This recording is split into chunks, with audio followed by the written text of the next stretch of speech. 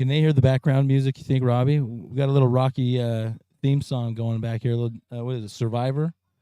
Eye of the Tiger? I'll tell you, though, what I'm most excited about is Nick Vorbeck. He's on deck, stretching out. He's got probably the best mullet in the game of long drive right now.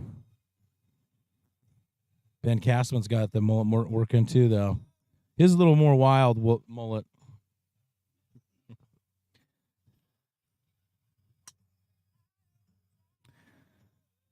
All right. I'm going to see if I can walk behind some of our ball callers. You think Mike will reach that far? What's that? No.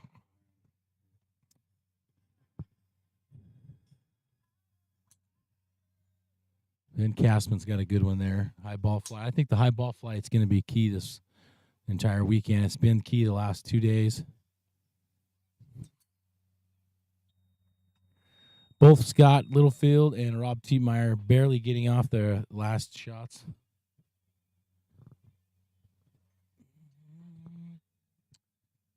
All right, bringing up to the tee while we wait for those numbers to come back. Jacob Galladay, slot number 1. Nick Vorbeck, slot number 2. Cody Billinghurst, slot number 3. And Drew Cody in slot number 4. Billinghurst just having a spectacular day yesterday. In the morning, he qualified for the World Championship. One of the 2 players, Colton, I can't, Calsanas. I'll have to go back. Colton, I'm sorry if I'm butchering your name. Both Cody and Colton qualifying for the World Championship yesterday. And then we've got in the amateur division, Cody came out and dominated, won the amateur division as well. So I know he's got his he turned pro last night after he won the amateur championship. So the amateur event yesterday. Now he's got his sights set on winning the World Championship later this year in marvelous Mesquite, Nevada, October 2nd through the 8th. The Open Senior Plus and Amateur Division Championship will happen there. We do that at the Mesquite 385.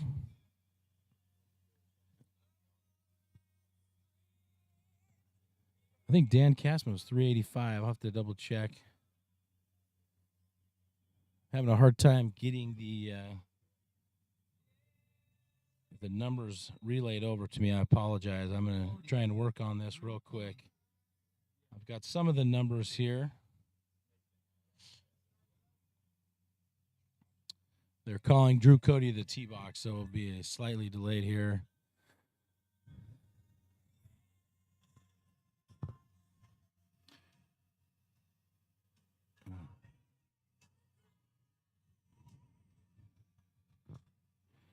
Yep.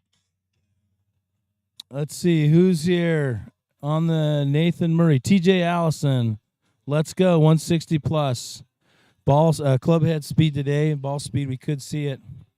We'll have our TrackMan set up a little bit later in the group of 16 today. And 160 is not out of the realm of possibility because I think there's about 4 players here and possibly 5 that can do it. Obviously, world number 1, Kyle Brookshire. Martin Borgmeyer is one. Perhaps Justin James. Perhaps Ryan Gregnall. And the newest member, probably maybe even the closest, is Colton Casto. He had a 158 the other day, just 2 miles per hour difference. So, all right, we're getting set here. In this last group. All right, ladies and gentlemen, I just got an update. Our system's starting to pick up here. That first group of hitters, Justin James, 380. He and Zach Adams with a 328 will be advancing to the winner's bracket. Alex Blozer just shy on 323, and he'll move to the loser's bracket. In the second group, Brandon Flynn winning that set at 362, and Kyle Gabbard at 329. Sam Judah just missing out by 1 yard at 328. And in the third group, Rob Tietmeyer with a 344. Scott Littlefield with a 338-yard drive. Those two will advance to the winner's bracket. Ben Castman and Daniel Ferguson short. Castman at 335 and Ferguson at 287. So we're here in our fourth group. It looks like Jacob Galladay is a no-show in slot number 1. Nick Vorbeck slot number 2. Cody Billinghurst in 3 and Drew Cody in 4. So Drew Cody is sporting the purple and bright orange outfit today. Cody's got another one. Cody, the Canadians have come down. They've got quite a strong contingency of fans, and I think he won some hearts and minds yesterday as he qualified for Worlds and won the amateur division contest. He's feeling pumped. He's excited. He likes to back off the ball, walk into it, and then he likes to do a lot of self-talk. We were interviewing him after the win yesterday. He talked about how he's just telling himself to hit it harder every time. So I like that. I like that a lot. Looks like he's got a good one to play. Drew Cody won just out of bounds left. Let's see if we can get a better angle here. See if I can get an angle on Cody Billinghurst just launching him. That's got to be 220 feet in the air. Launching him high. See if I can get a read on Nick Vorbeck's drive here. I've not seen any of his shots so far. Get an idea of his ball flight, but his quads are flexing out of those shorts. And Nick Vorbeck just hit a great drive. High, right center, hitting that pink ball. And that ball might be good enough. That one ball might be good enough to get him through to the winner's bracket.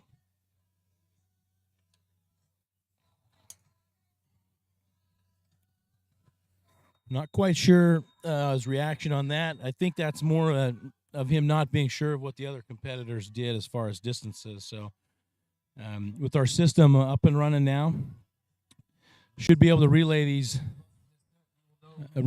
results real quick. One or two of these players are going to stick around because they're going to go back-to-back here. We'll get an idea of who that is. And how this works is based on how they finish in this round. They advance into round 2 or 3 and are placed. So we've got to wait to see what these results are before we know who that player is that's advancing.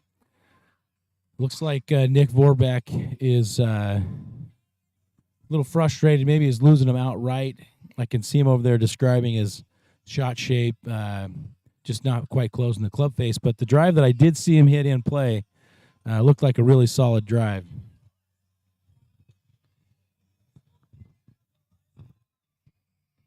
If you've got any questions, go ahead and reach out on YouTube. Check us out. I'll try and keep my eye on the live comment feed. All right, coming to the tee box. Justin James, Rob Tietmeyer, Nick Vorbeck.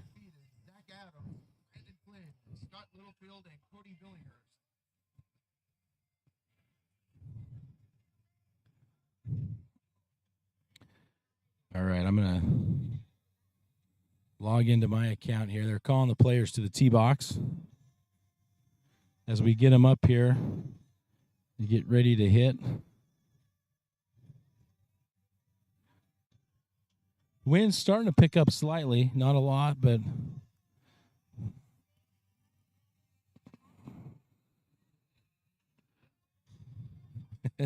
I'm struggling to talk and type here. That's one thing I usually don't have a problem with is talking, but talking and typing as I get into my YouTube account. No trolls today. Okay. Can't avoid it. All right. We're going to have some trolls, but that's all right. I'll do my best to combat the trolls as much as possible. Let's see.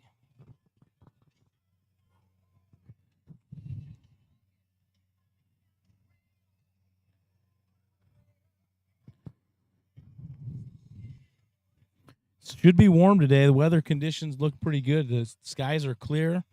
Had some weather yesterday.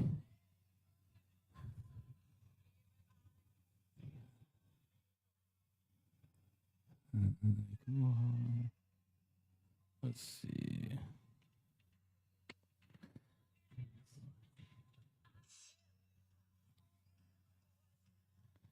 All right. Kyle Gabbard in slot 2. That was the player we were missing. So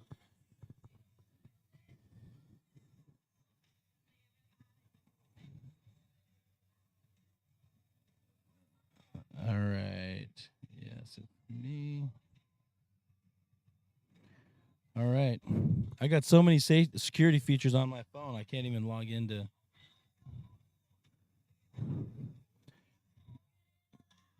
Can't even log into my internet. So, or not my internet, my YouTube account. All right, I think I've got it. Technology challenge. That's what I am. All right, first group here in round number 2, winners bracket. These 4 players all won, and they're trying to keep that streak alive. If they win in this round, they'll go to 5. Justin James, Kyle Gabbard, Rob Tietmeyer, and Nick Vorback. Gentlemen, that grid is clear. Fire away. All right, here we go. Nick Vorback doing some vision work here, visualizing his shot. All 4 of these players, strong players. Kyle Gabbard competing as an amateur still. I think he's going to defend his amateur championship.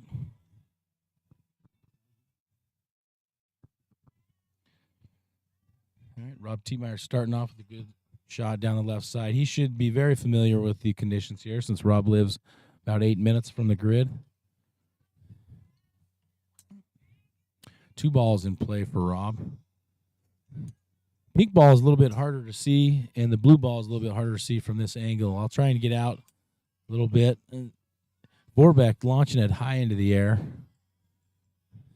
That's been the ball flight that's been needed all week. That high shot, try and get it to carry and flatten out, and then get some rollout, which is typically a really good shot in about any condition. So, welcome to the chat room, Brian Roberts. What's up, Dr. Pepper? That's right. If you don't know, that's one of my faves. Oh, let's see.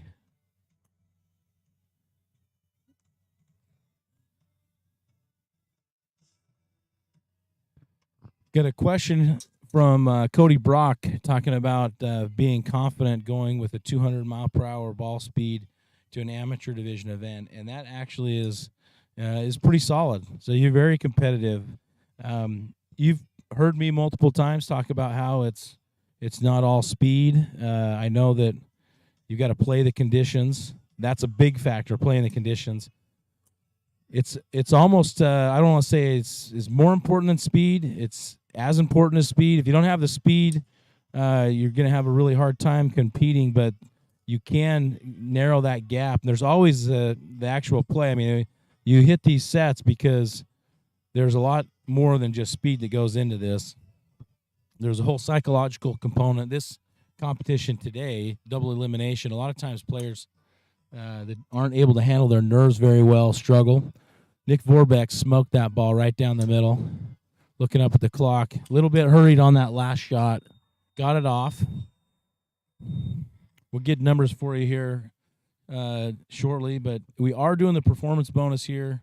To give you an idea, Justin James is in the lead at 380 yards with the longest ball of the day so far in that category. The 4 remaining undefeated players. In slot 1, Zach Adams. In slot 2, Brandon Flynn.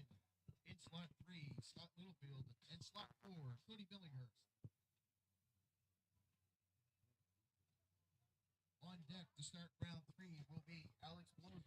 All right, coming to the tee box now, Zach Adams in slot 1, Brandon Flynn in 2, Scott Littlefield in 3, and Cody Billinghurst in slot number 4. So Cody's going to be our featured slot here. You'll get the face-on view of him. I think he's just having a good time right now. I think he's just having a ball. So, Brian Roberts, we will see you in Canada. Brant DeBoer.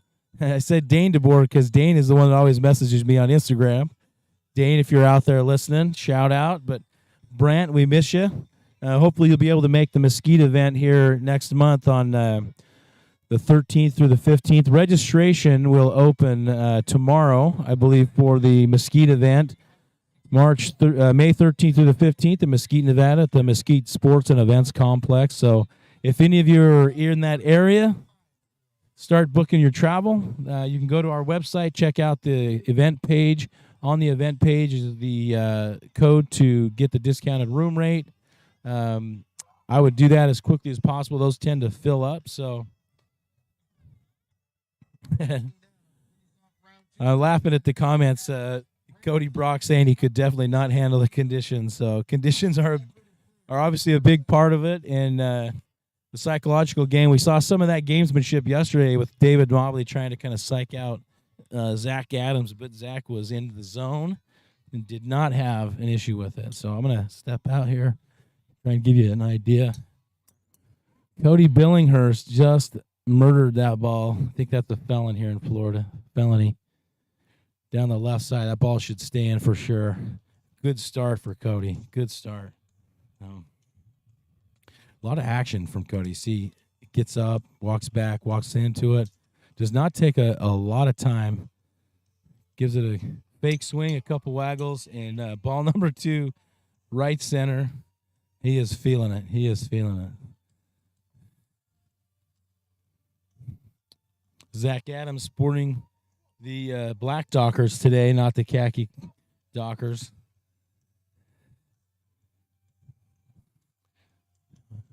Three of the 4 wearing pants. That's strong. It's going to get hot today. We should do a little impromptu poll. See if players would rather swing in shorts or pants. I know pants look a little more professional in my opinion. When it's hot, though, I like the free flow of the shorts. I'm pretty much talking about anything right now. Just trying to keep the conversation going. Keep hitting me up in the chat. Zach Adams like that one. Scott Littlefield, great drive down the right side. Should be in. It's going to be close. Going to be close. The wind's not doing a whole lot. I'm not seeing a little bit of a tailwind, maybe 3 or 4 miles per hour. Cody Billinghurst clearly just filling the grid up, launching it high. Just can't say it enough. He is pumped. This is how it should be. He's having a great time. Talking to himself, telling himself to get after it. That ball not quite as high, but definitely a penetrating drive. So I don't know if he was 4 for 6 or 5 for 6, but I would say at least 4 of those balls were in play. 6 seconds left. Brandon Flynn's going to have to hurry. Some players having a little bit of a more difficult time teeing the ball up. There's a little bit of give with these mats. All right, let me see if I can get an update here on the scoring for everybody. That first group here in round 2, Justin James with a 368 and Nick Vorbeck with a 360. Advancing on the losers bracket, Kyle Gabbard and Rob Tietmeyer. Kyle coming at 353 and Rob at 350. We get numbers here. I find it hard to believe that Cody Billinghurst would not be moving on. He was totally filling it up right there. So it looks like we've got a ghost player in this group, and then it looks like maybe Jacob Galladay is not here today. So what will happen, we'll have both players actually hit, because the way that the format works is depending on what position you finish in this set determines where you go in the next set. So we'll do this for positioning purposes. But technically both players advancing regardless of what happens in the set. So almost like a practice round right here. Starting to get a few folks coming in. And the updated yardage of that last group. See if I can refresh my screen here. Scott Littlefield with a 371. Brandon Flynn with a 369. And Cody Billinghurst finishing third, 368. Just 1 yard. And then Zach Adams a 339. So, boy, I tell you, that is a surprise to me. But credit to those other two players, Scott Littlefield, who's been working on his game real hard, winning that, and then Brandon Flynn coming in second in that, moving on into round 5. 371 yards, followed by Brandon Flynn, 369. Cody Bellinghurst, 368. And just 1 yard difference that Cody missed just by 1 yard. And Ben Passman. Gentlemen, that grid is clear. Fire away. Can you see if then what we need to do is swap it. Okay, we're going to pause momentarily here. Oh, did he? Okay. You know, what sometimes people don't realize is this takes a crew to run this thing, and we've got to have at least one player or one person or volunteer in the grid for every player, and then a ball caller. So we're in teams of at least 2 and sometimes 3. And then we've got Robbie over here running all the video production. Seamus over in the scoring tent. We've got somebody at the gate taking admission. We've got somebody running the range, checking in clubs, measuring, making sure everybody's clubs are conforming. So lots of stuff going on, and it takes a crew. So if you ever have a chance to volunteer, I was so pleased yesterday that as we were finishing, we had such a huge outpouring of volunteers going out helping to pick the driving range. I mean, I probably hit 6,000 golf balls practicing yesterday. So lots and lots of golf balls, but makes a lot of hands make for quick work. And that's what last night we were able to get home and get some rest. I mean, I got to bed by midnight, which was, when did you collapse? Some rest, very little. I don't even know, to be honest. I honestly don't even remember walking into my room. All I remember is my alarm going off at 5 o'clock this morning. But we love it. That's why we do it. Daniel, let's see. Ben Castman here. Starting to see a little bit more wind, but it's a little bit left to right. So that was the conditions. We were here on Wednesday warming up, testing out everything. A little bit of downwind left to right. Suited that cut. If you hit a draw into that wind, it almost just knocked it down, and there would be no roll. But if you could hit a little bit of a cut or a straight shot down the left side, you'd get a little bit of roll. All right, I'm going to go to the chat here. Cody Brock, shorts show the calf activation. I do like that. Calves are key. That's one thing.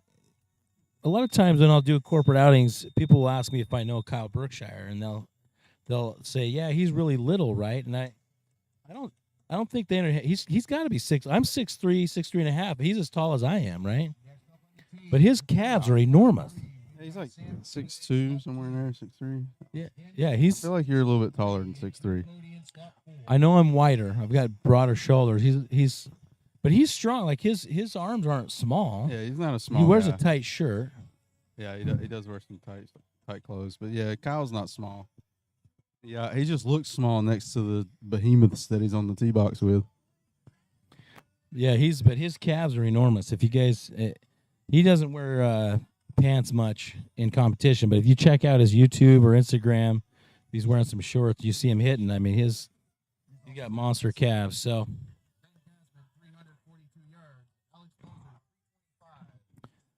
All right, so Alex Bloser taking second. He'll advance into round 4. Castman winning that set. See if I can get a yardage here. Coming to the tee box, Sam Judah and Daniel Ferguson and Drew Cody. Sam Judah, Daniel Ferguson, and Drew Cody. Sam Judah's taking the hat off today. If you are not here when your group is called, the group will start without you.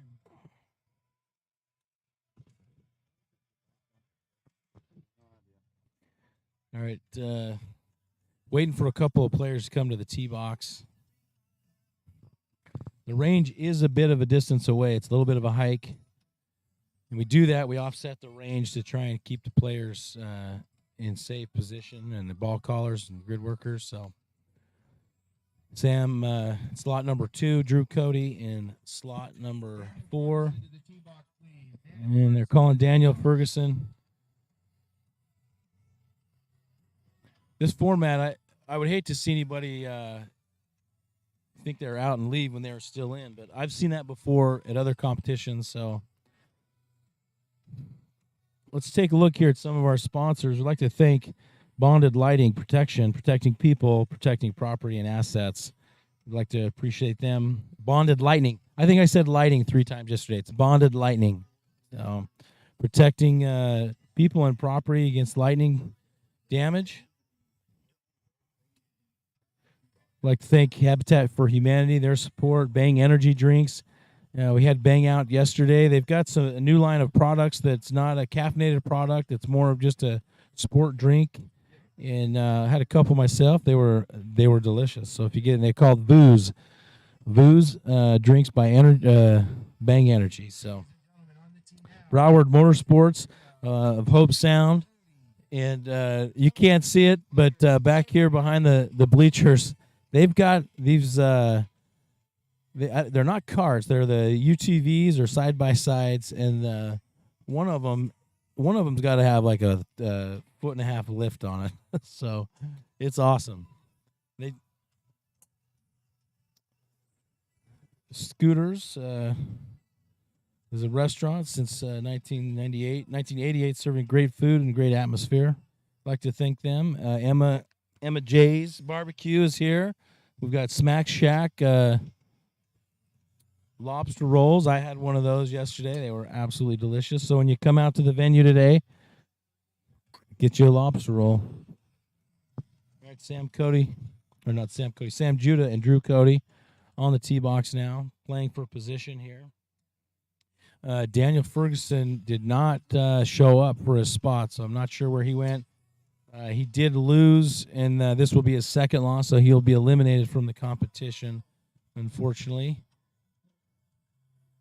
But the competition rolls on, so. Ben Kastman, 342. Improving on his first round was 335. All right, Drew Cody with the ball in play here down the left side. Looked like a little bit of a heel cut. I'm missing my my man Bobby Bradley. I thought we might be here this morning. Bobby's going to be a little bit later. He'll be here for the second group. He had to chauffeur Martin Borgmeyer around. What are you trying to say, Ryan? You don't like my half-divided attention over here? Well, people can't see this on the broadcast, but you're not just sitting here, just looking into the screen. You're running around doing things and fixing equipment, checking things out, making sure my stuff's running properly. So, I'll try to throw in a little banter every once in a while. I'm not real comfortable behind a microphone, so yeah, I'll do the best I can.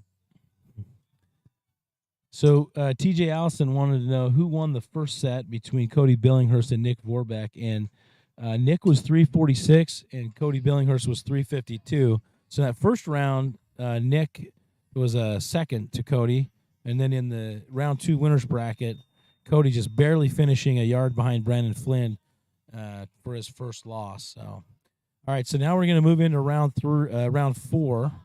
And those 2 players that were just on the tee will now hit again against Ben Kastman and Alex Blozer right now. So we'll get all 4 of them up on the tee box.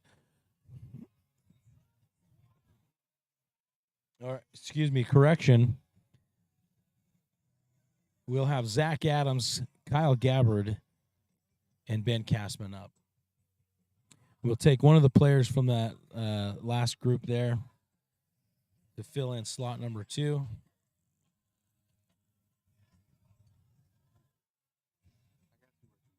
Is it refreshing? It's refreshing for me. All right, I'm going to see it live now. Okay. Thank you, Robbie. Appreciate that.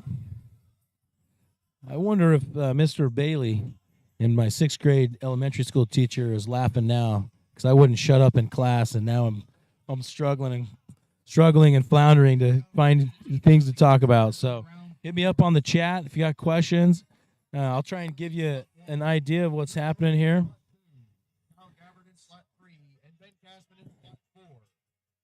All right, Drew Cody is actually going to be in this group, so he's going to go back to back here. So round 4, losers bracket. These winners will advance to round 6. You can see it on the screen there. All right, Robbie, what would you do? You're a lefty. You got a little bit of a left to right wind here. You're hitting a draw. What clubs are you hitting these days?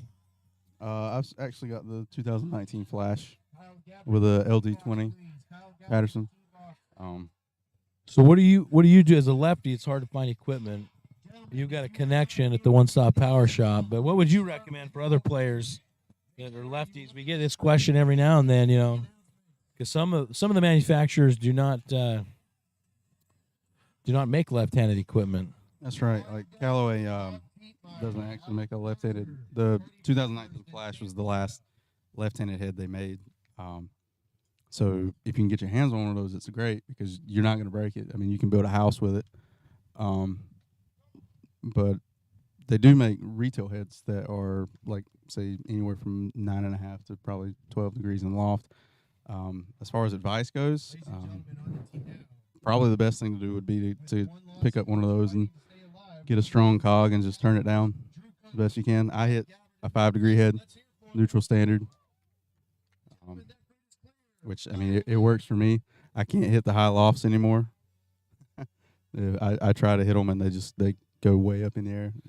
And that's the result of the increased club head speed, right? I mean, if you're a slower, just a amateur, average Joe golfer, and you're under 110 or 15 mile an hour club head speed, you can use that stock equipment no problem. Even probably getting up into the 120 range, right? But as soon as you start getting close to 130, you're going to see that ball balloon with that loft. Right, and also has to do with like the length of the shaft. Like 48 inches is gonna make it go higher anyway. So when you pair that with, say, like I have probably around anywhere from a 4 to a 5 degree attack angle, and when you put that on a 15 or a 10 degree head, you're launching the ball anywhere from 16 to 20 degrees, which is in most conditions way too high. Yep. That caused that ball to just fall out of the sky. You don't get any chance at rollout. I noticed that Seamus really likes his 80s rock. It seems to be a long drive thing. I don't know if I think every long drive competition I've been to, the 80s rock is like a staple.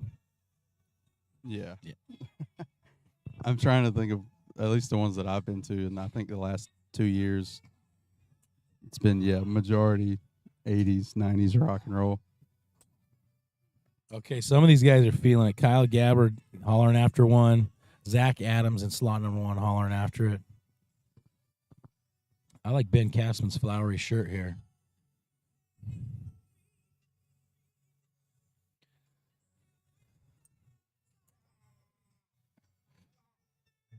All right, Zach Adams. We got to come up with a name for him. He's like, his nickname's got to be like the Reaction, something like that. We got to figure out something for him. The yeller, the holler. What's a good nickname for Zach Adams?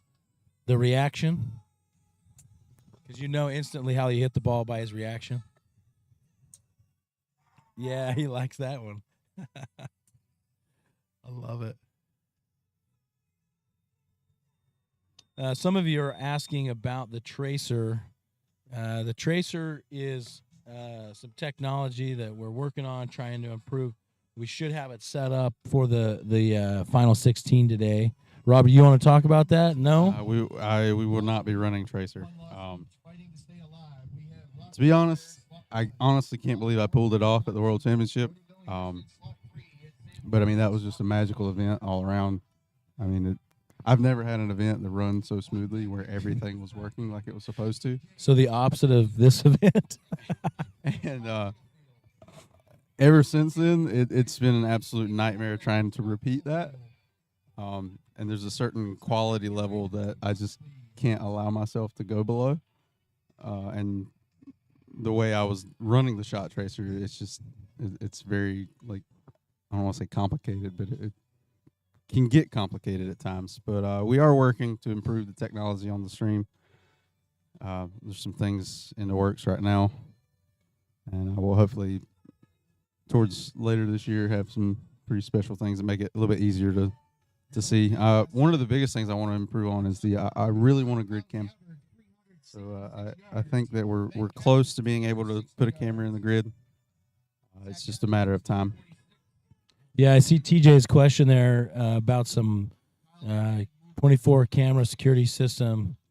The ball, we've done some testing. The ball is so small, and then the variation in color of ball makes it very difficult for the cameras to pick up the ball in the grid. So we are experimenting. We're testing. We're trying to figure out a way to do it within cost. So let me give you these numbers on that last group. Kyle Gabbard, 366. Ben Castman, 360. Those two advance on to the next round. And it looks like Drew Cody and Zach Adams will be ending their competition this weekend with that last round. So Rob Tietmeyer, these players here are fighting for their lives here to stay alive in the competition. It's Alex Bloser and Cody Billinghurst and Sam Judah. See if we can get some reactions. Some of these players. Alex Bloser not liking that last one, shaking his head. Cody Billinghurst stepping back, walking into it, gives you a good fake swing there, and now he's going to fire away. That was a low runner. Wind now picking up a little bit more. I think it's going to be, I think we're about 7 to 8 miles per hour downwind, left to right, about a 45-degree angle with the grid.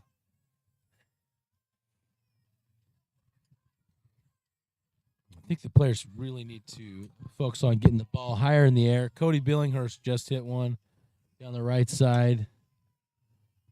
Going to be close. His initial reaction was very positive, and then a little bit of a hope that one stays in. So,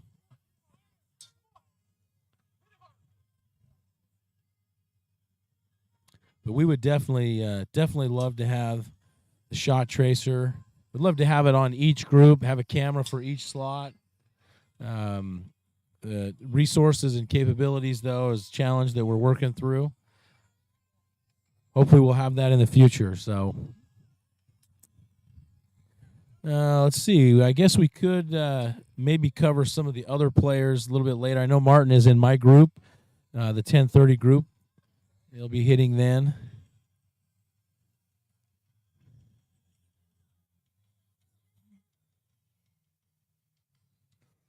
All right.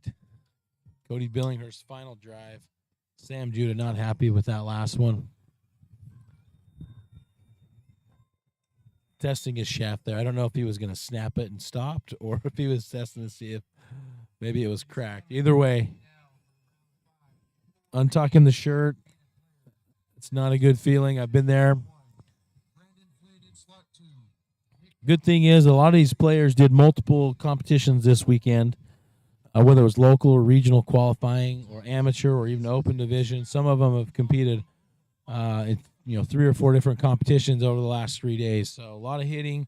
We try and design the tour weekends that way. That way it's worthwhile for people to travel, try and qualify for the World Championship, also compete multiple times. So if you're thinking about competing, come on out. Reach out to us if you have any questions. Reach us on the website or Instagram handles at Pro Long Drive. You send us money if you want, donations at Pro Long Drivers at Venmo. Or I can give you my account. Just give me a call. All right, here we go. I'm going to give you the winner's bracket, round 5. These 4 players are the only 4 undefeated players in the competition right now. Justin James, Brandon Flynn, Nick Vorbeck, and Scott Littlefield. These 2 winners will be advancing to the final 16. Looks like Sam Judah and Cody Billinghurst will be moving on. Rob Tietmeyer, just 3 yards short at 363. Sam Judah was 373. Cody Billinghurst, 366. And Alec Bloser at 337. Now the top 4 remaining undefeated players. The top 2 moving on to the final 16. So I think if you're in slot number 1 here and you can hit a straight ball or a cut in play, you're at an advantage to slot number 4. Let's see if Scott Littlefield can flight the ball. I'm going to step out of the tent here and see if I can give you a read on some of these drives. All right, Nick Vorbeck. That ball's going to be left line. Going to be close. Might not be in. Scott Littlefield out of play his first drive. From the angle, I'm behind the players, just off to the slot number 4 to the side. Really hard to see the first 2 slots, but got a good read here on slot number 3 and 4. The green and the orange ball, a lot easier to see. Nick Vorbeck out of play again. So maybe pressing a little hard. This, like I said, 2 of these 4 players are going to advance to the round of 16. We're paying 16 spots today. So you'll see that these players will all cash a check. That 2 of the players that win will cash a check just for getting through. Scott Littlefield down the left side. Looks like it's going to barely be out of bounds. He's figuring it out. Nick Vorbeck left. So Nick threw his first 3 balls, no balls in play. I don't believe Scott's got any balls in play either. And like I said, not sure about Justin or Brandon. Slots 1 and 2. As a long driver, you're always trying to make that adjustment. You got to be careful to not make too many adjustments, just like in golf, right? You can't try something 1 or 2 times and then just switch. Keep switching technique. What you're doing, you just get more messed up. You got to try and stay consistent. Make one change. Give it a few swings. But putting balls in play is a premium, especially in this double elimination format. Yeah, that ball scooting out right on Scott. I think there's some nerves playing a part here. Vorbeck down the left side. If he can get a little help from the wind, I think that ball is going to stay in, and it did. So only about probably 330. Not great, but a ball in play right now could be paramount. And that ball, number 6, out of bounds left.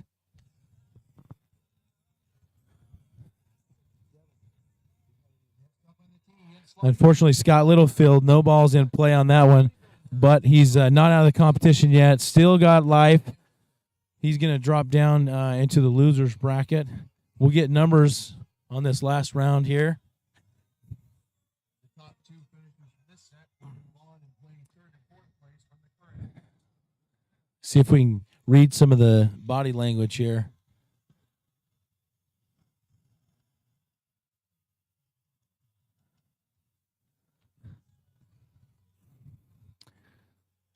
I can't tell from Nick's body language. He's walking slowly off the tee, but I don't know if that's a confident walk or a crap walk. So Sam Judah coming to the tee box. Kyle Gabbard, Ben Castman, and Cody Billinghurst in round number 6.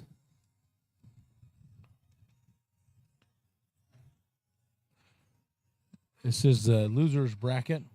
Oh, I just got a message from Bobby Bradley. 9:25, 9:15, 9:25, estimated time of arrival. We'll get him on here. He's a lot more exciting than I am. Okay, maybe just a little bit. He's a little more exciting than you are too. I noticed your head's peeling, your forehead's peeling. Is that because you got smoked 4 days in a row by the sun? Yesterday, yeah, I'm sure it has a little bit to do with it. Yeah, yeah. Yesterday wasn't too bad. We got a little rain, a little weather. A lot of speed here. A lot of speed. Sam Judah taking a deep breath. All right, here they come. All right, here we go. Here are the results. 373 for Justin James, a 371 for Brandon Flynn, and a 335 for Nick Vorbeck. No marks for Scott Littlefield. Those 2 slots, I couldn't give a very good accounting of what was happening over there. So, but Justin James, Brandon Flynn moving on. So those two players will be in the top 16 later on this afternoon. We are here at Hope Sound Polo Ground, and I think we are estimating a start time about 1:30 for the top 16. It should take about 2 hours to finish the competition after that. So 1:30 to 3:30, that should be peak performance for the competition. Players coming up later on today. Ryan Gregnall out of he's I want to say Toronto, but he's not in Toronto. He mentioned somewhere near Toronto. You need real estate in the Toronto area, though. Ryan Gregnall. A little shout out his way. He and I do a little real estate work, and always fun to compare the markets with differences, what's happening in his world versus my world. So, yeah, Sam Judah starting out. A little bit of a cutter on that one. Probably not staying in. See if I can get an angle here to pick up Ben Castleman and possibly Cody Billinghurst. Okay, Cody Billinghurst waved goodbye to that one. Good night, nurse. That's what Art Selinger used to always say. Good night, nurse. Ben Castleman with a high fly ball down center field here in play. Not a lot of roll on that one, but it looks to be the longest ball that I can see in the grid from here. Okay, Cody Billinghurst. I did see that one, and that one right down Broadway. Sam Judah's got a runner here, it looks like. Cutting back down that right side. See if he can get a little bit of a roll out, and he did. Got probably a couple of hops there, maybe 10 or 12 yards.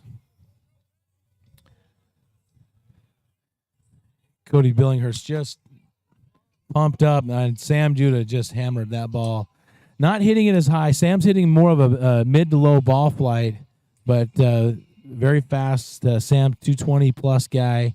If he puts one in play on a running grid, he would have done great in Mesquite with that shot right there. Got 100 yards roll maybe. All right, Cody Billinghurst. He can't stop moving. Happy feet, walking forward, walking backward, doing the moonwalk.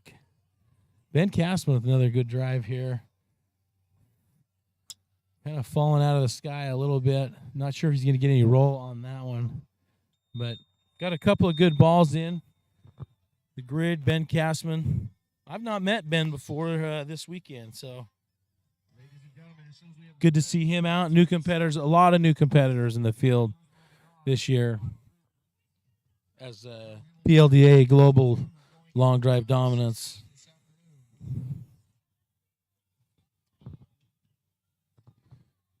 All right, we're going to get some numbers here for you.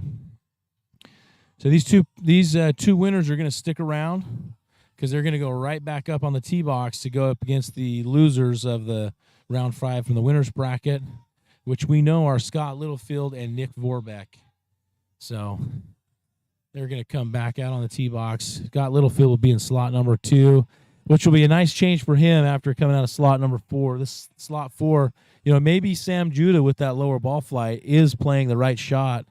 Little mid-trajectory cut for that slot number 4.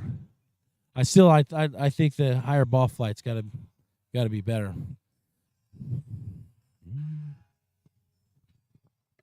Yeah, it's tough downwind like this because let's say your normal trajectory shot that's around 2,000 to 2,200 RPMs. It can't get above the wind. It gets up there, and without the spin, the wind just kills it. It just knocks it right out the air. So you want to actually have a little bit more spin downwind like this, a little bit higher launch angle. So I honestly think guys like Colton, Kyle, Scotty, all these guys that can hit the ball really high have a little bit of advantage today. Because, the grid is a little squishy.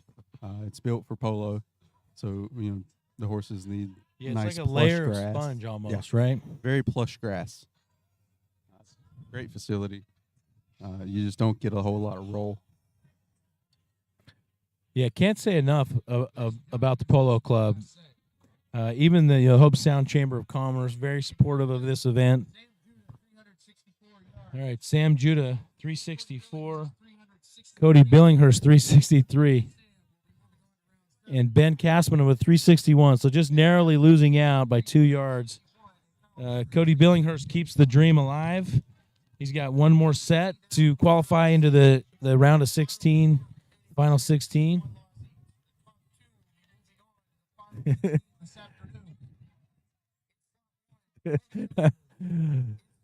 Sam Judah and one of our having a funny exchange there. Sam thought that the slots were reversed, so he was counting from right to left, 1, 2, 3, 4. So he went to the wrong tee, and she was teasing him about being from Alabama and not knowing how to count. I can't believe that. Sam, good sport about it, giving her a hard time back. So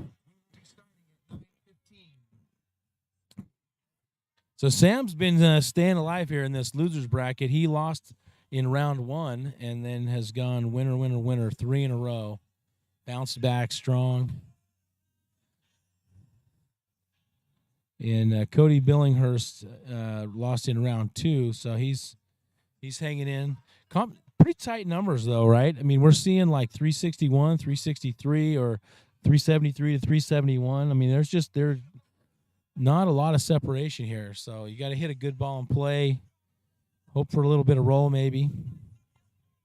All right, we're about ready to start.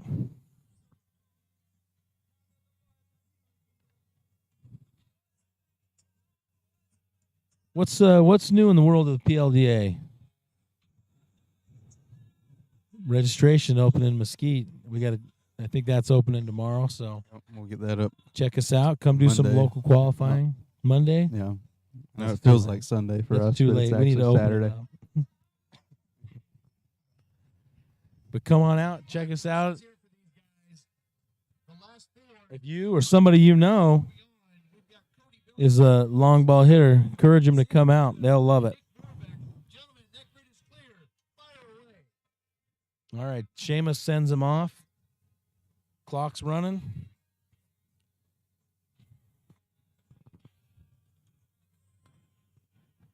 The old fake swing gets me every time.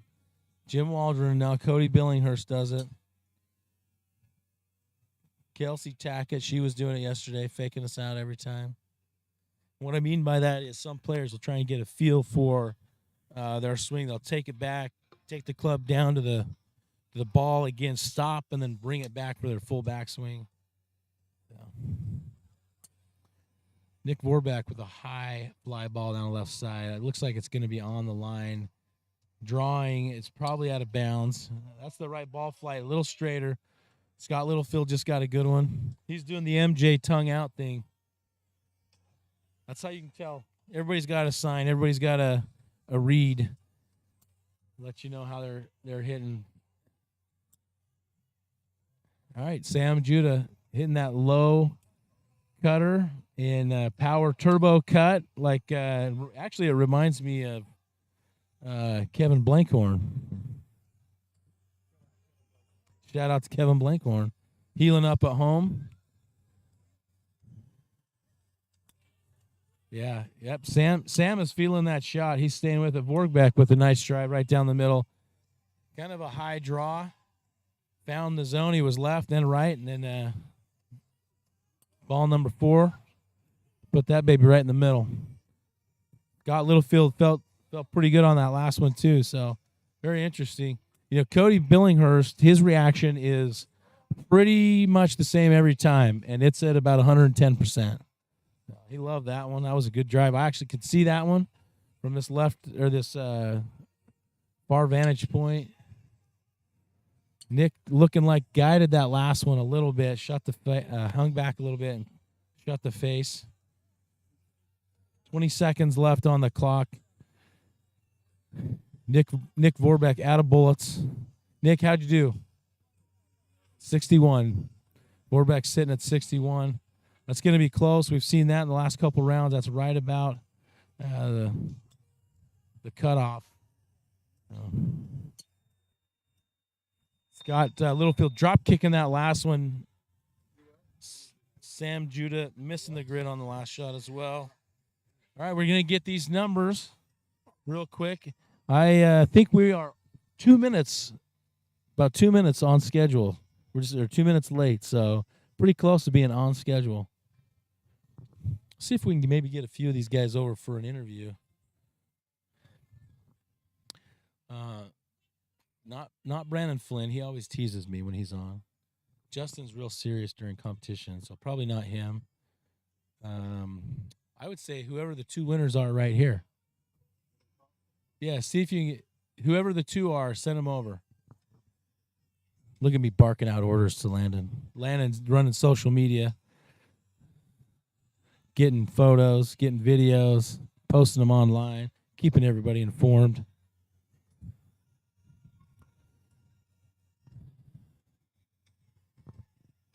All right. We're just going to get them relayed right now. Cody Billinghurst, 369. Scott Littlefield, 353. And Sam Judah, 338. So Nick Vorbeck getting through with that 361. Cody Billinghurst keeping the dream alive for Canada, moving on. The top two finishers moving on to the final 16. Unfortunately, Sam Judah and Scott Littlefield eliminated. Cody Billinghurst and 361. Nick Vorbeck. All right, we'll see if we can get a couple of them over here. The top four finishers from this group moving into the top 16 are Justin James, Brandon. That's Cody a good. Billinghurst, and Nick Vorbeck. Sit here. I'll stand up. Gentlemen, if you are in group 2, we will be getting started. All right, they're making their way over. 15. Getting this is about as technical as I get as I hit the button to turn it on. Oh, you don't even want me to do that. Oh.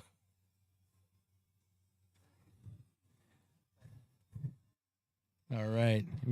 We got Nick Vorbeck and Cody Billinghurst. Let's get these guys a mic. How we doing, guys? Fantastic. You got How we any doing? shout outs to anybody back home, Cody? Just everyone at home. Awesome support from them, and just love them all. So You got a pretty good fan base over there cheering you on. I love it. It just fires me up even more, and try and get loud and try and put on a show for everyone. So both of you getting through the losers bracket right there. What's your thought on that? I know when you lose that match in the winners bracket, it's kind of a heartbreak. But how do you adjust? How do you, I guess, change your mind mentally? Well, for me, I just try to stick with what I'm doing. Just hit good shots, hit cuts, put good golf swings on it. I mean, as long as you stay inside yourself doing this, and you can't really get in too much trouble. Yeah, At the end of the day, we're just hitting golf balls. that's right. Yeah, I love that how Nick said that. Just keep doing your thing. For me, it's you just get on to the next set, just keep moving on and hit it harder. So let's go.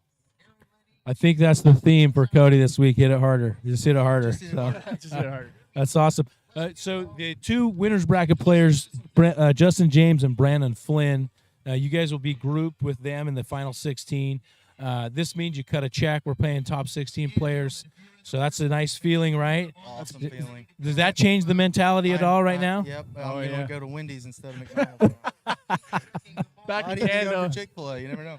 back in Canada, it'll be a little Tim's card going. So Yeah. it'll be nice.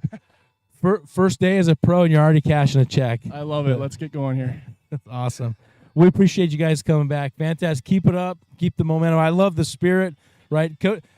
Nick's a little bit more reserved. Right on the tee He's box. saving it for later. I'm I'm not- already out of gas here. Yeah, I was mentioning too. I'm like, he's walking away. I can't get a read on his body language. I don't know if that's the slow, confident walk of like, I just kicked you guys' butt, or if it's like, man, I just messed up and now I got to go over the range and try and figure out what I'm doing right or wrong. And so, but Cody, you're always 100%. I love it. You're fun to watch. The crowd is definitely into you. I appreciate it. A lot of movement up there. I noticed you're tapping your feet a little bit. You walk out, you walk back into it. Gotta get it going. That's right. The body So, goals. high energy. That Zach Adams energy is what you got. That's right. I love it. We were at an event in China, and we had, I think there was a Japanese, a Korean player, and the one was yelling, and then the other one started yelling, and it was like a yelling contest on the tee box. And I think that was the most fun I've ever had watching long drive, was these guys getting back and forth. So the energy is, we need to bring that out in players. I know I'm not the kind of guy that shows a lot of emotion on there, but we need to have it. It's good. The audience, it gives somebody to something to root for. So Yep. we appreciate you guys coming out. Great performances today. Keep it rolling. Yeah, Thanks. well, we appreciate you guys for putting it on. Thanks to the PLDA for coming out here and doing all this. You guys work really hard, and it goes a little bit unnoticed sometimes with competing and putting the events on, but you all pulling that off is incredible. So thank you guys. Great job. Appreciate it. Thank you. Thanks, Ryan. All right, guys. Love getting these interviews from the players right off the tee box too. So it's always always fun to talk to them. I mean, it seems like to me this sounds like a theme that almost like not think too much is the best way to go. Keeping your mind clear and then staying, I guess, focus on like what Nick said. Keep it simple, right? You're just in the end, you're just hitting golf balls. Yeah, and it's kind of funny you mentioned that because I actually asked Steve Coyce and Kyle Berkshire when they were here in the booth with me what they think about in between sets, and they both kind of had that same thing going on where they said they try really not to think about anything that they don't have to, just try to keep their mind clear, stay calm, stay focused, stay in the moment, and just make the most of it. Yeah, your mind can really sabotage things. Either put you in that flow state and let your body do its athletic movements freely, or it can lock you up too. So, all right. So I don't have the numbers for the best set, but we do have performance bonuses today, and in this first round, I'm going to say that Justin James at 380. I'm going to check the scoreboard here. But I believe 380 yards was the longest drive. So Justin James would win that set. And I think Cody Billinghurst had a 5 out of 6 one round. So he could have taken the performance bonus of best set. So best set is the best or total number of yards in one set. So have your 6 balls hit. Unfortunately, with this format, not all players hit the same number of rounds like we do in the points format.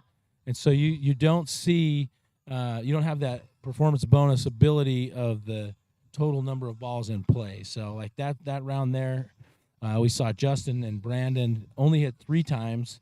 And like talked about before, Sam Judah, he hit 5 times. So can't do that, but we do want to pay the players for performance bonuses. We feel like that's something that we want to do to take care of the players and incentivize them to improve their game, right? There's an advantage to putting a lot of balls in play. Well, when World Long Drive went to 8 balls in a set, I loved it because I love to hit golf balls. And for me, it was like, hey, it just gives me more chances to rip one and get it in the in the grid. But I think there's a disadvantage to 8 balls too, and that is that there's a bigger premium on just that one freak ball, which leads to a lot of errant balls. So I like this 6-ball format. Definitely frees up a swing though, and you got 2 extra bullets in the magazine. So yeah, one year we went. I think Art did. I think it was 2014. Went to a 70-yard wide grid at Worlds, 4 players on the tee, and I think we had more OB sets because players just thought, oh, it's wide enough. I can just swing as hard as I want, and it'll work. All right, we got our first group here in group number 2, and the tee slot number 1. Scotty Pierman,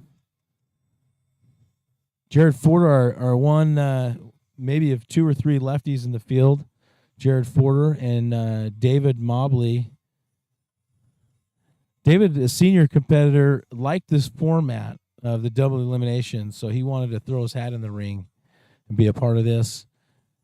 Felt like he could hang, which is good. I mean, he and Zach Adams last night put on a show.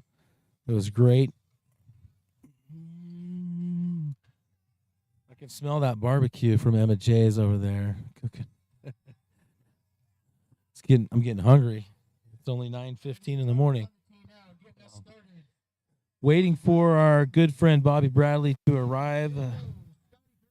Take over on the mic for me. Give you some fresh sounds, fresh vibes. All right. You see David here doing his visualization work, breathing. high, putting his chin up in the air and releasing that breath as he lowers his chin, clearing his mind. Getting set up here, I like how he does a little bit of balance, make sure he's got some flex in his knees so he can move uninhibited. Let's see if we've got any comments here.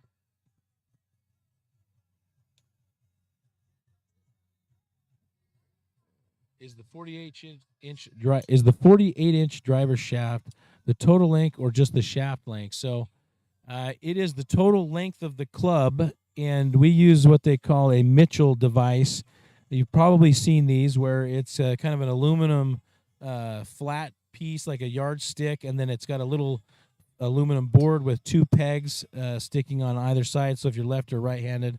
But you measure it from the bottom of the club, from the sole of the club. So they use those pegs to fix the head in a certain position and then measure from the bottom of the club to the end of the shaft. So if you're measuring clubs at home, take it somewhere to a golf shop, use that Mitchell device. The total club length, including the grip, shaft, head, cannot be longer than 48 inches in that Mitchell device. So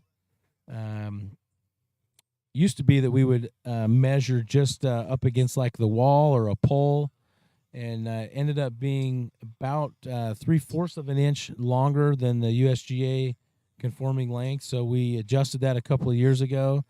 The Golf Channel was the first to do that. And I think it was a good move. I like that even though we are not golf, technically, we're not a tee to hole competition. We are, a component of the game of golf, drives, which is the funnest part of golf to me. But that aspect of it, we like to conform to what those standards are. Not that we have to, but we like to do that just so that there's a standard of play. All of the driver heads have to be conforming. They're on the USGA conforming list, or they're not eligible to be used in competition. So all of the players, all of the equipment the players use today could be used in a PGA Tour event. So we'd like to thank AC America. If you're a DIYer, you need to check this out. AC America does wholesale to the public of air conditioning equipment. Check them out. Get some numbers here. For group number 1, coming to the tee box, Josh Koch, Rocco Gondek, Brendan Hayden, and ghost player in slot number 4.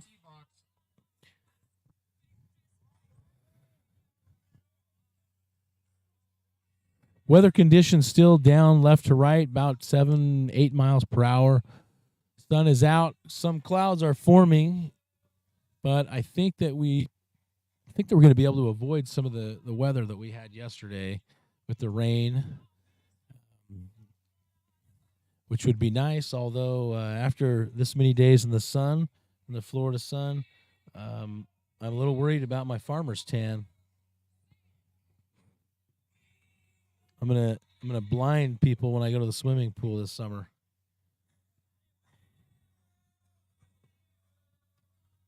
All right, waiting for the results. Here they go. Scotty Pierman 376 winning that set. David Mobley 325 finishing second, and the man has entered the tent, locked and loaded. Robert Bradley Jr., how you doing this morning? Get some good rest. Yeah. Mouth of the South. Yeah. Voice feels good. We had a good opening group there. I was listening. JJ went 80. Yes. Yeah, and that was the first group too. And there was almost no wind at that point, so it was very, very impressive. I was being respectful of Martin's rest. So yep. And I appreciate that you put him in the 10:45 group so I can sleep as well. Appreciate that. Yep. Yeah, we do that. We rotate that. A lot of if you're listening at home, you don't know. We try and rotate that so we don't have the same players because we base it on ranking. Yep. That is how we do the seeding. So the more you compete, the better idea we get of where you rank in the competition. It helps us to seed the field. And so sometimes that rotates, but number 1 guy in the world, Kyle Berkshire, he's not going to hit in the same either 4 o'clock or early o'clock, late o'clock, whatever it is. We're going to rotate. So Yeah, Scotty Pierman with the long ball so far in this group, 376. That's only one PLDA set. 2021 Player of the Year, That's right. 2-time amateur world champ, Player of the year, tour. I would call that the tour champion. tour champion. Yeah, player of the year. We did call it player of the year, but I think I think Kyle got Player of the Year, right? I think he won the world Yeah. championship. He's That's kind of right. good. Yeah, Kyle not able to compete as often last year. He made it a point this year to try and beat every competition. So, which is awesome because I think that's going to be a big part of building the brand, building the organization, is getting all the top players to as many events as possible. You know, there's situations. Justin James had his third child Yep. last month, Yep. and not able to come. Actually, I think the baby was born a little early, and he tried to get into the field, but it was already filled up, and it just didn't work out that we could get him in the field at that point, last minute. But He's trying to catch you. He's only a couple behind. I know. Trying to field the basketball team. You can go from 3 to 5 pretty quick. That's what my wife and I did. Well, I mean, if he accidentally has triplets, he's got you. Yeah, he's got you me by beat. one. Yeah, he's gonna double up if that's the case, and his wife's gonna need some help at home. So the bracket double elimination, you can go win, win in round 1, 2, and 5, and you're in, and then they get through. Is it 7 rounds? If you go through the losers bracket. Yeah, round 7. That last group we saw was round 7. The 2 winners in round 7 are the other 2 that advance on. So, Koch liking that. I know Koch has had some back trouble as far back as last spring, and he's been working like crazy to get his body and back into a position where he can, swing freely again. The 220 plus guy, very consistently, even when he was hurt, he was still in that 220 plus range. So Will thrill. Yeah, Koch was having some issues with potentially, I think it was L5 and 6, and we speak all the time, but he was even talking about potentially having some form of thoracic outlet, which I had, which is it's not fun. Yeah. Anything that compresses the nerves and artery that run into your hand doesn't feel very good. So for me, mine was more about not really having feeling from my shoulder down to my fingertips, and you don't really feel it as much until you start getting into pressure situations, or you start working out and you get the blood flow, to your arm, and just your body just doesn't want to work to get your brain and your hand to move or do things that you're accustomed to doing. It's frustrating. So I mean, I didn't really have that issue as much when I was swinging a golf club. When I did get into competition, like I remember my first world championship in 2007, I had to Tommy 2 glove it. I had to put a glove on my right hand because I couldn't grip the club. I had like too much adrenaline. So, thoracic outlet is something that definitely don't want to mess with. Unfortunately, they didn't really know how to diagnose it back then, and I was one of the first guys in pro ball to have that surgery where they take out your first rib, and it alleviated the pressure to my hand. And as time's gone on, it feels better. But I know that Josh was having issues with that. But you are down a rib. Yeah, they took out. I got a big old scar right here, right above my collarbone. So they take out the first rib, so it wasn't compressing the three nerves. I have no idea. Yeah. I don't think any less of you though. Dad joke. Some got people, that in. yeah, I got it. Some people, they say actually have an extra rib, So, but I'm not a doctor. I technically could have been after a while. did I you- was in the doctor's office too much. Dr. Yeah. Andrews is not someone you want to be friends with. He's Can't a very afford it. he's a very famous doctor. Well, the Pirates are paying for all my surgeries, all 5 of them. I mean, I was a mess. Yeah. So, but it's funny when it comes to long drive. I mean, did people really have back injuries in long drive? I always say the only guy I ever remember was like Alan McDougall, and Alan was like hurt himself in a golf cart or something. It had nothing to do with swinging a golf club. And there's maybe a good point to that. I know some of the older guys have some back stuff that's more of tightness and soreness than it is real back injuries, and maybe that's because we are being fairly active and doing a lot of movement that we're conditioned for You it. can brag about us. We're the greatest athletes on the planet. I like that. Who said that first? Maurice Maurice I Allen. loved it That's when he right. said it. I was like, I'm gonna agree with him. Speak on. That's what I Yeah. say. Yep. So, Koch ended up taking that last set at 375, and Rocco second at 362. So it's 4 guys on the tee box. They take the top 2. So ideally, you want to go win, and you're in the final 16, and not too much, toll on the body. It's only 24 swings per se. If you go through the losers bracket, high school education, you can go 1, 2, 4, Up to 5. 6, 7. So yeah, you got. But when we do a points format, it's the same thing with 32 players. Yep. 5. So they're gonna hit, at the worst case scenario, they can hit 32 balls. Yeah, 30 No, balls. 30 balls. Yeah. that's So, right. and the reason we do this format is because it allows us to have more competitors in the competition. We want to try and get as many competitors hitting. It's one thing that we're going to have to adjust to as we continue to grow. Last year we were, trying to get to, 27 players to do 3 groups of 9, Yep. and this year we filled out Mesquite 32 players. So if you're interested in coming out and competing, please register early. That will allow us to modify the format, get more competitors in the field, and we try to be player friendly. We're players too. That's one of the things I love about our organization is that we have the players' perspective in mind, and we want to try and do what's right for all the players in the field. Fair competition. So sign up early, sign up often. Yep. Will Hogue, 2018 Player of the Year. He had to have been. I mean, he won practically everything besides the World Championships in 18. Won a couple. He won what, three World Lawn Drive events. He ended up winning the one in Mexico as well. And then Bryce Verplank ended up coming in the top 3 last year. He made the semifinals at the World Championships. Yeah, and Bryce, I know that. What's that? You could use that one. That's all I have. Slide it in, put it in tight. Push it all the way as far as it'll go, probably. There you go. All right. Dawson. Dishotel, how do you say it? Dishotel? Can we just guess and say you're from Bangladesh? From Bangladesh? Okay. All right. All right. He's the first player that from Bangladesh. Bangladesh. I like Minneapolis, how he wears his hat. Bangladesh. Eye on the back, just like me. It is. He looks like a ball player. That's the beauty of it. He's probably 5'10". He's about got buck some 60, buck 65. Got a Jamie No Sadlowski way. build. Is he? Oh, he's got to be 5'11". Oh, 5'11". How tall are you? How tall? Yeah.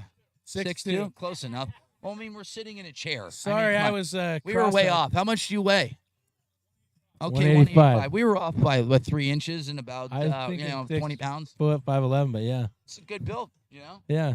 Yeah. See, that's the Kyle Berkshire move. We were talking about that earlier. Everybody asked me, like, do I know Kyle, that little guy? And I'm Yeah. like, he's not little. Kyle's not little. So. But like Sadlowski, when you go around the country and you do events, like they try to make Jamie smaller than he really is. He's like, oh man, that Sadlanovich, Sadowski guy, he's 5'2", I think 114 pounds, soaking wet, hitting 9 irons through phone books, hitting it 590 yards. I will say this though. You mentioned yesterday how he was one of the funnest guys to watch. Yeah, He really was. he's He awesome. His swing is sick. It still is sick. So, all right, Vicer Plank ended up taking down that set at 368 and 367, 1 inch. I think what they should have done here was let these guys hit and then bring them on and do a 3-ball playoff afterwards. That would have been my. Huh? They're gonna Why would they do they're that? gonna clear the tee box real quick. I'm not sure. I'm confused here. So, are they just So- taking one guy? What happened here? So what it is they're within 6 inches. It looks like. Okay. And so there's based on the formatting of the event, whoever finishes first or second goes to a different group. Got So it. it does affect the competition. So we need to determine before we move to round 2 which of these players is actually the first seed or the second seed. Okay. All right. So they'll do a 3. I think You they're threw a doing a curveball 3-ball at me playoff. there. Yeah. Well, what I said was I think they should have. These guys are all like lined up, ready to go. Yeah. They should have let them hit, brought these guys back after that set, done their 3-ball set, and they'd have been fine. So that's what I would have done instead of interrupt the competition. But I'm not on the mic scoring live over there. I'm You only own over the here with business, you you on know? this mic, chit chat. Throw around some weight here. Yeah. Hey, don't do that. We had I our, just our told friend him. from Bangladesh. We just had our friend from Bangladesh who's obviously, you can see the nerves. He had, the Yeah, hands were yeah. shaking just a tad, And in order to and now he make has to it down just reset. where everybody finishes for the seeding in order to know what groups they're in. Because their balls are 1 inch apart. We have to 1 have inch a apart. three-ball playoff. 368 yards, 1 inch apart. So on the scoring, they got 368 and 367. So I have a hard time believing if they're 1 inch apart that one of them is under and one of them is over, but maybe it's possible. Well, I mean, So- it's a 1 in 36 chance. It's like the roulette wheel, I mean, pays out 35 to 1. Just pick a number. Really, there's 38 numbers on a roulette So wheel. this is kind of nice. So honestly, if you're one of these two players, or not one of them, but both of them, because you get to hit 3 more balls, Yeah. and it's almost a practice because you're going to the winner's bracket. It's just a Yep. matter of which winner's bracket group you're going to hit in next. So a little bit more tee time. Keep warm. You don't have to walk over to the range. And Bryce looks good today. You know, I've only seen him take so that's his 7th or 8th hack of the day. He looks better. I know that when he came to Mesquite for the second time, he was off his game a smidge. yeah. Yeah, and it's. I mean, I don't know what his expectations were because he had really, really strong success early on in his career. Meaning that the first competition he ever did was at the World Championship last year, and he finished in the top 8. I can't remember exactly. It was 5th or 6th or whatever, but really, really good. So we'll get some numbers for that playoff round right there. Figure out who's going where, and then get this next group up. This next group is our 4th group. In this group of 16. Oh, you don't have to. It'll update. Yeah, you don't have to touch it. Here. Robbie's got it live. Well, I have glasses on and I can't see the screen with my glasses. Here, look at it. Put these on just so you know I'm not lying. Can't even see the screen. Now coming to the team. It looks black. Slot 1. It's completely. How does that black. happen? That's funny because you looked like you were trying to turn the power on. I was like, what are you doing? I'm wearing my glasses, looking directly at the screen, and you cannot see anything, and I had to take my glasses off to look. But Will just said that Bryce is like, you got it, so I'm guessing Will didn't put one in play. And look at the numbers, 367 and 34 inches. So, yeah, or 34, yeah.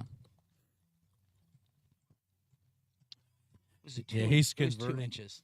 It was, yeah. Okay, slot number 1, George Haggerty. Slot number 2, Jeremy Nowak. The Nowak step. We're gonna see it. Yeah, I've seen George Haggerty's is really, really good ball striker, very similar to Jacob Galladay, and I know he's been working really hard. Just on his tempo and timing, he's a golfer too. He's from a UK guy. George is a really, really good hitter. I wouldn't be surprised to see him, run deep in a tournament like this as well. Puts a lot of balls in play. Jeremy Nowak, former professional baseball player with the Orioles, with the Nowak step. Jeremy's he's been picking up his ball speed's been jumping up the last 4 weeks as well. I saw him put up a couple 220s, and he works really hard. And for him, he switch hit in pro ball, hits right-handed, left-handed, so he could hit literally balls all day. So a tournament that's a one-day event, he can fight through it, and I feel like he looks strong. Wes Campo in slot number 3 out of Canada. Not the biggest competitor in the field, but definitely performed well the other day. So Team got Canada deep lit it into up the yesterday. regional. Dishotel here, he's got a lot of movement, a lot of speed. Here. West with a bullet up the middle right there. Derek Jeter wasn't getting that one. No. We talked about Aaron Hoffman. Hoffman hit he hit one at last tournament that went about 3 feet off the ground. That would have been right off the chin there. But say All West, right. West with 2 base hits up the middle right now. That's right. It happens. The beauty of long that drive one's is a all you runner, need too. is one. That's right. You only need one. So. He's got his ball in play now. We'll see. Nowak, high fly ball right there. Campo just really not feeling it right now, struggling a little bit. But 3 base hits in a row. He's working up the middle. Yeah. Liking it. I think Dishotel hit his balls as faster than just about anybody else today. Maybe that's part of the excitement. Yeah, like you said, you could tell like in the moment watching him, he's everything speeds up a little bit. But sometimes get up there and rip 6 balls in a minute and 30 seconds too. Just it's not always a bad thing either because you don't give yourself that much time to think or maybe not even have a pre-shot routine. It's just like, all right, I'm just gonna rip 6 balls as fast as I can, and I mean I've done that before. Oh yeah, especially with wind conditions. Because right now we've had pretty much consistent winds the whole time. But if you're in Mesquite, you might, because of wind gusts, try to hit 3 or 4 balls as fast as you possibly can, just because you want to ride that wind because you don't know if that wind gust will die down or not. But today the wind's going to be pretty much consistent. You're not going to get too big of wind gusts. But yeah, and one thing too is he came up to the tee and didn't know that he needed T-claw, right? Because the turf is not real deep, so you can't put a tee in it very well. So you had to use a T-claw. Keep it. Keep it. Keep it. Yep. Yep. You're gonna need it. Congratulations on being the first player from Bangladesh to hit in Hope Sound. But he had a good ball down the center, not very low, but a good solid drive. He's got good speed, so we'll get some numbers here from him and see. I'm gonna have to sign off though. I gotta go hit that next group. Go find me a winner here. Go do find my me stretches. I'm gonna put you in the hands of Robbie Peterson. Robbie Peterson, the voice of Long Drive. Signing up. I'm back later today. I'm the media, or I'm the pyrotechnics or whatever this is. Do you have a lighter? Let's get on YouTube. Ask some questions here. We're live in Hope Sound. PLDA Sunshine Smash. I'm gonna need some water there. So wait on some numbers. George Haggerty with no numbers. That's surprising. Yeah, you don't see George go OB very often. No, not with his ball striking abilities. The only thing I could really think of is that he's just pulling it. He was in slot number 1, probably hitting high draws.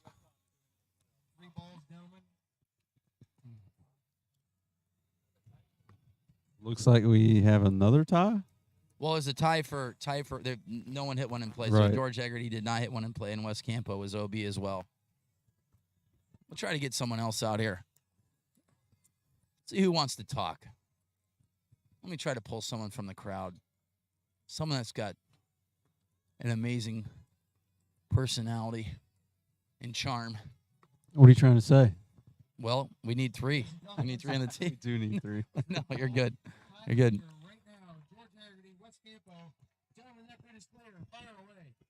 Robbie, talk about all the pyrotechnics that you bring to the table here. Like, give everybody the setup and what you have to do.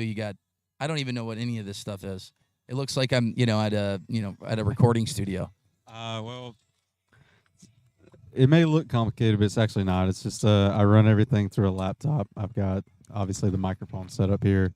I've got an ATM switcher for my cameras, a bunch of drop cords and stuff to keep everything powered. Other than that, yeah, it's pretty simple. Everything's done through the laptop.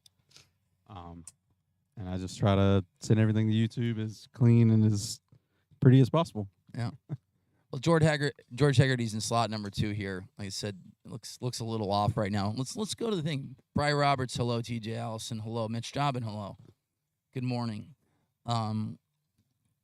Feet down the line on the right side of the screen. Well, what they're trying to do, TJ, is they want to feature slot number 4, and when the hitters come up, it'll give them their bio in slot number 4. I mean, as of right now, I guess we could maybe put it down where everybody can see all 4 slots face on. But right now, 2 gentlemen have both gone OB, and this is a different type of seating. So the yardages actually matter if you win, come in 2nd, 3rd, or 4th. Because normally you have 4 in a T-box double elimination format. It's just the top 2 advanced from round 1 to round 2, round 2 to round 5. So ideally, you want to win 3 sets in a row. So 16 hitters in 4 groups. 16 guys will go down to 4. What ended up being the total amount of hitters? Is it 57? I think we started at 56, but I think Jacob Galladay had to back out. So Well, yeah, he's out. He's out in Cali, I think. yeah, maybe still. 55. I think was Yeah. total. I could have came out and hit bunts. Try to hit a qualifying drive of 280 yards. But we're waiting on some numbers from George Hegarty. Hegarty, 365 yards. So yeah, that was a offset for George. So he's gonna have to fight through 4 more rounds. He's gonna have to win 4 sets in a row in order to get into the round of 16. Like I said, a little surprising that he didn't hit the grid, just because he's a really good ball striker and he's a good hitter. He's a guy that it looks like he keeps improving on his ball speed numbers as well. Jeremy Nowak, 359 yards. Dawson Disselfeld, 329. During the playoffs, George Haggerty, 365. Yeah, so Hegarty went 365 in the playoff in his OB after his OB set, but Jeremy Nowak ended up taking the set at 359 yards, and Dawson ended up going 329. All right, so right now we got Scotty Pearman, the 2021 regular season player of the year, who ended up winning the first set. So we got Rocco, Bryce, and Dawson, who ended up winning round 1. So this is a critical round here. I mean,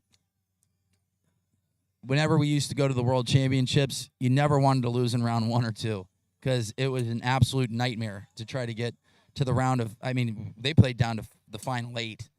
So that was a lot of sets. I believe you had to win 5 or 6 sets in a row to get to the final 8 from a field of 128 players at the World Championships back in the day, double elimination format. And for me, being slow but being accurate, I really enjoyed the double elimination format. I always say pressure bust pipes, and with that type of format, you better be on your game right away. And with 4 guys on the tee box now, like, there's no excuse as far as like blaming the wind for not winning sets or what have you, because back in the day we would sit there with 2 on a tee box. You'd be in a group of 8 guys, and that could be 12 to 15 minutes where the wind can change, especially in Mesquite. And I always go back to the one set where I believe it was Landon Gentry and Kyle Blakely and a couple other guys were at 400 yards.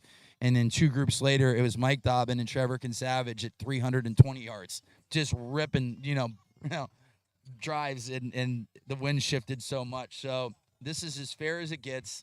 You got everybody on a tee box, and what you do in that 2 minutes and 30 seconds is what happens in that 2 minutes and 30 seconds. The wind can change in that amount of time, and that's what we talked about a little bit ago. Is you might have to hit 3 or 4 balls within a minute just because the wind changes. But right now, a very, very consistent wind. It's not much, probably 3, 4, 5 miles per hour coming out of the southeast. So it's an east to west grid. So with that being said, with my high school education, the wind is blowing down and to the right. So slot number 1 would be an advantage for someone that hits kind of like a flat cut. Kelly yesterday, who ended up winning the ladies division, hit that perfect ball flight. Masters division, Tom Pepper, notorious for a flat cut. Sets up good for Josh Koch. I'm trying to think of guys that their natural ball flight is just a little left to right. I know that Scotty Pearman's can hit a super high golf ball. He's more of a right to left hitter. Will Hogue, flat cut guy. So this grid would set up nice for Will as well. Yeah, Tietmeyer as well. Tietmeyer's a cut guy. Yep. Koch is a cut Yep. guy. Mm-hmm. Yep. 2 cut guys in the field. So Remaining players undefeated. that's a good group of hitters right here. Josh Koch in slot 2. Will Hogan slot We'll wait for the numbers. Jeremy Nowak in slot 4. As he said, last set we had Scotty Pearman, Rocco, Bryce, and Dawson. On deck for round 3, Jared Porter, Menashe Masawi, and Wes Campo.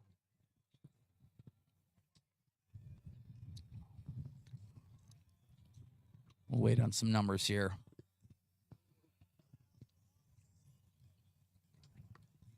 And I'm not sure if you're aware, but we do have the live scoring today. We're just they overheated so fast yesterday. We decided to wait until the final 16. Yeah. So yesterday we had some followers chiming in. We were kind of stuck behind the 8 ball because Seamus is so far away. Well, Seamus is so far away that we can't get live updates right away, and the iPad's overheated. So 3 iPads ended up getting cooked yesterday, so we couldn't get the scoring right away. When we have the scoring in front of us, it's a lot easier for us to update shot by shot. And not only that, slot number 4, if we have access to the iPad and the TrackMan, we'll be able to get better ideas of spin, launch, what ball flights are working. So it's a lot easier for us to announce and give more insight to what's going on throughout the event with TrackMan data. Like we said, they could spit out 20 different tiles of numbers, and for us, we're looking at certain things. Obviously, ball speed, spin, landing angle is important too, because we talked about yesterday with the finals of the women's division with Gabby Powell and Kelly. I felt like Gabby Powell's descent angle was a little too steep, and she maybe took up a little bit too much real estate right to left. And we talk about maybe like a 10-yard draw, and Kelly's was like a 2-yard cut. So she wasn't taking up as much room in the air, right to left or left to right, to what got her the win.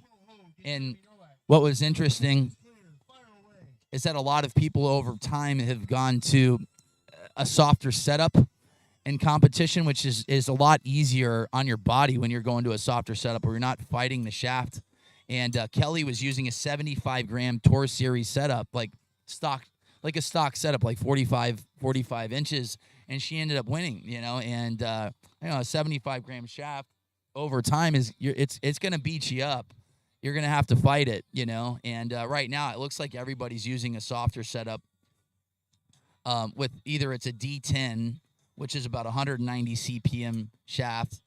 And I'm over-exaggerating saying it's like swinging a spaghetti noodle, but it's a softer setup. It's not something, it's wiggling. That shaft's wiggling at the bottom without any much movement. So Scotty Pierman ended up taking that last set at 371 yards with Bryce Verplank coming in second. So Bryce and Scotty, to be expected, go win-win, and they go into round 5. So this is a critical set right here. You want to come in the top 2. Obviously, you'd like to win, but Will's waving at a ball in slot number 3. So when he waves, normally it goes a long way. Dave Mobley, 2-time world champ in the Open and Senior Division in slot number 1, ended up coming second yesterday to Zach Adams. Josh Koch, I like Josh's swing a lot better than I did about a month ago. He looks like he's healthier. Will always looks like a stud. Can bench press 700-800 pounds with one arm and probably one finger. And in slot number 4, Jeremy Nowak with the Nowak Step, professional baseball player, retired now. He's lucky he never faced me because he would have struck out every time. I would have struck him out just because. Just kidding. Oh, good ball from Jeremy Nowak. Not much of a reaction out of him. I like the. He set it off the heel. It was a nice ball flight, though. He probably hit it 140, 150 yards. Little tight draw, like 4 or 5 yards of draw. So,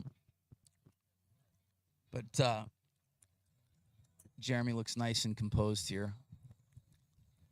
I said he's got a unique swing, but once you see it, I've seen him 10,000 times at golf balls now, or seen him hit 10,000 golf balls, not 10,000 times. Yeah, a lot of people might think that it may affect his golf swing, but he's extremely meticulous with the step, and he's got it down to where he's stepping in the same place within probably half an inch every time. Yeah.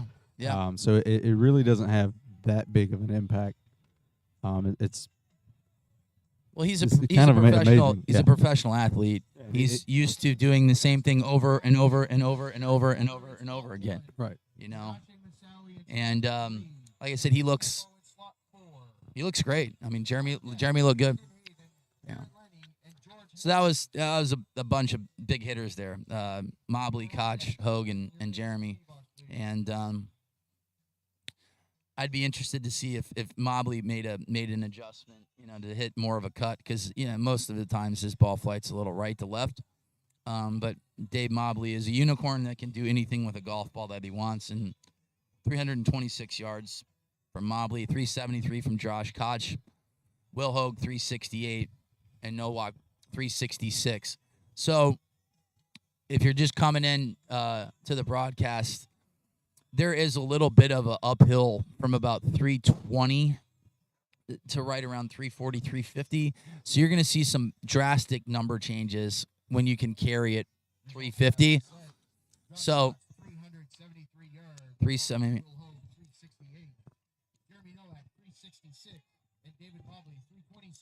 So Mobley, like I said, he's in that range where it might not have carried it far enough. And he hit a lot of balls yesterday as well. But he'll be in the booth for the final 16. But Koch ended up taking down the set 373, Will Hogue 368, Nowak 366, so a couple yards behind. And the best ball that he did hit was that one that he said he struck right off the heel. And when we're talking off the heel, it's not like he's hitting it off like practically the shaft, the heel of the club. Like it might be, like you said, 1/8 of an inch off the center of the club face. But, there's big difference when you're not hitting it in the center of face against, world-class hitters and Josh Koch and Will Hogue, Will, we said in 2018, practically won everything besides the World Championships. He was practically unstoppable. He was on fire. And I really like this grid for Will. It's set up for, even though it's flat, and even if it was straight downwind, the cut seems to be working here a little bit better than the draw. And that's what Kelly ended up hitting yesterday. And Cody, who ended up taking down the qualifier and the amateur, he was hitting more of a pull cut. So pull cut's like he's swinging out left and just getting that little 2, 3, 4 yard pull left, and then it just drifts back a little bit to the right. So he'd started down that left side of the grid, and Cody looked great. And I said yesterday, I'm like, that dude is not an amateur. You're not an amateur when you put up 215 ball speed.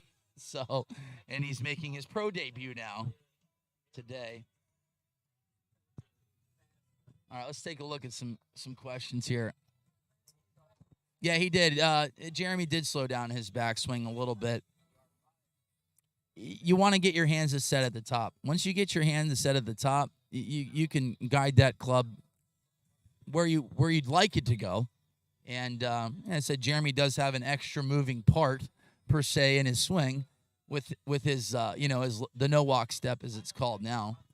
But all right, so now we're in the round of 3. So whoever lost in the round of the first round, we got Jared Forder. Is it Minaj? Okay, I want to make sure I don't mess that up. He hit some big balls a couple days ago. I watched him hit. And then Wes Campo.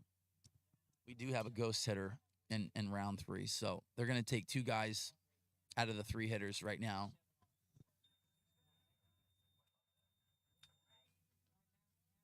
Next up in the tee, in slot 2, Brendan Hayden. In slot 3, Aaron Lenny. In slot 4, George Haggerty. Yeah, TJ, slot 4, when we have the TrackMan, it makes our lives a lot easier. I mean, we just need to see numbers so we can kind of get a feel for what shot shape works, what ball flight works, what side of the grid works. You can get a lot of information, from the TrackMan, and it's something that I've had my TrackMan for however many years, and when you work on your practice sessions, the first 50 balls you might be looking at certain numbers, and once you start getting loose, hitting, like I've seen Kyle Berkshire, take him 150 balls for him to be like, all right, I'm ready to let it go, and like I said, he's looking at certain numbers, landing angle. Like I said, landing angle I think is extremely important.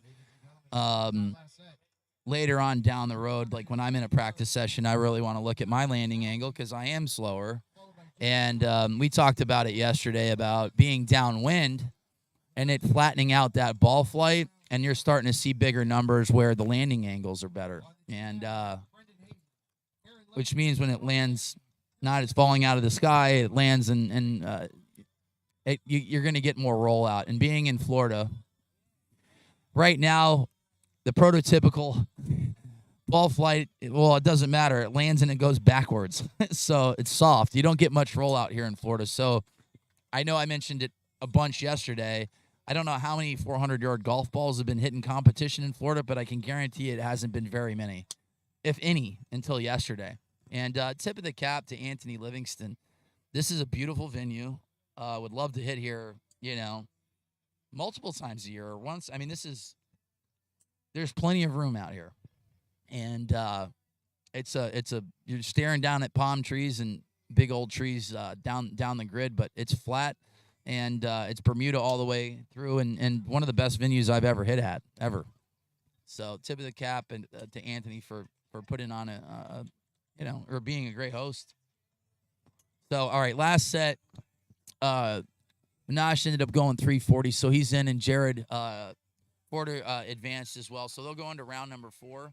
This is the second set of in the losers bracket. We got George Haggerty, who's a really, really good hitter in slot 4. So like I said, very surprised that he went OB, because he's not a type of guy that you would imagine going OB. College golfer, and just got a beautiful swing. So he's using a stock driver right now too. I think he's focusing now on just trying to get balls in play because he's plenty fast enough. Yeah, George, he's never used 48-inch. I'm sure he's tried it in the past, but he says he's not faster with it. He says he doesn't like it, and he's not confident with it. So he chooses to go with a 45-inch shaft, and it works. Yeah, he ended up coming into my golf shop 2 years ago, and we got him set up for Rochester. And ironically, I remember fitting him, and he ended up going with an Oban shaft, which Oban is a Tour Series setup. But he went with a Tour Series setup and did really well in Rochester. He ended up, that's where he qualified. So his first qualifying event at World Lawn Drive was there, and ended up advancing. And I know that he's done really well at Worlds. Top 32, top 16. I don't know if he made the top 16 last year. If he was, it was really close.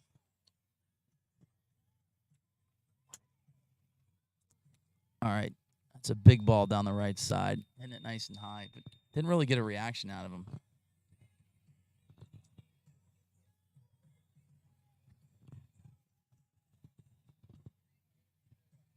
$380.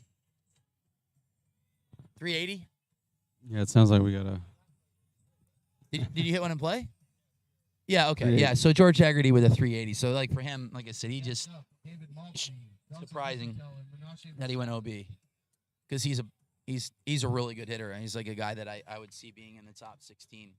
So, and he's plenty strong enough to go through the losers bracket. He's got to win 3 more sets in a row. But right now, this is a big set right here. You got four bangers: Scotty Perriman, Will Hogue, Bryce Plank, Josh Koch, that are going to be in the round of 5. We still have a couple more rounds here. We have David Mobley in slot 1, Aaron Lenny in slot 2, Dawson Disseltel in slot 3, and Munashi Masawi in slot 4. On deck, Rocco Gondek, Jared Porter. Yeah, no, that 380 from George is actually the longest of this group so far. Yeah. Yep. So even though he's in the losers bracket, he's still putting up some impressive numbers. Yeah, I said for me, I very well make it to the top 16. Oh yeah, I never would bet against the ball striker, especially like I said, he's fast too. He's if I had to compare him, he's like a Brian Kelly, Jacob Galladay hitter. The guys that just put a lot of balls in play, that it could be anywhere between 206 up to 210. But I think George Haggerty might actually be faster now. So we got Dave Mobley in slot number 1. As mentioned, him and I will be letting it rip in the round of 16. Unless Mr. Mobley makes it to the round of 16, then I'll have someone else. Maybe it's just me and you, man. The Robbie and Bobby show. It could be the Robbie and Bobby show all day. Yep. Waiting on numbers. George Haggerty, 380. Aaron Lenny ended up at 342, and then Brendan Hayden ended up not putting up a mark. So we got Dave Mobley, Aaron Lenny, Dawson Disseltel, and Minash Masawi. God, I hope I didn't mess up his last name. I think that's right. I think Minash it's Masawi. right. I like it. That's a good name. I think Seamus says Menashe. Menashe. I'm not sure if Okay. we're supposed to pronounce the E or not. Stay alive. We have David Mobley, Aaron Lenny, Dawson Disseltel, and Munashi Masawi. Let's hear it for them, everybody. He said Mobley hit yesterday. Mobley ended up hitting 8 sets, and I can promise you, he probably doesn't feel 100% as of right now, because it's it's a lot of swings. It doesn't seem like a lot if you go and grab a bucket of balls at the range and you go hit a bucket of 100 balls, but competition swings are a lot different than hitting balls on a range. So.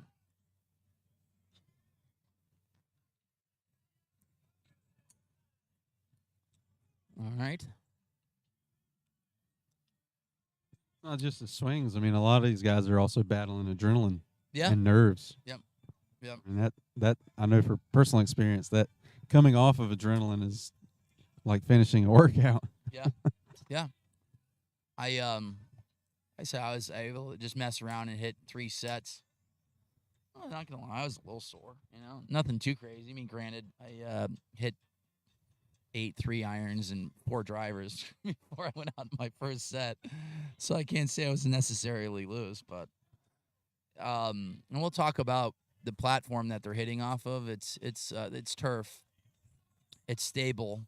I like it. I really do. We haven't seen anybody slip at all, and I hit in tennis shoes, and I can safely say, I don't know how many times I've hit in competition for 15 years. I've never hit in tennis shoes, and I didn't slip.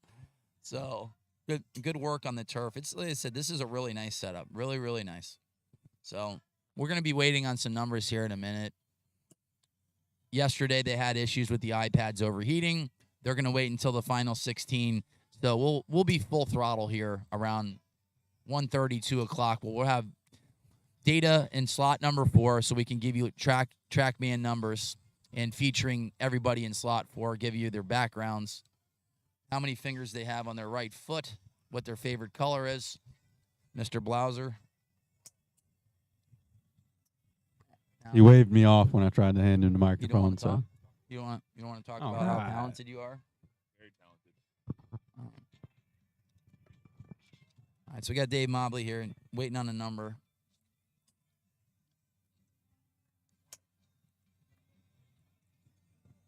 So how'd you do today? I think I made it to round 4. Just really couldn't get the ball flight I wanted. Couldn't hit that high ball. Mhm. They were spinning a little too much. So, Yeah. wasn't very good. So, got a few things to work on for next year. Work on the attack angle, getting the ball up a little bit more. How about your girl yesterday? Just represent. Yeah, for her first event, she did pretty good. Got one out there, 243. That's what I'm talking about. Yeah. All about the outfit for her. No, she won best dress for sure. Like, I mean, before she won that, and we had some commentating here from Alexa Hammer, complimenting her outfit. I told her if she hit the grid one time, I'd buy her dinner. So I had to go buy her dinner. Where'd you go eat? We went to the Manatee Restaurant in Stewart, right there on the water. Sounds delicious. All right, we're waiting on some numbers here. So that was the top half of round number 4. Going through the losers bracket. So if you lost in round 1 or round 2, you have to hit 5 times. So ideally you want to win round 1 and round 2 and round 5. So you hit the least amount of golf balls as possible. But 2-time world champ in the open and senior division, Dave Mobley, was in slot number 1, waiting on numbers here.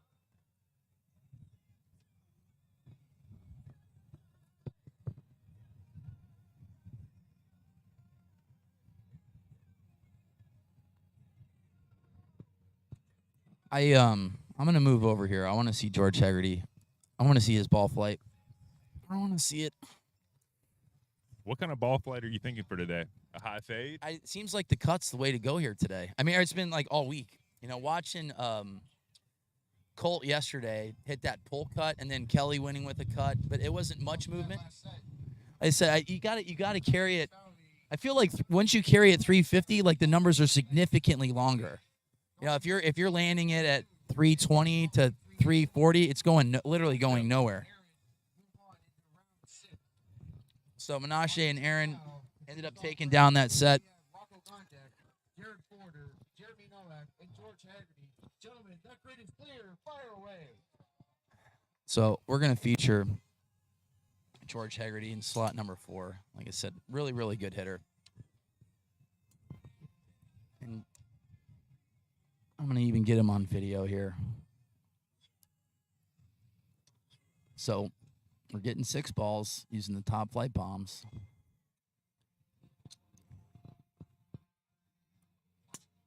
That one's perfect. Big high draw. Started it right down the right side, right down the OB stakes with a little bit of a draw.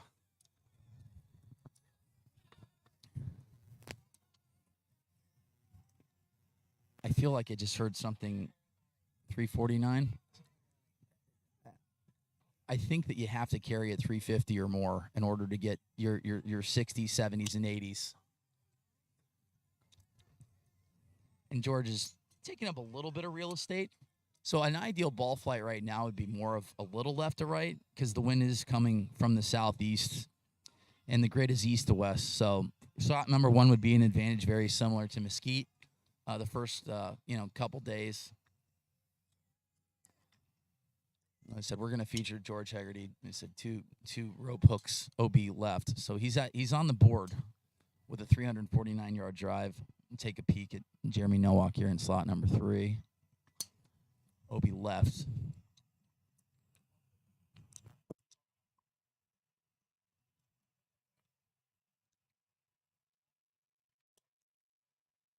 Ooh, big ball from Hegarty.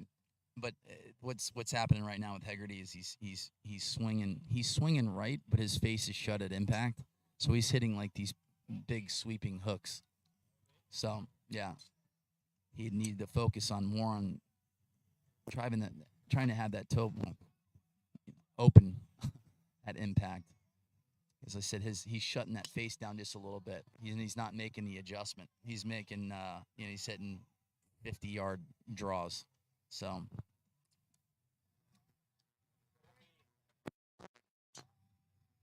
if I was him, I'd try to hit a cut here.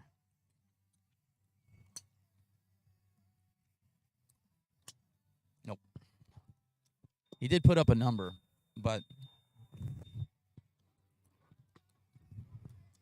So what do you think about George's ball flight there, high draw? he's swinging out right, and his face is shut at impact, so he's hitting these big sweeping hooks.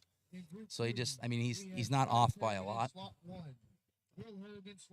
Might be something where I'd make adjustment to maybe put the ball a little bit farther back in my stance. He might have it up, too far in a stance where that face is shutting at impact.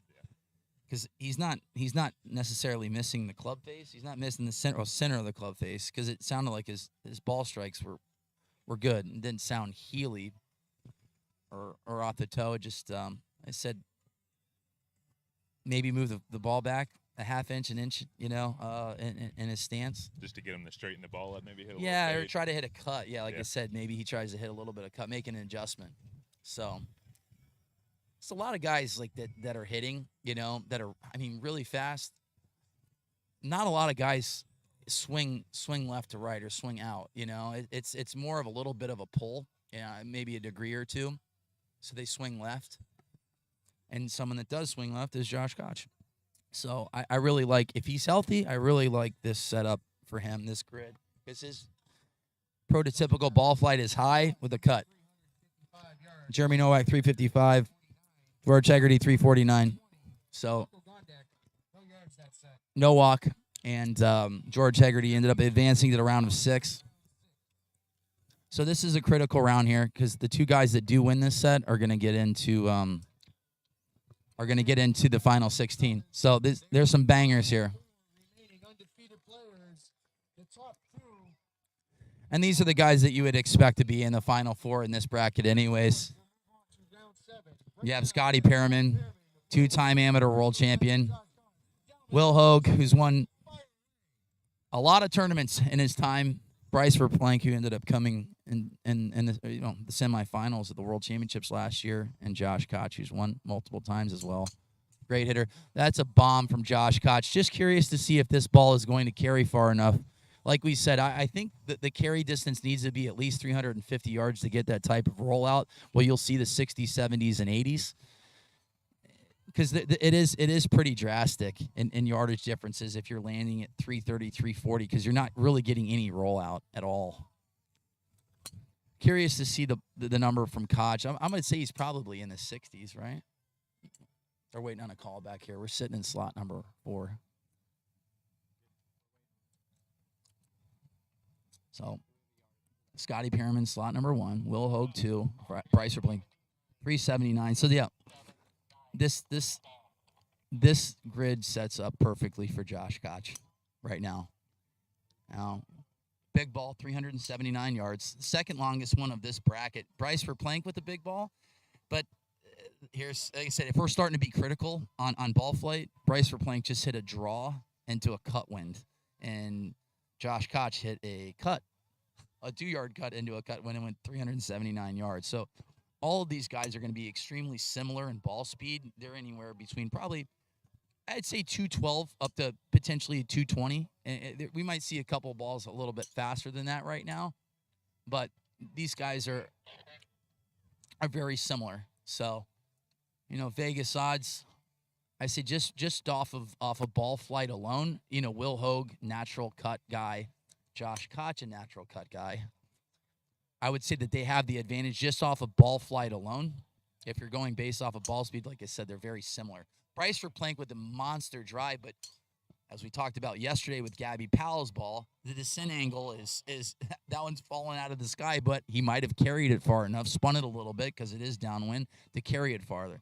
Because I highly doubt that the ball that Bryce just hit is going to get any rollout whatsoever. I do like the height on Bryce's ball, though. That stayed in the air for a long time, but like I said, that one kind of fell out of the sky a little bit. I like to see him flatten it out just a little bit. Oh, yeah. All right. That was a good set from Josh Koch. They said first ball. I know I sound like a broken record, but normally the best ball is always the first one. It really is. I noticed Scotty there hit a very good ball on his first ball right down the left side there.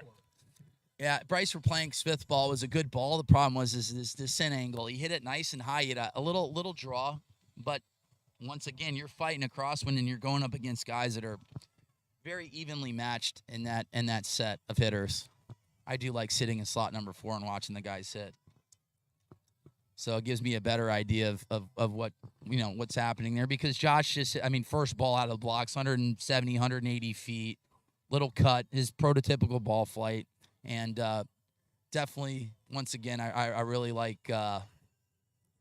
And today, if like I said, if he's healthy, you're gonna see him late today. Sounds like they're having a hit off.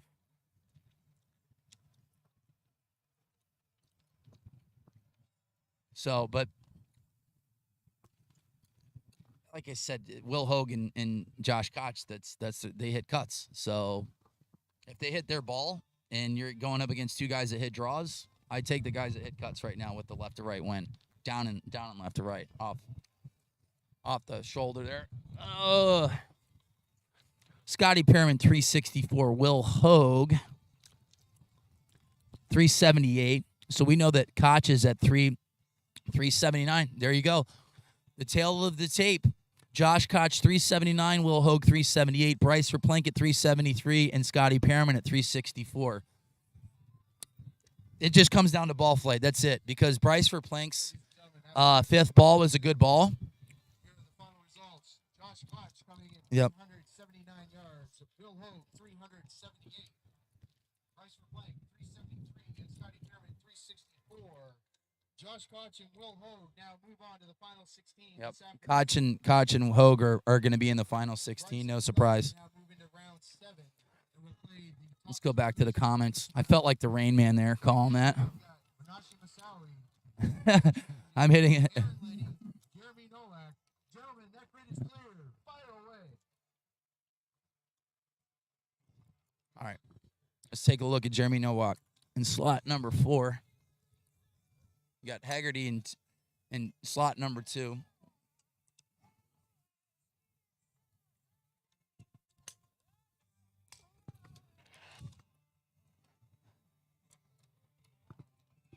Okay. All right, so right now Jeremy Nowak has a number on the board.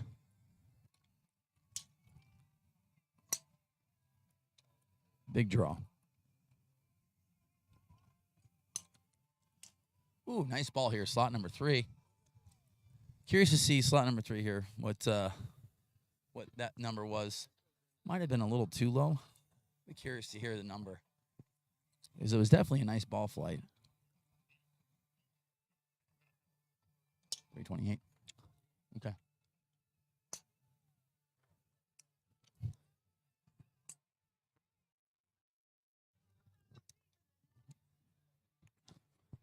Oh, Gabby, get in here. Get in here. Get in here. Living legend, Gabby Powell. Very famous. There you go. No, you're good. That microphone is dying a little bit. Is this working? All right. Good job yesterday. Thank you. Were you nervous?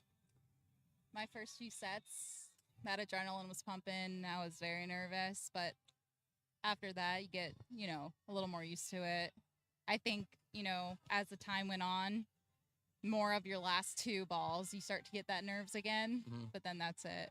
Just keep going after it. Is it more nerve-wracking putting from 5 feet or draining a putt from 5 feet? Or? No, this 100% Really? all day long, going after it. I think it was just the focus. I was so focused in yesterday that honestly, I didn't even, notice really the crowd. I mean, sometimes I'd hear them, but you get so focused in. It's like when you're at a PGA Tour event, if you're out there playing, you don't really notice the crowds. You're so focused in. Locked in. Well, you did well, and today it's nice for me to be able to see kind of like the ball flight, and we talked about it yesterday. On the finals, you hit some really, really nice high draws. In today, the last set, the two guys that hit high draws ended up losing the guys that hit cuts, and Kelly ended up hitting, just a little left to right. So, guys that can make that adjustment on these types of grids, it's I mean, literally, you guys, your girls' numbers are practically the same. So it's a game within a game, because I know a lot of times that people that are coming in and watching Lawn Drive for the first time, they just think it's a bunch of meatheads swinging drivers as fast as they can. But there is some strategy to it. There is, But you hit 3 really good balls in the finals, and you consistently hit the best drives. I mean, you swept the round of 16 qualifying. You won all 5 sets of that. Obviously, had to give you some confidence going into the semifinal or quarterfinals. Yeah. I kind of knew coming into it I could get most of the balls in the grid. I wasn't worried about that. It was more just getting that power to get it out there as far as I could. Well, you were putting up decent numbers on the range. I mean, you were getting closer to right around 160 miles per hour of ball speed. And I said it earlier in the broadcast yesterday that, I mean, you played college golf. You do exhibitions, so you're accustomed to having people around you and having some form of pressure, even though it's a little bit different of a platform. I mean, you did very well, and you looked nice and thrive composed. under the pressure. I love it. Yeah, it was fun to call the final sets, and now like I kind of just stepping out here, and watching ball flight, and right now like people that are tuning in watching. The cut is definitely the ball flight as of right now. George Haggerty, 366 yards.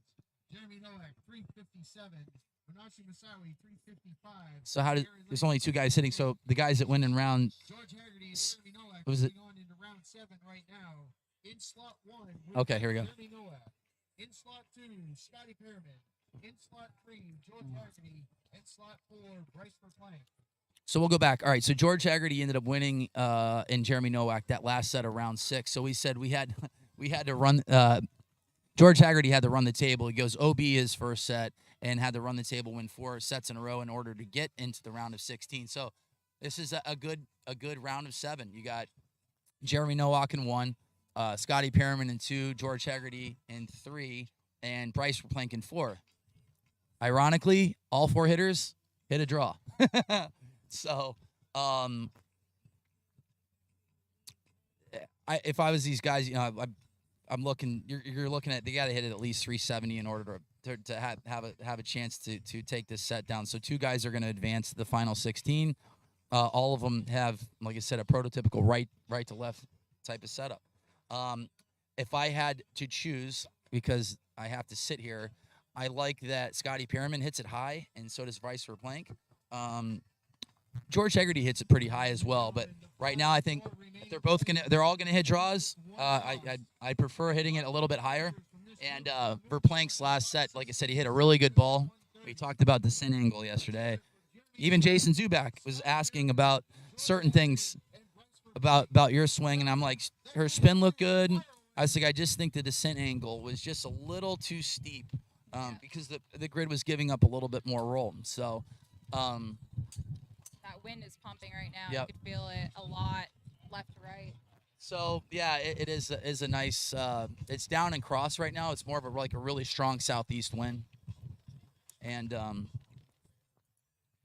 said I think this benefits Bryce for plank. He's in slot number 1. He can hit a nice high draw.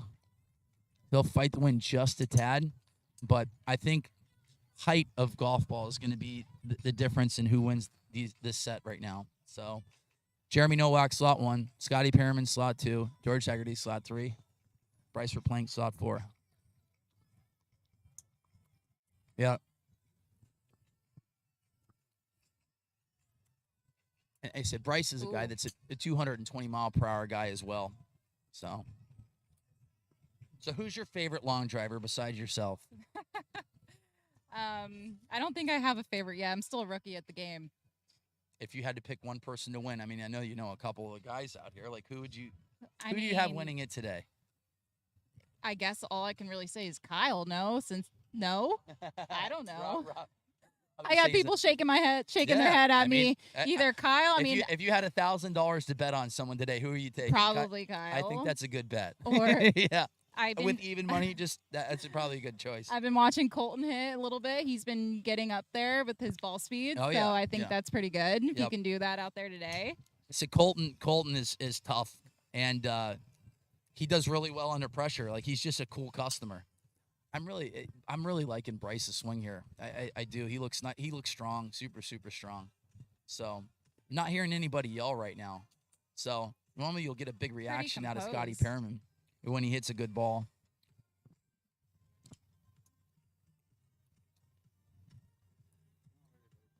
Right now, like some of these, I said, Nowak struggled a little bit with accuracy, and so did George. So, like, you might even see someone win with a 340, like it just put a ball in play type of deal, you know. All right, this is the final set of the second group of hitters. Not a reaction out of Scotty Perriman right now. Out of anyone, really. And we mentioned it multiple times. The round of 16, the iPads will be out. We'll be able to see everybody's yardages, and so we can give live, up-to-date action. Because right now we're just shooting from the hip and making guesstimates. But based off of Scotty Perriman's reaction, he didn't like it. George Haggerty didn't like it. So taking a wild guess, Bryce Verplank and Jeremy Nowak maybe make it to the round of 16, and no one they didn't hit him in play? I have no idea. All right, now Perriman's looking down that he has a ball in play.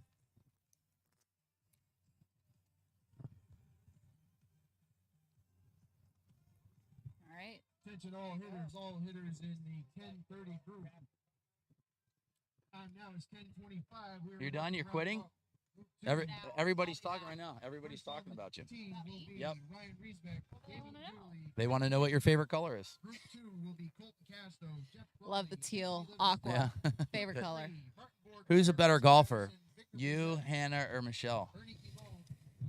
You know, I think it really depends on the day. Okay.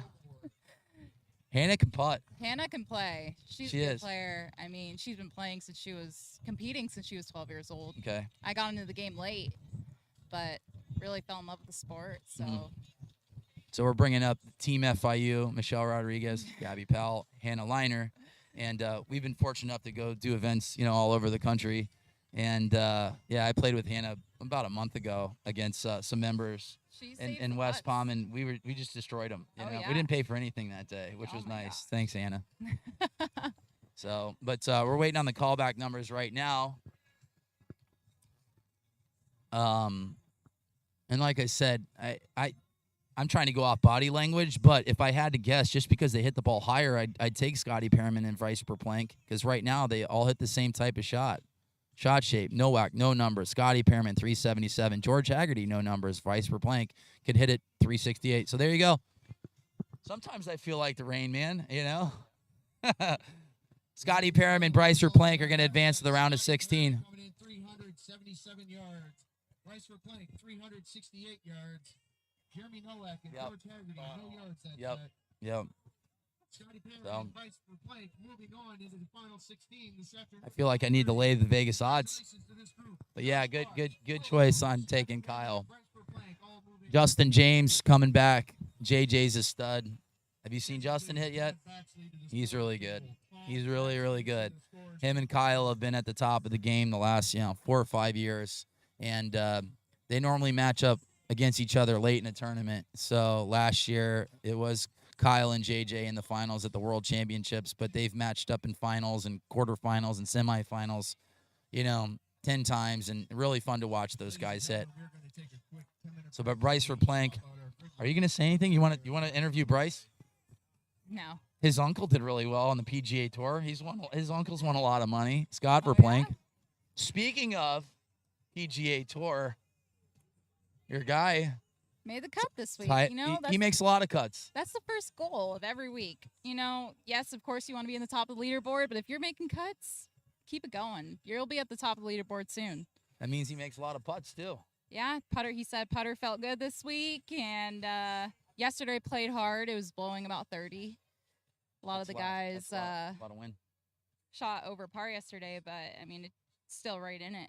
We're talking about Adam Svensson, another Canadian guy, the pride of Canada ended up taking every event yesterday. They won everything. Oh, yeah. And is he a Tim Hortons guy? Yes. Yeah. Yeah, he is. Well, hopefully he wins a couple PGA Tour events and starts a Tim Hortons franchise so I can actually have a French vanilla. Oh, yeah. And at afternoon and at night. And where is he originally from? Where? Vancouver, Okay. British Columbia. Nice.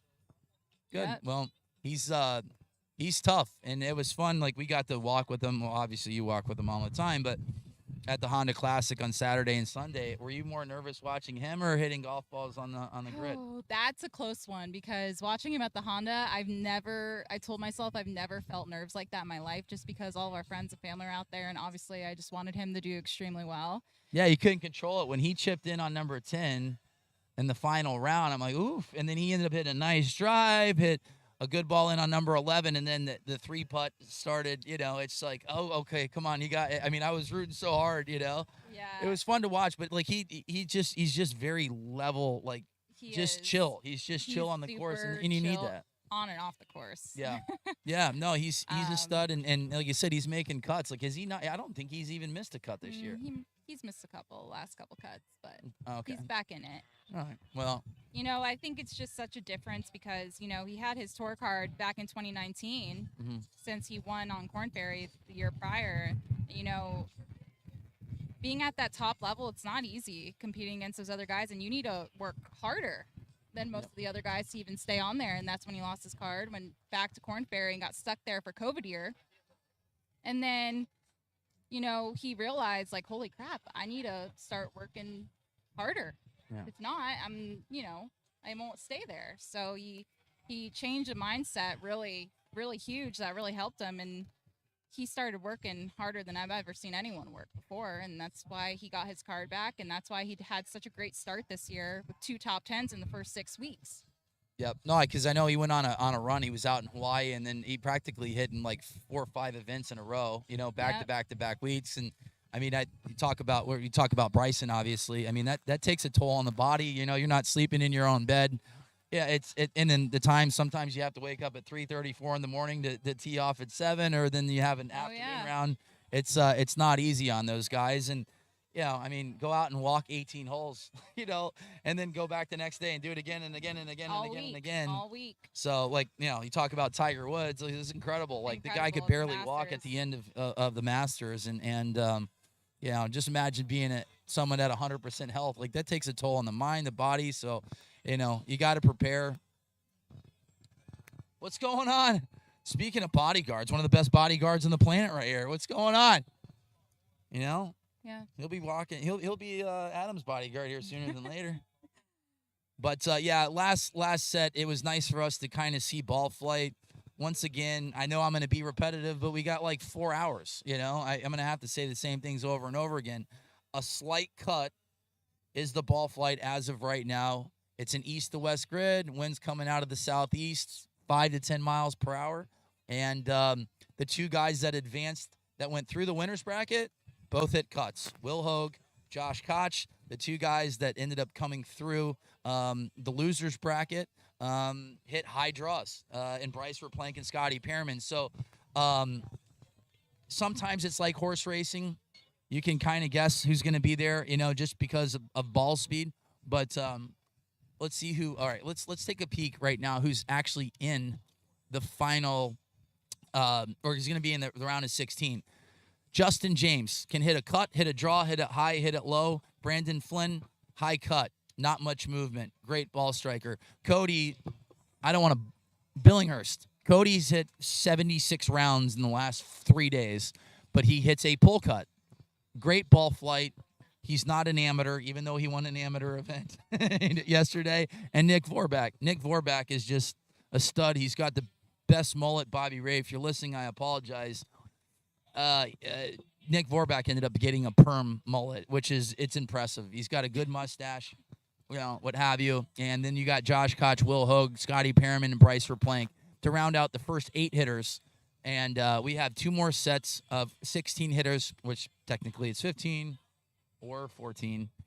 But the guys that you would expect being there, for me, it's no surprise to see Cody in a round of 16, just because I sat there and watched him, and another Canadian guy who said he loves Tim Hortons. So I feel like the title sponsor for all of the events moving forward should be Tim Hortons. And I want to own a franchise. Love it. Yeah. You're done? You're quitting? One day. Well, introduce yourself and just say, hi, I'm Gabby Powell. Hi, I'm Gabby Powell. Follow me on Instagram at Gabby Powell. GABIPOWEL. 1L, ladies and gentlemen. Do you have a blue check yet? Do not. Tell Adam to hook it up. I don't even know how to do that. How that even happens. Well, Yeah. I can't get a check With mark all because I the don't want to fake put my name. accounts out there, it has to happen. All these people are like, oh, is this you? I'm getting messages from this account. No, it's not me. Like, come on. And they're like, oh, well, I report it. I'm like, great, thank you. That's all you got to do. Report the account. Hopefully it goes away, because You should be flattered. not if they're out there trying to scam people money. That's not fun, It's not me, peeps. I mean, you got to be really dumb to pay people money with have like 200 followers with my Gabby goodness. Powell _ heart. But yeah, Gabby Powell on Instagram, and then I run the Long Drivers account, long.drivers, and I post stupid stuff, and then I post legends like yourself just hitting bombs yesterday. It was so 310. funny. I saw one of the comments that you posted the video of me yesterday, and it was Yeah. like, there's no way that went 320. That was 260 with those chicken arms or something that he said, and I was just laughing. It's so funny, some of the things people say. You become numb to it. It doesn't even matter. It's actually hilarious. Doesn't even matter. Good hitting yesterday, by the way. Awesome. She's a really good hitter. She's a really good hitter. You give her 3 Only months? 18 years Yeah. old. Is it Angelica? Yeah, Angelica Holman. Good hitter. Really good hitter. It was fun to watch say her. hi to the live broadcast? Yeah. Oh. Yeah, get here. Here, you want a microphone? There you go. Oh, okay. All right. How did you feel yesterday for your first event, right? It was my first event. I was very nervous, Close to. and I was still shaking for a while after. Do you think that was more of the nerves or just the adrenaline of being pumped up and being in front of the crowd? Both. Both, yeah. Mhm. I You can did great. agree. Thank You did really good. And we talked about like getting your hands to set at the top. So a lot of times when you're coming into your first event, or even if you've been doing it a long time, you get nervous, everything kind of speeds up, and then you just try to swing as fast as you can. But you did a really good job of getting your hands to set at the top, and it looked like you were getting stronger as the event goes on. How does your body feel today? Pretty good. My legs are a little sore, Yeah. but otherwise not too bad. Yeah. That's great. I did get tired after on the last couple rounds though. Yeah. Well, like I said, what shaft were you swinging? I'm not sure. Anthony put money on one Probably yesterday. LD10. LD10? Probably. Because we talked about that yesterday. Like the LD10 is something that you don't really have to fight, so it doesn't make you as sore. But Kelly ended up hitting a driver that was, heavy. Like I wouldn't even swing a club that heavy, And but yeah, it was fun to watch you hit. And I said, give you 3-4 months of training. Like you're gonna increase your club speed by probably 6-7 miles per hour, which would be about 10 miles per hour in ball speed. Be a threat. You're gonna be a threat. I mean, do you want to keep doing this? Like, give us your background. Tell everybody who you are. I'm 18. I'm from Fort Pierce, Florida. Oh, nice. I'm still in high school. Yep. So I'm going to Daytona State and hopefully have fun there, which I know I will. Yeah. But I was just gonna try to get on the LPGA later after college. Okay. Go win a couple majors. Yeah. A couple 10. Yeah, Yeah. easy.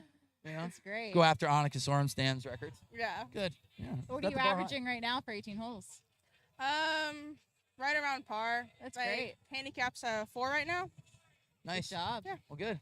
You look great yesterday. Good Thank job. you. Yeah. I'm definitely gonna do more of these. Oh yeah. As well you should. As well you should. Yeah. So, the well, bug. congratulations on your debut. Like I said, Gabby made her debut as well. Yeah. know? You did great. Thank you. Yeah, it's great. Yeah, she's but she's as they say, battle tested. At FIU, and then just all these charity exhibitions and stuff. So that, I mean, we can talk about that about doing a lot of exhibitions around celebrities and athletes and what have you. So it gives you just to relax just a little bit. But there's nothing like standing on the tee box for the first time. And did you have a hard time putting the ball in the tee?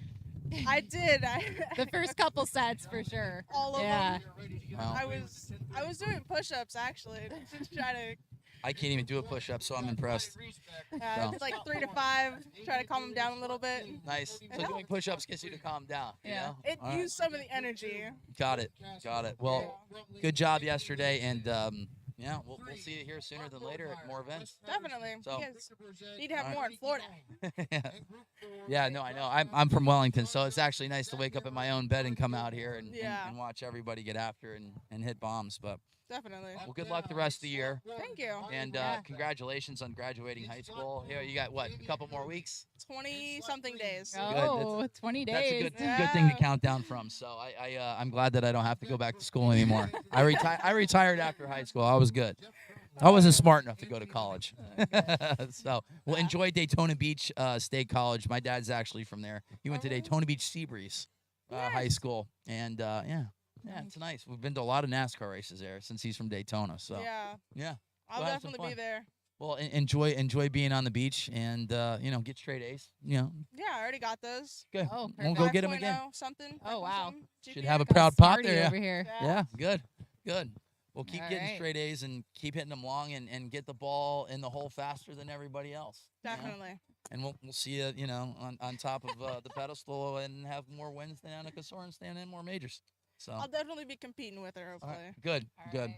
All right. Well, we're gonna get ready here for round number 3 or group 3 hitters or third set. We'll just say there's 64 hitters, even though there's 56. You ready to go? You're ready to leave. I can see it in your face. Are you quitting I'm on ready to us? Go back out on stage and hit. Everybody's I'm asking ready. all these questions. They asked what your favorite color was. You said teal. Damian Dooley We'll go hit together. and All right. Cody Wheeler. Right? I'm ready to Aaron go. Hoffman, hello. Troy Teal, hello. I gotta go to work though. Oh, you do? Troy Teal is a big Teal fan. So, All right, we're gonna go for it. yeah. Question for Gabby. Back and forth. players. Ryan, Damian, Muted? and Cody. Gentlemen, that grid is clear. Fire away. Was it muted the whole time?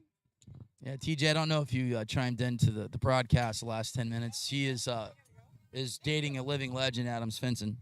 So 2 living legends, and Adam gets to drink Tim Hortons, and I don't. So, all right, we got Ryan Reeves back in slot number 1. I'll do this. You can leave. You can retire. Appreciate all the viewers, guys. Appreciate all the support. It was great. Yep. Appreciate all the viewers, guys. You guys are great. Thanks. Okay. So we'll hit the reset button here. This is the third group of hitters. 4 guys are going to advance to the round of 16. Got Ryan Reeves back here in slot number 1. Here, let me make a. Let's go through the brackets. Can you help me with this? Thank you, sir.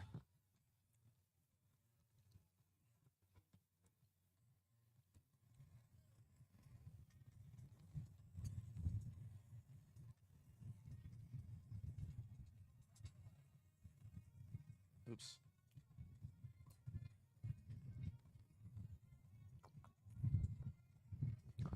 All right, we got Ryan Reeves back, Damon Dooley, and Cody Wheeler. I believe we have 2 Oklahoma guys here in this group.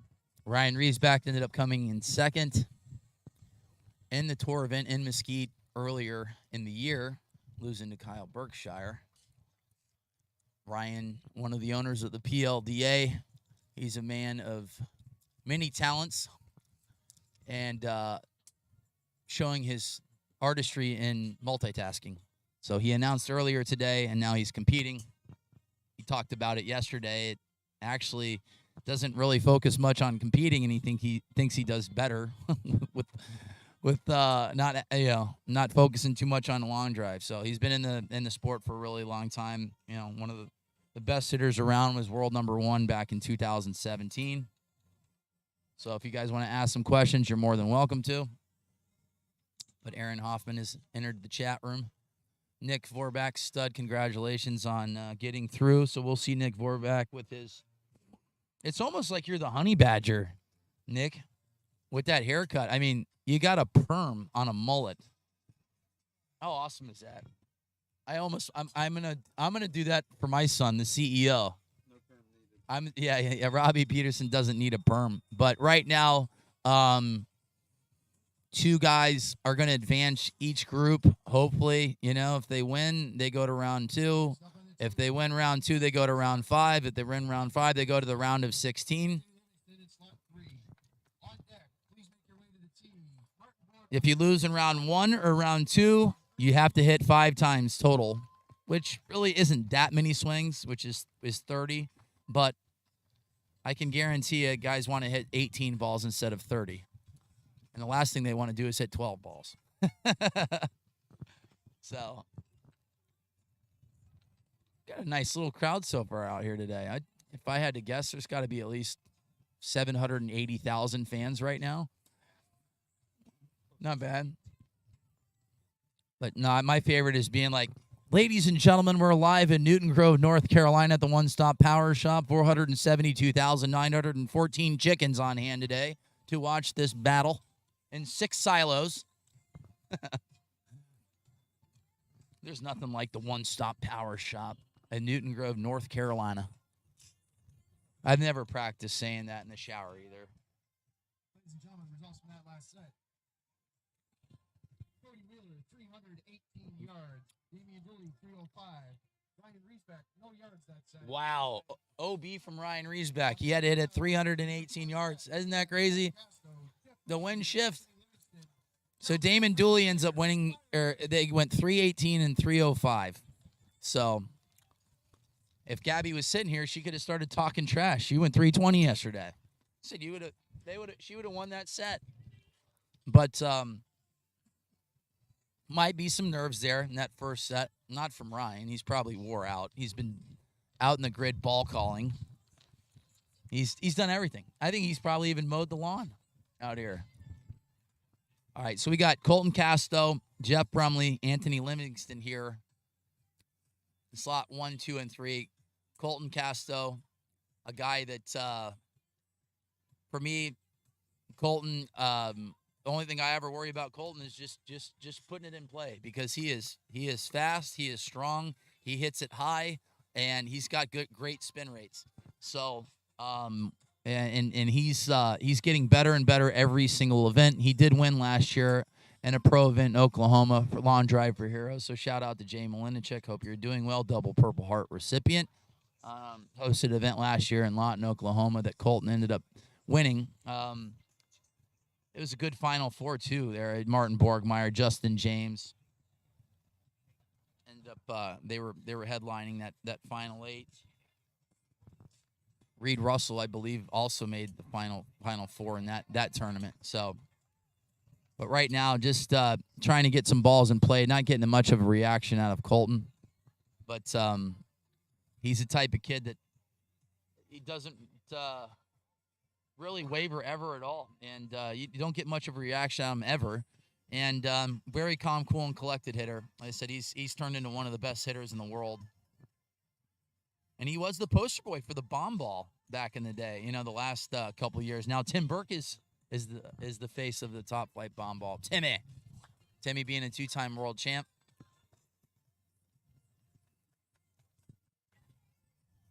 Colton Castro, slot 1. Jeff Brumley, slot 2. Anthony Livingston, the host, who's been a great host, has done a heck of a job putting this tournament on. But I don't think Colton Castro liked that set. And that's the one thing that we did talk about. This is a different format than normal. To get through an event with practically 64 players in one day, you have to have a double elimination setup. And OB sets are not a premium in double elimination formats. So you can see some ball strikers get through here. And yeah, it's based off of body language. I don't think Colton hit one in play.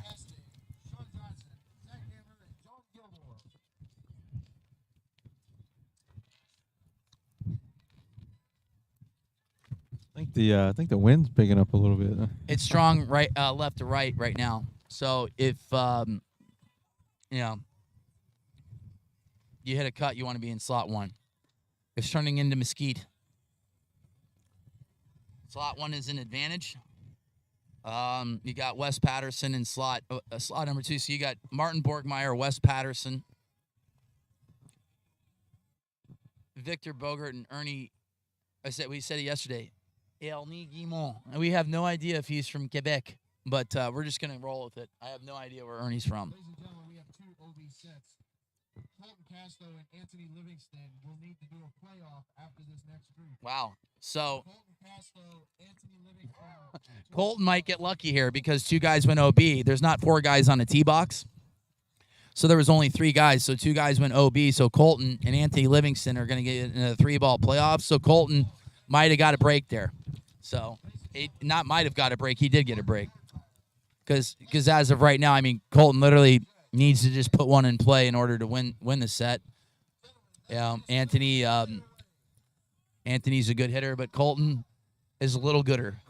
Just a little gooder. Not much gooder, a little good. A little bit quicker. He's a little quicker by 40 miles per hour. And he's a little bit fresher because Anthony competed yesterday. Anthony's like Ryan, you know? He's competing. He's doing it all. Hosting events, everything. He's the secretary, the travel agent, the lawn maintenance guy. You know, Anthony Livingston's done a lot.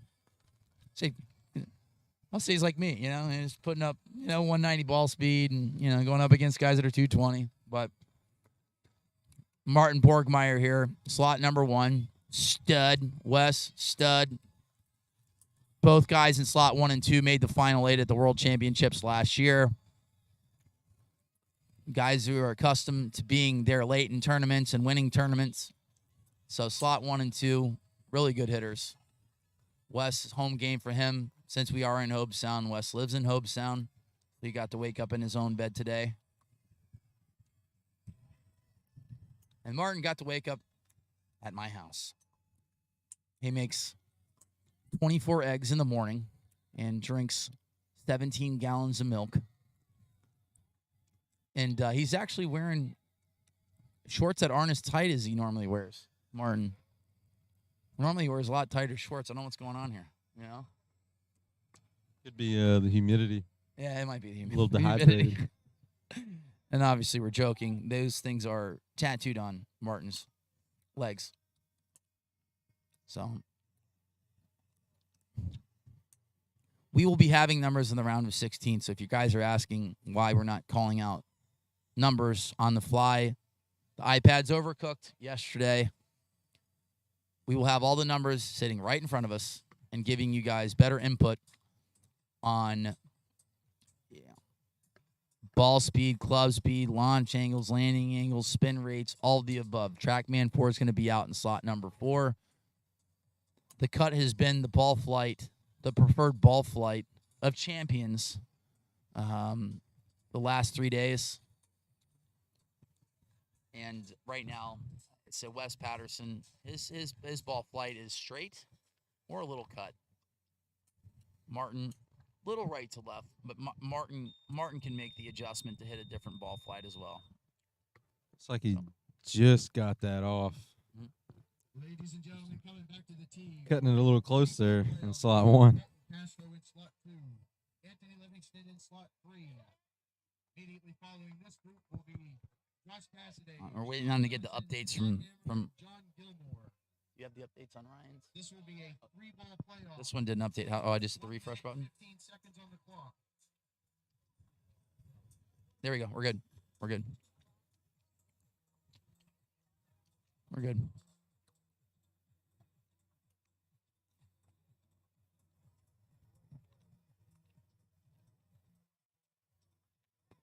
Okay. So Jeff Brumley's in at 316 from the group before, but Colton and Anthony Livingston have gone OB. And I said it's a huge break for Colton. Even though he's plenty strong enough to go five sets, I guarantee he doesn't want to hit 5 sets. So the premium right now, put a ball in play.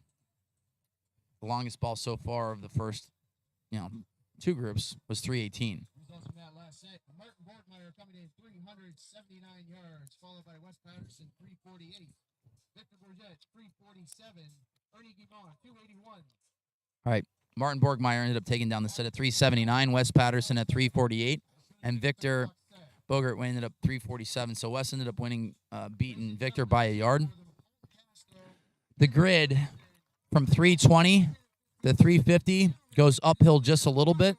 So you're going to see drastic number changes in yardages. If you can carry at 350 or more, you're going to be in the 60s, 70s, and 80s.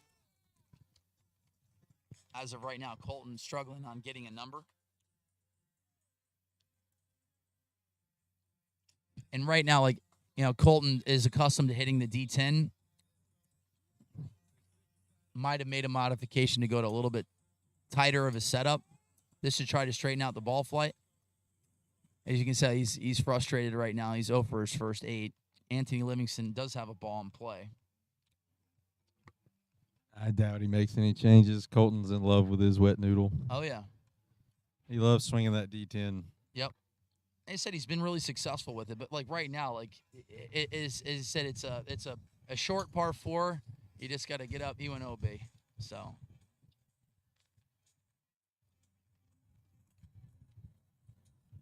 The Colton Castro doesn't have a mark. So 0 for his first 9. He's going to have to reset.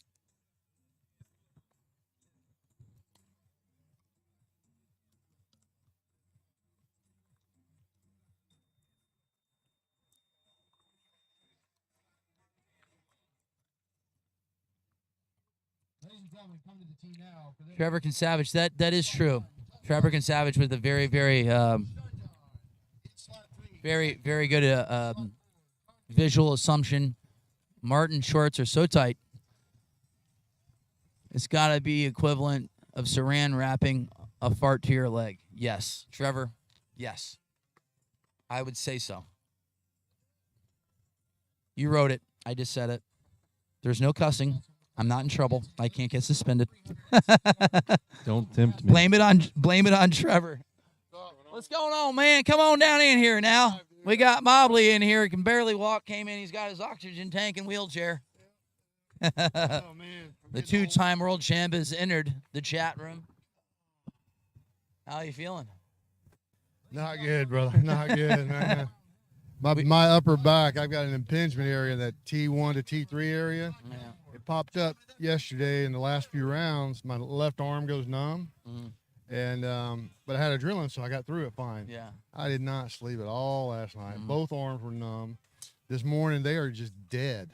They have no life to them at all. I could not feel the golf club or the swing or anything. Today you had to carry it 350 yards in order to get any numbers. I mean, if you hit it 320 to the 350, you're wherever it lands, it's done. But I said we're talking about ball flight right now. I don't want to feel like the Rain Man, which you are the Rain Man as well, calling balls and who's going to win, who's not going to win. But right now, the guy that hits a flat, high cut, that's it. easy. So Will Hogue and Josh Koch last set, that's their prototypical ball flight. They got in, and then the guys that hit the big high draws ended up, Scotty Perriman and Bryce Verplank ended up winning that. So now that you've hit on this grid, what, how many sets? 10, 11 sets?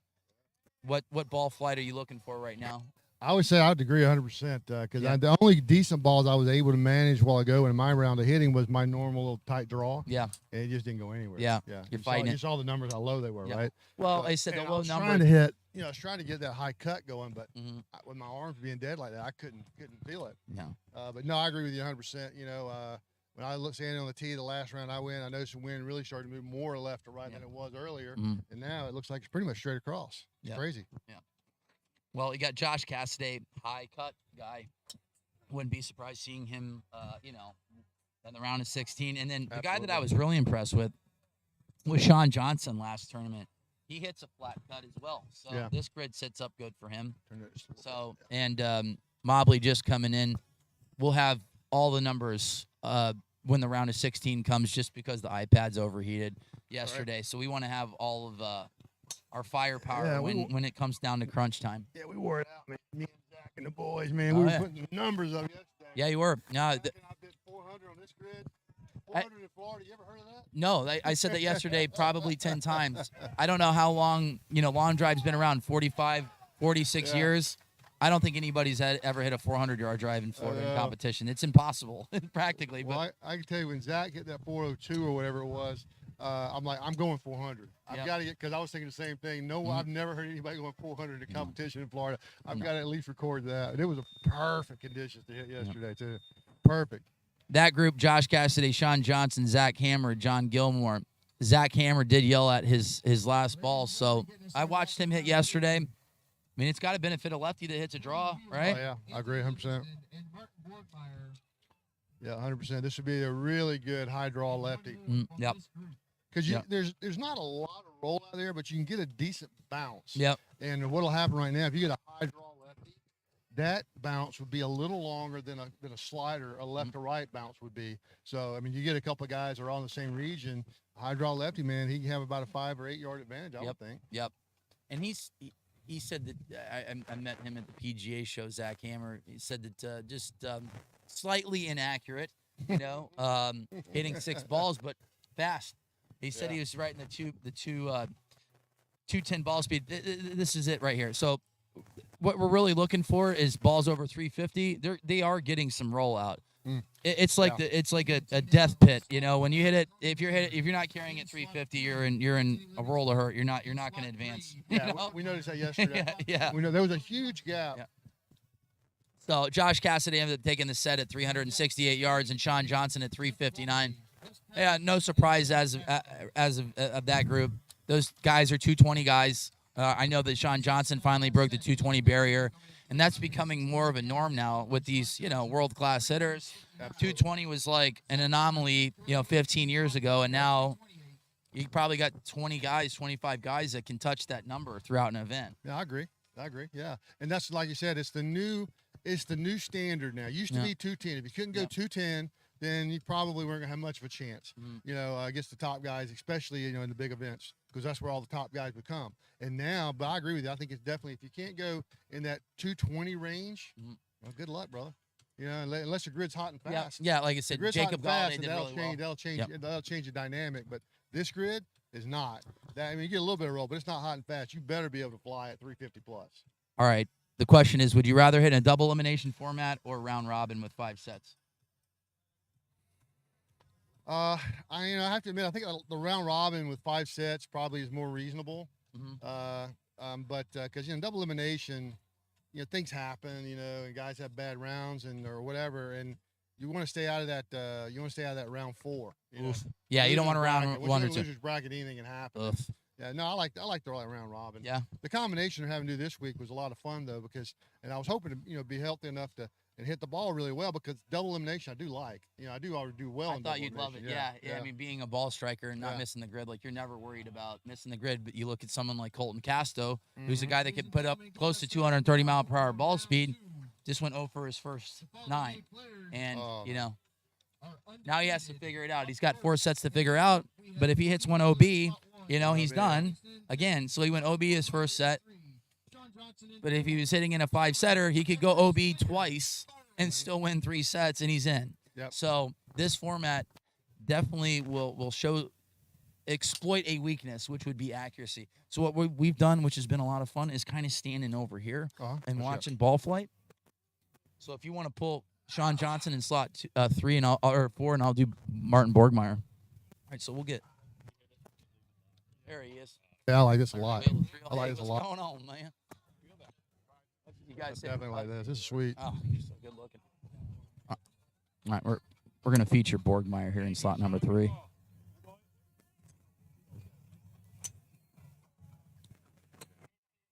Oof, Martin hitting some moon balls down the left side. So Martin hit the longest ball of the qualifier. They're allowing the hitters to do is if you have qualified for Worlds, you're allowed to hit in locals. So Mobley's in slot 4, watching Sean Johnson with a good ball flight. I really like this grid for Sean. Oh, no.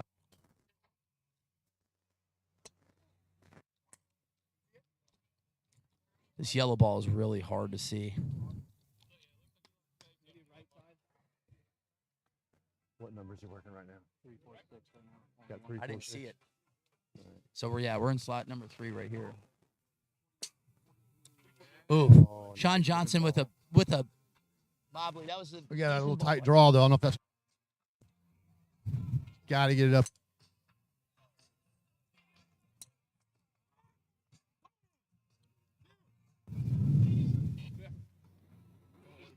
So Mobley on that last ball, we don't have headphones, so he can't hear us because normally we have the things overhead.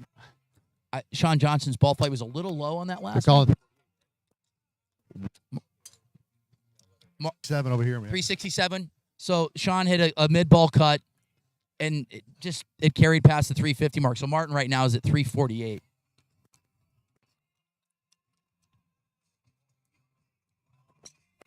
Obi right. So right now Martin's playing a little bit of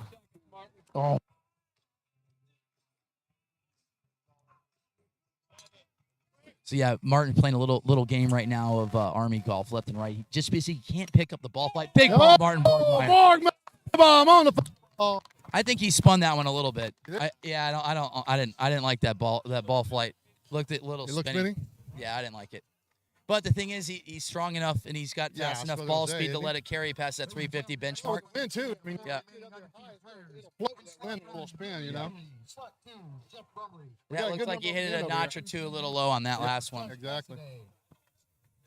77. Oh, I hated that ball flight. Yeah, he spun at 377. Right? Yeah.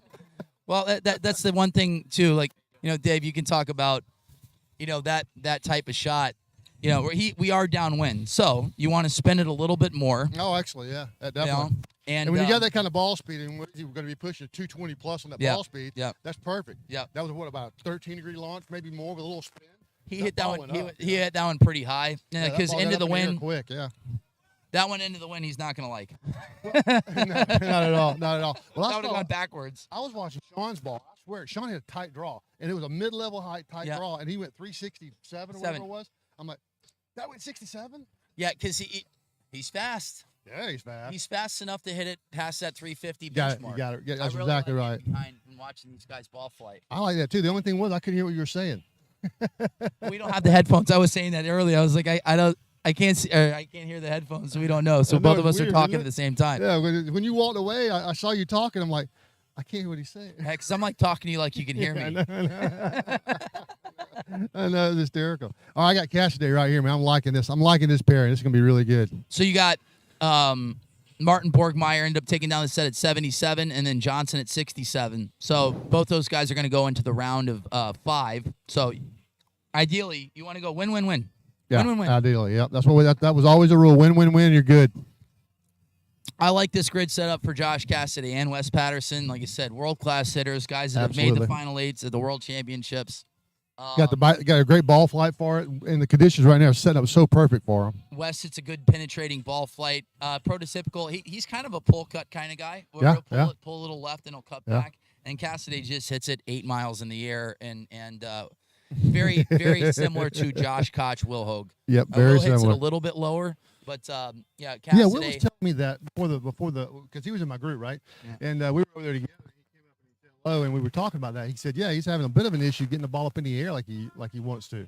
He said he's hitting it a little bit too low. So he's hitting 180 feet instead of 190?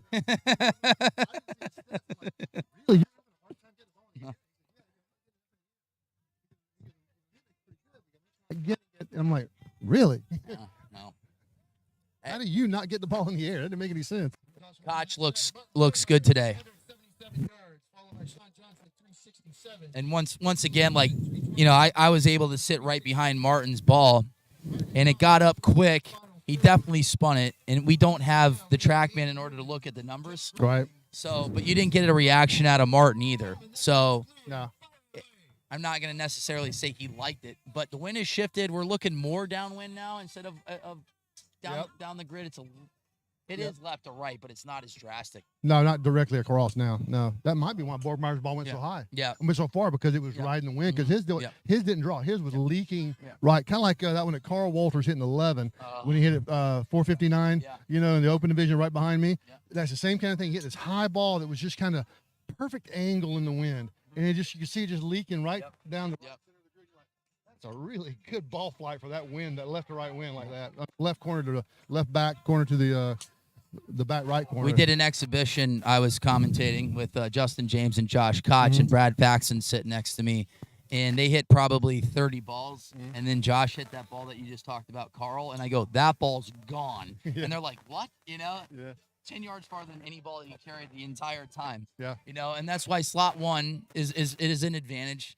I mean, we can go. I kind of like sitting behind the guys and watching these ball flights. The cloud cover, I can't see anything. And one of the things with Martin he was having real issues with, because I was saying he was playing Army golf, he couldn't see. He was going left, right. He couldn't see the ball flight with the yellow ball. I couldn't see when I was hitting either. I couldn't feel anything. So then when you can't see or feel anything, then it really. This is gonna be really good. Great position right here. Now see something. Sun's out a little bit better too. That helps.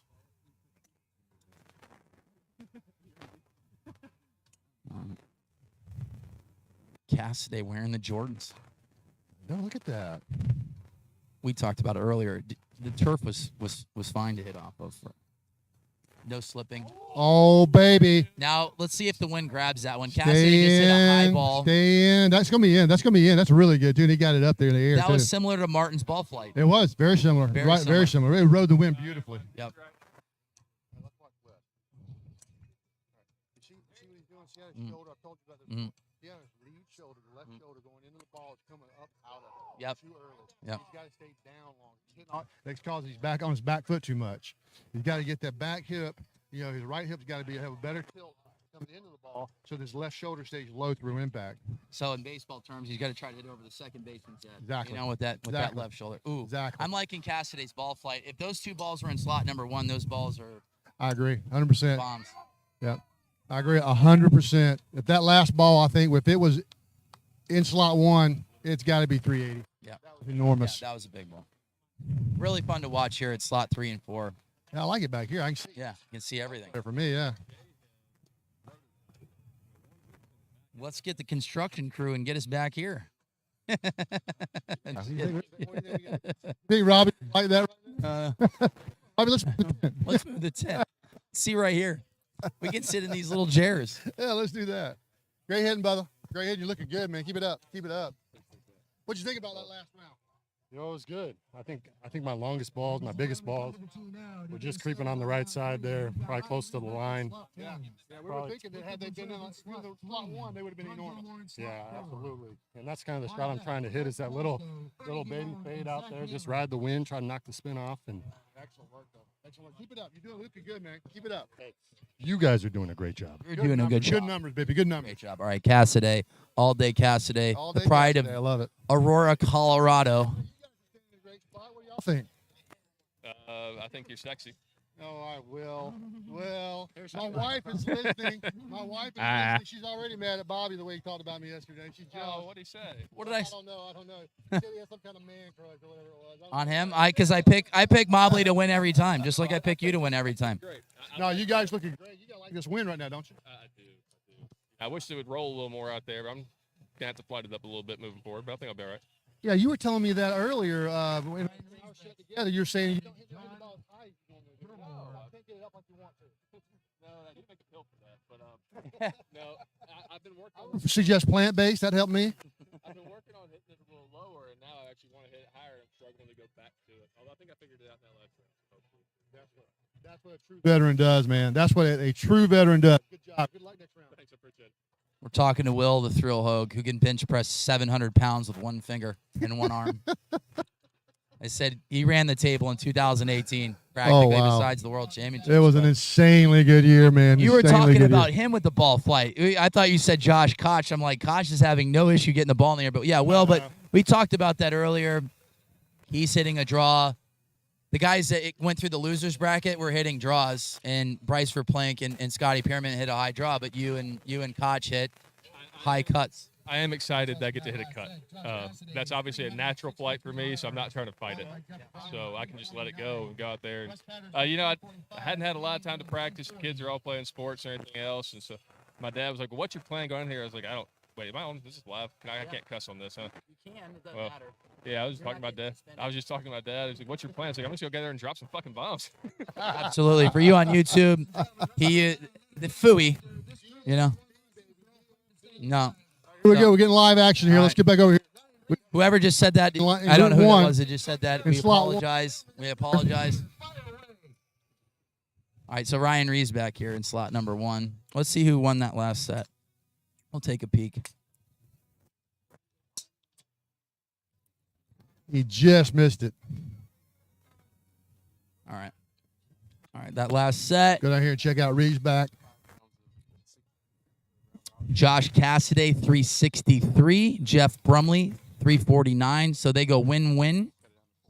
And we'll be in the round of 5 with Martin Borgmeyer and Sean Johnson. The grid. So Reeves back this with 55 job titles. Okay. Oh, that's right. Okay. That's better. That one definitely be better. Around 34, but I'm not sure.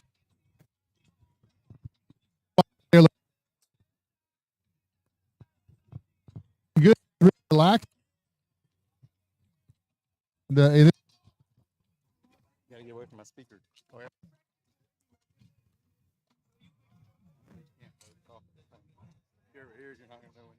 That's right. All right, good point. Good point.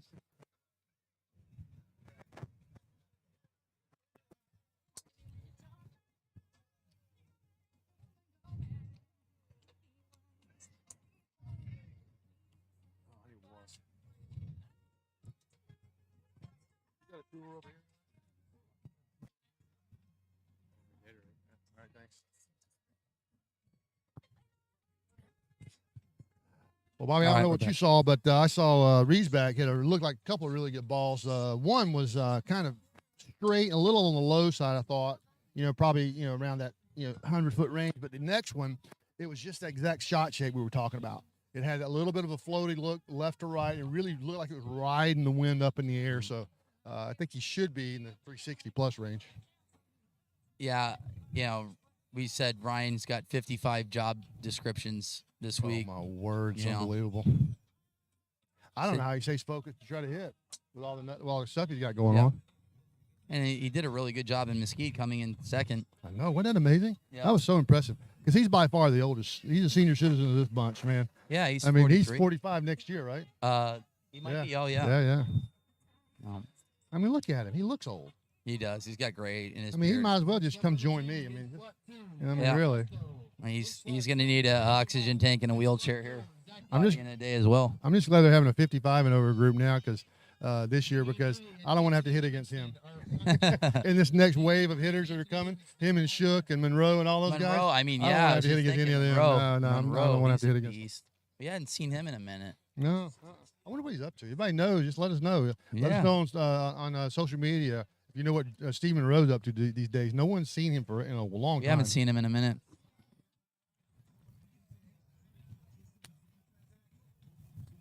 But yeah, Monroe's, one of the best ball strikers in the history of the sport as well. Fun to watch him hit. Good hitter. He really is. He was always one of my favorite guys. There was a couple of other guys way back in the day. Danny Lorette. Yeah. Danny really blossomed when they went to the short time clock. He was already a little bit on the hyper side, and so when they sped things up, it kind of fit his ADD or whatever it was he had. And boy, he would step up there. And that set he had against Greg Wellong in Albuquerque that year, he had 8 out of 10 balls in 2.5 minutes. Wow. 8 out of 10 balls in the grid, 419 to 427. Wellong hit his 8th ball out of the 10 balls, right? 435, and he wins the event. I go, this is the biggest bunch of bullshit I've ever seen. I mean, you had to watch Lorette hit. I mean, the ball he missed, 2 balls he missed the grid were incredible. But Reeves Marilla's back. like that. You said that flat cut you liked, Mhm. 375. Yeah, see? Yep. Yeah. Reeves back ends up taking the set. Victor Bogart went is at 369. The wind has picked up a little bit. You're looking at more of a probably look at it. 7-8 mile per hour wind. Yeah. I'm yeah. just making a random guess, but I'm guessing. It might be a little more than that. Yeah. I mean, that's leaning. The flags are leaning pretty good right now. Yeah. This is going to be a definite left to right favor for anybody moving it left to right. Big difference. Yep. Let's see if Colton can reset because he's so fast. He hits it really high. He has no spin. He just needs to put one in play. Yeah, that's all you got to do. Even with that high draw he has, he's fast enough. He's still going to hit it way out there to advance into 16, no problem. He just got to put it in play.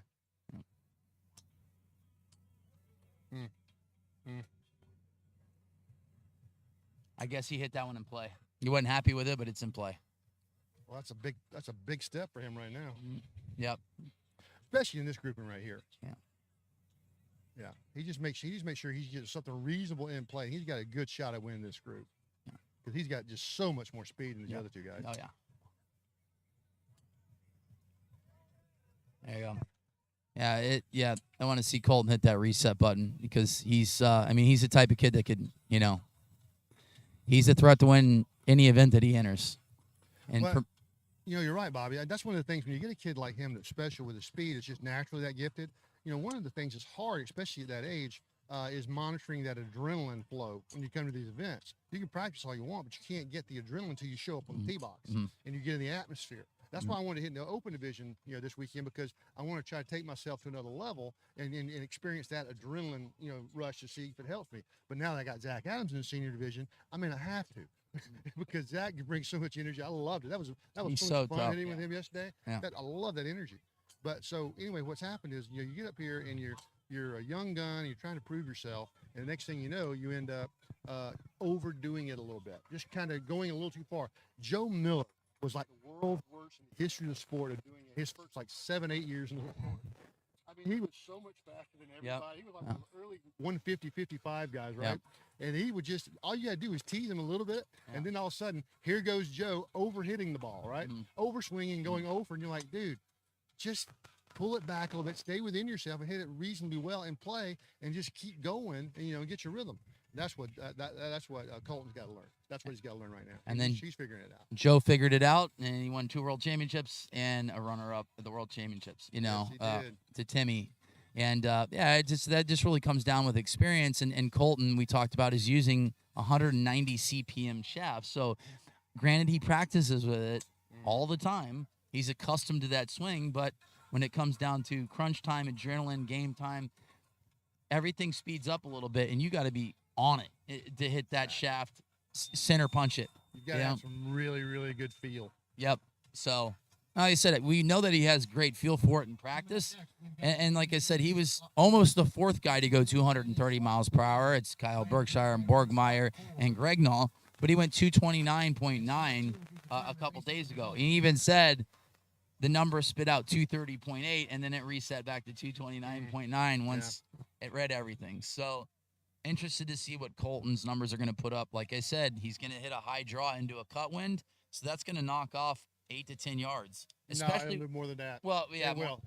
I was going to say, especially. Yep, I was going to say, especially him not hitting a tight draw. He's hitting a 20-yard draw, 30-yard draw. And he got it so high. It would be really cool if you had like a shot tracer on his shot with this wind, and you could see it to the very end of it, like from the side. I bet you would see his ball as it was coming out of the sky go straight down. Literally go straight down. 361. So Zach Hammer ended up not going in play, and Ernie Guimond, the pride of Quebec. We have no idea where Ernie's from, and we just keep making his name more French. So, I love it. Ernie Guimond from Quebec. All right. Fantastic. So this is a good slot for Ryan too. Like I said, for him, he's just throw it down the left center of the grid with a little cut, and you're good. As Art would say, short par 4. Just throw a little 4-iron out there, a little soft wedge, and 2-putt for par. Oh my word! Or you can even 4-putt for par. That was the worst bit of nonsense I'd ever heard anybody say about long drive. He used to say that all the time on the Golf Channel telecast. I'm like, what the hell is he talking about? He knows better than that nonsense. But I mean, essentially, he's got a. Ryan has a 300-yard par 5 that he needs to get an 8 on right now. Is that better? That's better layman's terms. That's about right. You're right about that. No offense, but Ryan is, it just smoothing it. He's going to be 208, which is going to be significantly quicker. Yeah. He's got 6 putts to win the Masters. 6 putts. Well, let's. He can use 4. He can still be a champion. That's good to hear. All right, so we got Damon Dooley, Ernie Guimont, the pride of Quebec, Anthony Livingston, the host, and Ryan Riesbeck, the owner. He got his hands to set there. I like that. That would. Well, let's see. It looks like it's going to stay it. in with that win. It should be good. Ryan likes it. Call the shot, pull it left, hit a cut. Mid-ball flight, 150, 160 feet in the air, similar to Sean Johnson. I don't think that one was cutting. That's why I was questioning how far it's going to go. It's hard to see. It's hard to see from here. I don't think that one was cutting. But I saw it impact. It looked like he kind of closed the toe a little bit. I think that ball was trying to draw. Yeah, that's not good against that wind. Yeah. He did switch drivers. Let's see what he's got. High cut. This one's flirting down the right side of the grid right now. Ryan Riesbeck in slot number 4, landing now. I think that one's in. Looks like the person on the right line stepped over to look into the grid. So.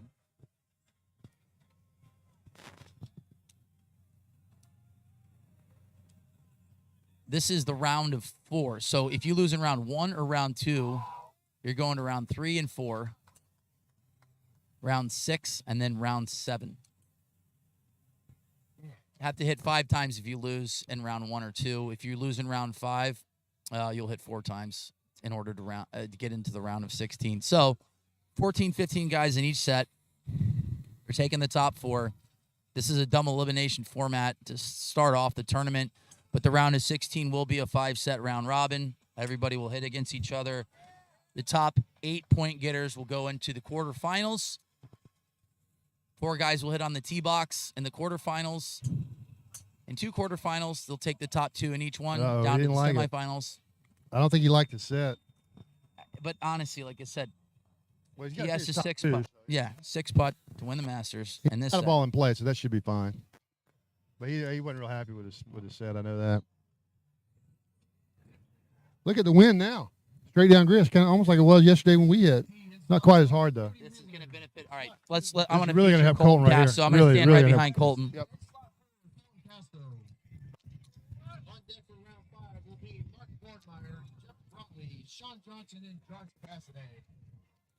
All right, we got a good group right here.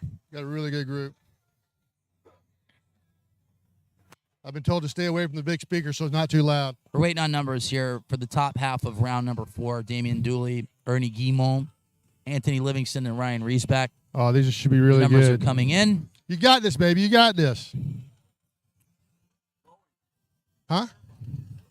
How you hit the face?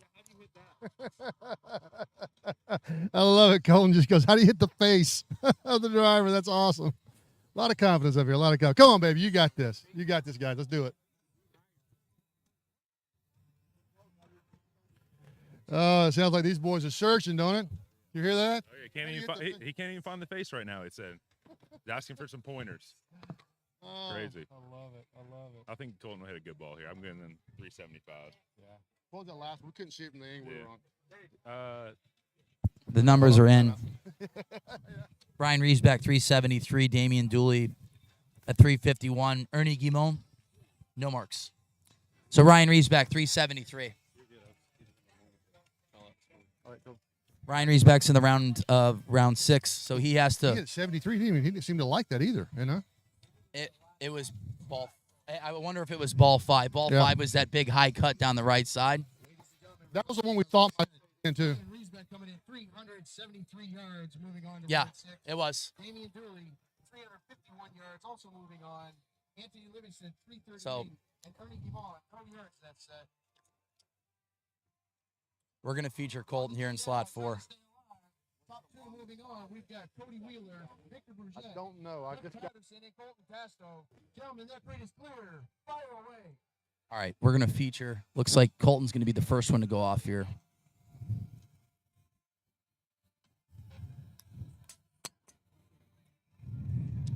Little slinger.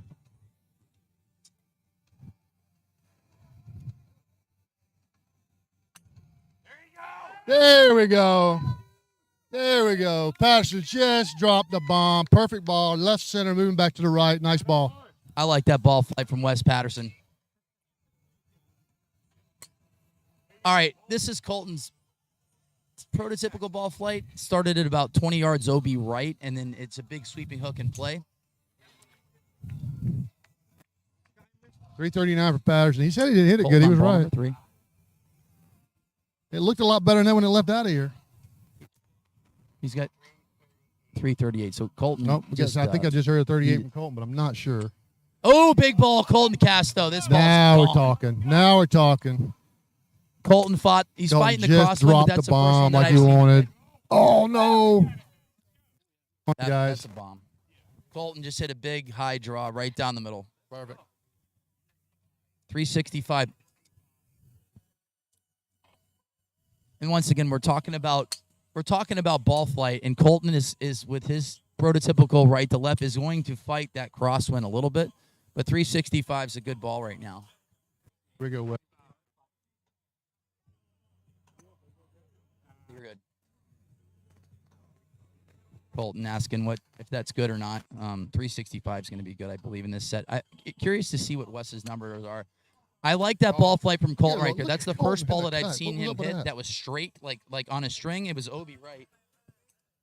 Yeah, he's trying to hit a fade. What did Wes go? It wasn't as good. Only like 338 or something like that. It wasn't a big ball after all. Okay. All right. Even though Colton's last 2 balls are OB, really like the ball flight. He pulled one left on that last ball. It was probably 160 feet in the air instead of his normal 220. And this 5th ball he hit was just a block. That was a straight block. He's starting to figure it out. But the ball that he hit was probably a 15 to 20 yard right to left, and you could just see that ball speed was moving it. So Wes's ball was 338. Yeah. I like the ball flight. It was very similar to Martin Borgmeyer's, but it really comes down to the carry. Like, you got to carry at I think he 350. caught it solid. He said he missed it, hit it, and thinned it a little bit, I think. But you know what? It looks like Wes is pressing. He doesn't look. You look at the tension in his body. It looks like he's pressing. That first ball that Wes hit, it looked good though. Like, I mean, it was a nice ball flight. It was probably 180 feet in the air with a little bit of a cut. Yeah, and it was moving right, riding the wind, looking good and everything. And I was really surprised it only went 38, but. His comment was, it was funny about his friends behind him. He goes, "Oh, I like the enthusiasm, but I hit the heck out of it," or something like that. Got it.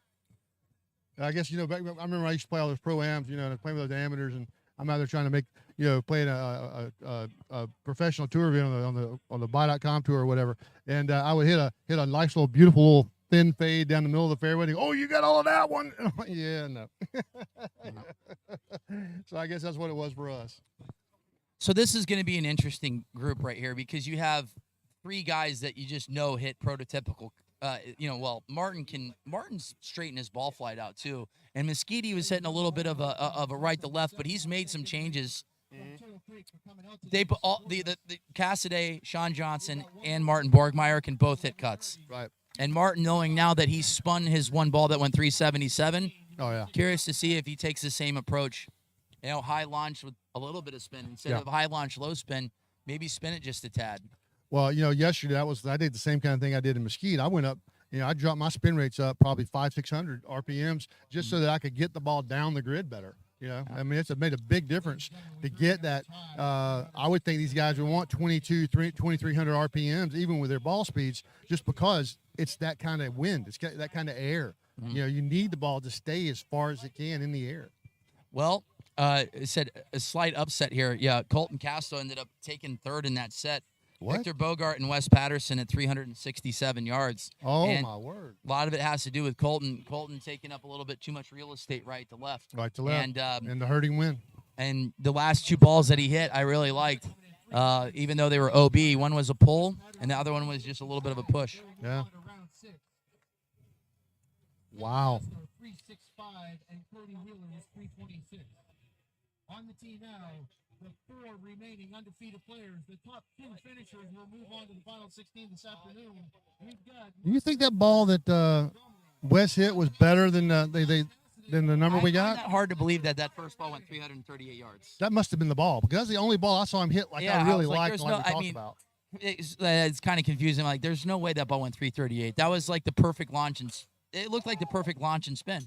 So we're gonna take a Boy, flyer. And say that Cassidy just showed off. Did you see that Yeah. one? He yelled at one already. That's a good sign for him. To be a good group for him to nail it early too. You know, So kind of serve a little notice to these other guys because we got a strong field right here, strong group. So you have Martin Borgmeyer, who him and Kyle are the fastest guys on the planet, and then you got Sean Johnson and Josh Cassidy that are right around 220 guys, and Cassidy's been up in the mid 220s as well. And Jeff Brumley going through the winners bracket as well as in slot number 2. Jeff's been at a lot of events in 2020 and 2021. I saw him a bunch at the One Stop Power Shop when the PLDA was just getting started. He was at a lot of events. He's hitting the X-Hot too. That's a good head from Callaway. Yeah, it is. That was a really good head. So in the round of 4, Victor Bogart and Wes Patterson ended up getting in. Colton Castle, I said, the first surprise of the day for me. Oh, we got 2 people yelling. I love it. I love it. And Martin and I talked about it yesterday with a double elimination format. He was very relaxed in the round of the set of 5, his first time coming up in Mesquite, and I said I kind of missed the Martin Borgmeyer of old, getting fired up in round number 1. So I wonder if he's going to take that approach today. Yeah, we just got to fuck yeah. Yes, we did. Yes, we did. That's a good sign. God bless America on this lovely Saturday. It's not Easter yet. Tomorrow is. Yeah. Lord, I apologize for that there, and please be with the starving pygmies down in New Guinea. That was Larry the Cable Guy. So Cassidy did like that ball.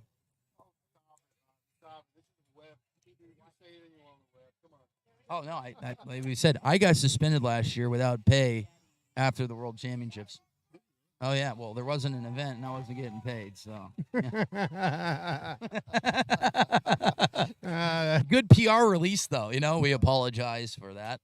But. Loving one. We got some bangers right now. Guys are banging, and they're talking, too. That's what I'm talking about. That's Dave, what makes long you're suspended for the rest of this set. You're not allowed to say another word until the last ball is hit. All right, the last ball is off. Mobley is back off suspension.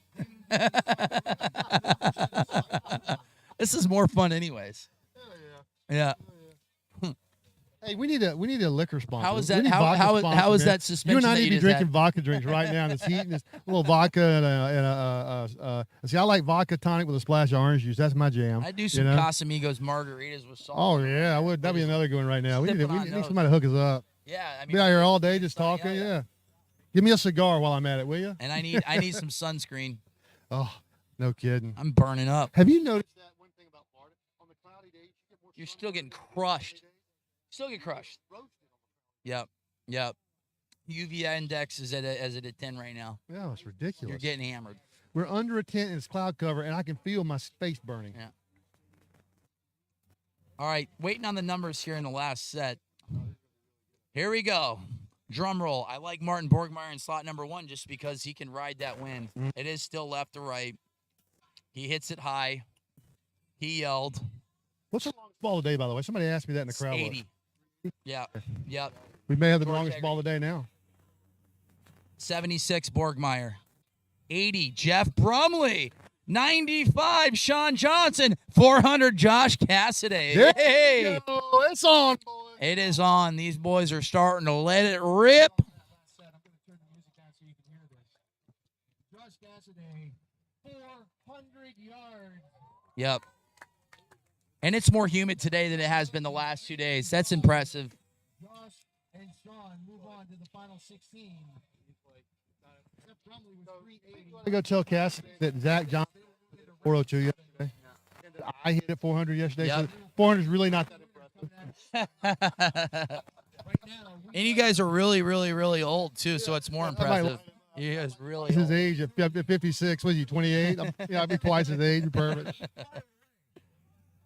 I said Mobley just came up in a wheelchair and an oxygen tank. It was Tiger-esque what you're doing right now. Did you hear what we did last year in Denver? We had a little fun match. Me and him and Riesback and about 4 or 5 guys. And let's see, I believe Kevin Blankhorn was involved. By the way, everybody, we want to give a shout out to Kevin Blankhorn right now, man. He's battling cancer, going through chemotherapy and everything. Kevin, we love you. We miss you. We really can't wait for you to get back in the senior division, man. It's not the same without you. Absolutely. He was on yesterday. God bless Tim Hortons. But anyway, I got to say, though, this was funny. So Blankhorn, me and Kevin, right, came up with the idea. He goes, we ought to get a yard, 2 yards for every different age, different in year, right? Well, I was 55, man. And Cassidy was like, what is he, 28 or 29, right? So he's giving me like 60 yards. And I told him, I said, you have no chance of beating me. And I dusted him.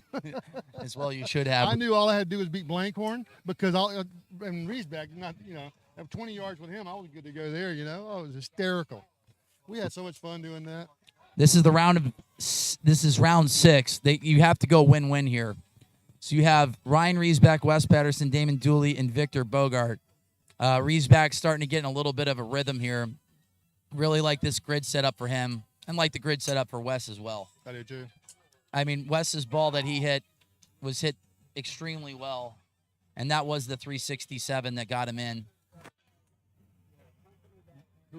You got Damon Dooley in slot number 3, and Victor Bogart in slot 4. Yeah, Dooley's got some major speed, dude. Yeah, football player. Yeah, he's figuring it out, isn't he? Yep. He was talking to me yesterday, and he was telling me, he's made some. He's starting to get the hang of it now. I think he may be about to turn the thing up. He's a 210 guy. That had to be more than 210. Yeah.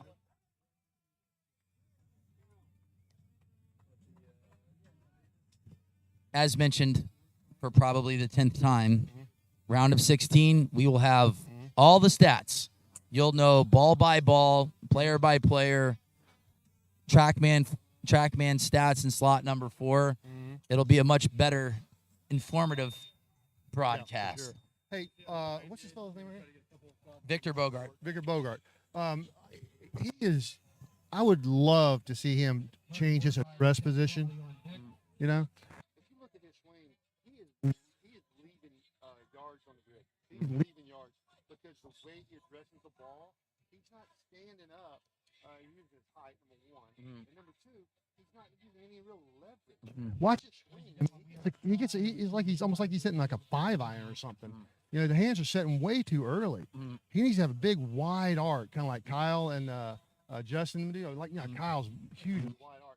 But at his height and size, if he would widen that arc out, and have it wider coming into the ball, be in a better body position like we talk about over the top of the ball. It's leverage. I'm telling you right now, he can hit it 10 miles or 15 miles an hour faster than he's hitting it right now. All right, I'll give a shout out to Rick Silva. So I'm out, my guy. I'm in Chicago hanging out with Rick. Rick owns Movement 3 Golf, and I was telling him, like, man, I don't feel my legs in my swing. And he goes, that's because you've hit like at 400 trillion corporate and charity events over the last 10 years. He's like, your legs are shot, but he's like, let me get you on gears. Takes 30 minutes to set up on gears. I'm warming up at the True Spec in his place in Chicago, and I like top out at 137 on the quad. No shit. He put.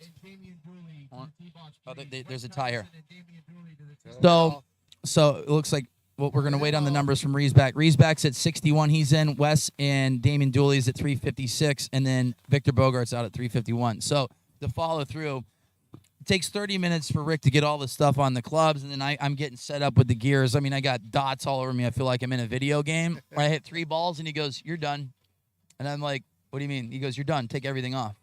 I was like, "What's the problem?" He goes, "The only number I'm looking at is this, 13 degrees." And I'm like, "What does that mean?" He goes, "You're practically like falling on the golf ball." He's like, "You need to get the weight back in your heels."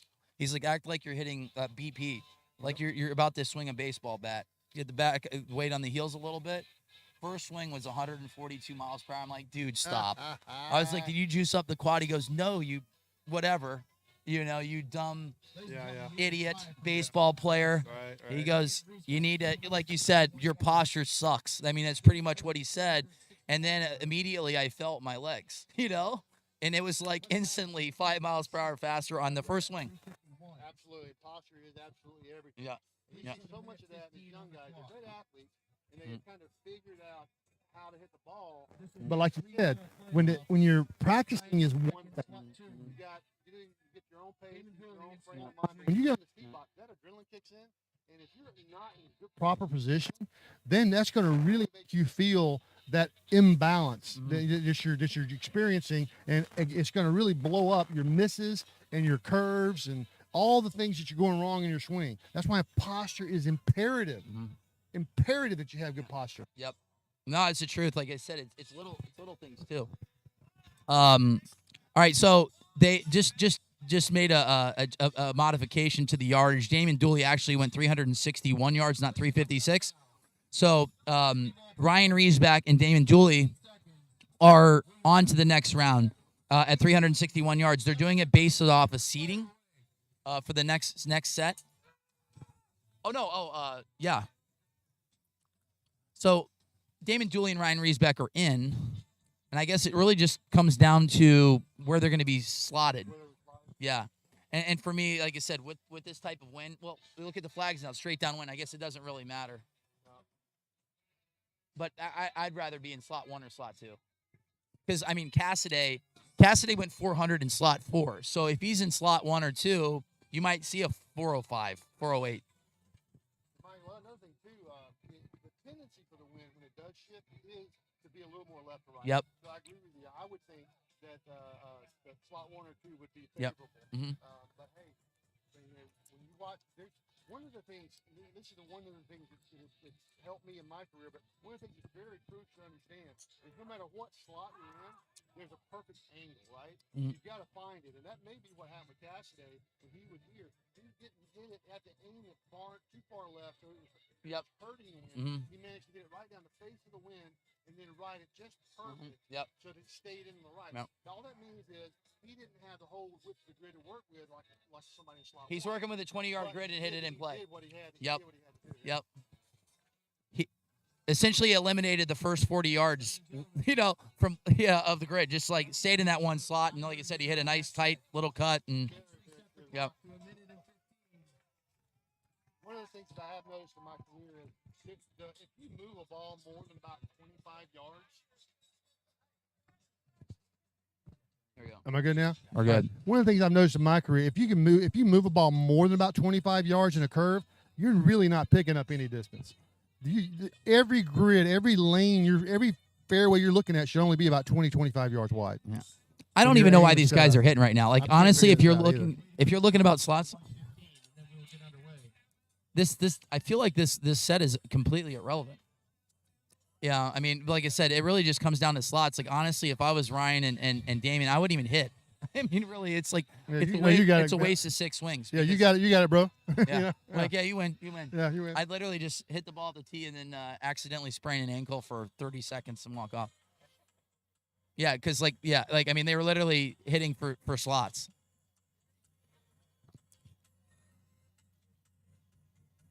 Yeah.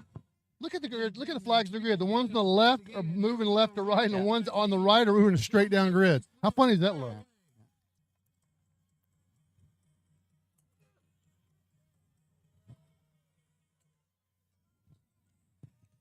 And Ryan looks a lot better now too. Looks like he's getting in a nice groove. He does. And I really like what he's done this year. He's really softened his stance up. Which just softened his whole body up at address. Yeah. He looks much more relaxed than he has in the past. Yeah. And I love the big tempo, the big slow tempo. That he's incorporated. I know in the years past, you'd always tell he was struggling because his tempo would look like he was pressing too hard to try to hit it too far, and he wouldn't get anything out of it. And I think he's kind of figured out that there's that perfect little groove in there that you look for, and you find your own groove, and it works for you. And Ryan is a veteran. He's been in it a long time, and you don't really see the best in the world like lose too much speed. I mean, you're the perfect example of that at 56 years old. Still in the high 200s. I mean, what do you feel like your max is as far as ball speed? Well, last year the 205, the world, I did that. I did it. Was it Mesquite too? I think. Yeah. I've been working actually, and I've gotten my club head speed up finally. I talked to Justin and Kyle. I got some advice from them, and then I had a really good conversation with Ryan Gregnall yesterday. But it's about getting my hips in the right position, and I managed to jump my club head speed up to 140 for the first time in 15, 16 years. And I'm really excited about the rest of the year. I've just got to get certain little body things. This impingement thing, I got to get it taken care of. My chiropractor, Chance Wonderlich, has just been amazing throughout the last 8 years I've been working with him. But this last year was unreal because this impingement was an issue last year too. And he's got ultrasound, and he does the right adjustments, and he usually keeps me healthy. But sorry with Zach Adams, because Zach texted me at like 6 in the morning a couple days ago, and he's like, "I can't move. Do you have a chiropractor?" Oh, I love it. Well, I sent him tell to a you, chiropractor. I Sorry. praise chiropractic care, and I'm glad you did it. I'm glad to see Zach win and do well. I know what it means to him, and he said the nicest things to me yesterday. Oh, I love it. I love it. He said the nicest things to me yesterday. He said he thought about it all winter, being on the tee with me and competing. And I that just meant so much to me because I love it. I love it when someone brings it like Zach does, and the energy level and the commitment and the way he hit the ball yesterday. He swept everything, and the bonus ball and everything. It was amazing. It was a hell of an impressive performance yesterday by Zach Adams. Just all the way around. yesterday, it looked like, or 2 days ago, Zach was just a tad better than everybody on Thursday. It just by a couple yards every single set. And, he didn't lose any energy whatsoever. He just gained energy. And we always talked about his 2003 Dockers that he wears. He should be sponsored by Dockers for sure. He should. Him and Jim Harbaugh. Oh, yeah. Oh, yeah. How about him breaking out the endless summer golf shirt yesterday? I loved it. Isn't I that loved hysterical? There's a shout out to Jeff Farley. Oh yeah, and Anthony Newville. We got the A Train. We got our first one with Royalty. He was wearing a Royalty hat. So thank you, Zach. I love it. That's fantastic. I got to retire his hat at the shop. Oh. All right. So Riesback ended up winning that 6-ball playoff for seeding. Well, this is what we're talking about. I mean, Because now he was he's going to get right back on the tee. So yeah. if you knew that you were going to be in losing, you just want to lose because he hit in slot number 1. So, all right. You have Damon Dooley, Martin Borgmeyer, Ryan Riesback. Ooh, that was a good swing. Jeff Brumley. Riesback likes the ball. Yeah, that was a really good swing by Riesback. I like that move a lot. You see the way he set that and loaded and really went after it. That was the hardest swing I've seen him take yet today. That was a big ball. That's the one thing that I look at from the side is like, did they get their hands to set at the top? Oh, he looks locked in. Yeah, he's feeling it now. That's much better. Now he's dialed up. I love it. I love it. I'm going to take a peek at Borgmeyer right now. Staring down the barrel. Woo. Man, that was a hard swing right there.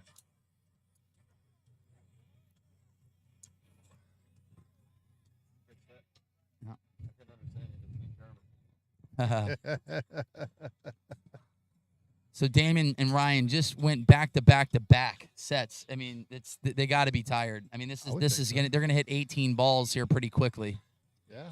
But Ryan even mentioned it yesterday. He kind of likes going back to back right away. He says it keeps you in a nice rhythm and flow. And Martin just looks just a bit off here in slot number 2. Damon, haven't heard any word out of him or Brumley. Borgmeyer looks like he's guiding a little bit. You know what I mean? It almost, like you said, it's almost like he's almost accelerating at the golf ball, trying to guide it. He just needs to get the hands to set at the top and just let those hands go through that golf ball. Hit through 3 golf balls, or in baseball terms, hit through 3 baseballs.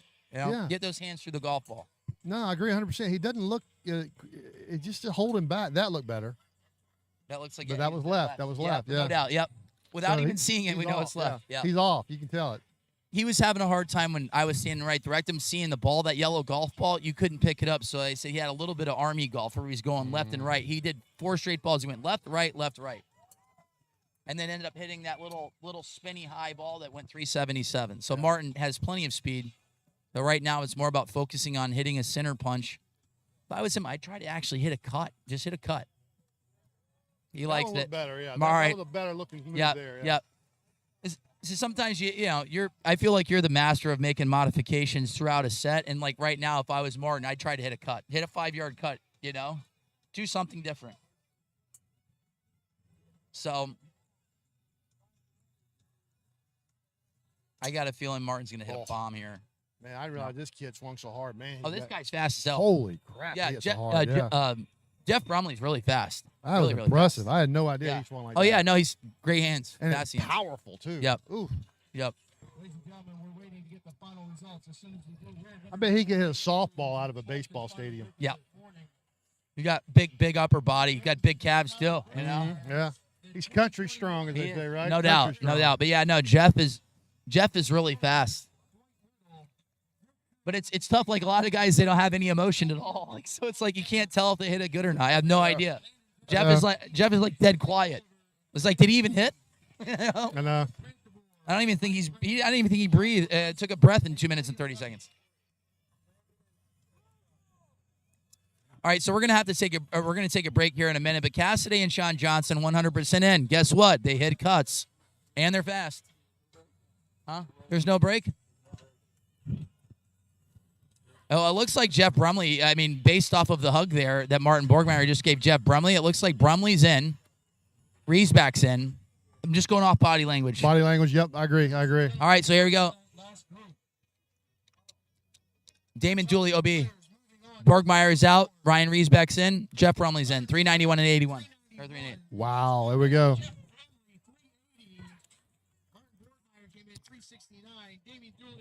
So that's something we're going to ask Ryan. Hey, you just went 3 sets in a row. Why did you even hit in the second? Why did you even hit in the second set? Because it didn't matter. If you knew that if you lost, you could hit in slot 1, which at the end of the day it didn't even matter because he went 391 on that first ball. We said it a million times. Why is ball number 1 normally the best ball you're set? What's your answer? Why? Well, I think what a big part of it is for the guys here. Mine is always I like to hit a first good ball and then build on it, right? Because I'm feeling it out. But I think for a lot of these guys, they get up here and they're so ready to hit, and when they hit a good first ball, then they try to go harder at it, and that throws them out of rhythm, and that's why it's usually the first ball. I don't think it's necessarily that they're. I think if they would just kind of stay in that rhythm that they had on the first ball instead of trying to press and hit it harder, then they would build on it as you go. One of the things, the big keys, the secrets to hitting good balls and having a good set is to ride the momentum that you just naturally build. But what happens is if you hit a good first ball, you start pressing, Yeah. and then you just everything goes to shit. It's going everywhere. It's Yeah, going goes to everywhere. shit, yeah. Cassidy, Sean Johnson, Ryan Riesback, Jeff Brumley. So Ryan having a horrendous first set because he has no responsibilities whatsoever to the PLDA or anything else that goes on with this tournament. Riesback, comes out of the grave there and the first set to end up going win. I mean, he had to hit 5 sets, which, like I said, that one set was for slotting. But Jeff Brumley, like you said, don't know if he even took a breath in that last set. Didn't even hear him. But you said he's super fast. Yeah, he's really fast. I know. Great I was swing, impressed. country strong, Very big dude. impressed. Yep, country strong. Yep. But Who was it back in the old day? We called Big Country. Brooks Baldwin? heck yeah, man, Brooks, big country with a K. God, I love to hear him sing Elvis. Man, he could do it, couldn't he? Yeah. He came in second in the world in 2007 to Mike Dobbin. That was Yep. my first year. So, you had Bullard and Baldwin. Bullard and Baldwin. Give a shout out, Ken Bullard. What's up, man? What up, kid? Bull. What's up, Big Diddy? Oh, God, Big Diddy. Diddy. I got so many Kevin Bullard stories. On my word, that's some of the funniest stuff I've ever happened. Hilarious. Oh, you guys got great hair. Look at these guys. You guys work out? What's going on? How are you? Good to see you. Heard a lot How you of good been? things about you. Good. Were you guys in Mesquite when? Yeah. I'm great. I was good commentating. Oh, thanks. Well, we're only the best in the world. We're only the greatest. No, I'm just I'm kidding. going to take a potty break. If Bobby Ray is going to be out here, we're going to rip him. So, all right. Well, we're going to take a potty break. You want to talk? Introduce yourself. You don't have to talk. We're just kidding. But we're going to be back. Potty break. But 12 guys are into the round of 16, and the world champion, Kyle Berkshire, is about to go bang them. I'd be interested to see how far he's hitting. I'm guessing that there's going to be a 400-yard drive coming up from the 2-time world champ. We'll be right back. Right after this.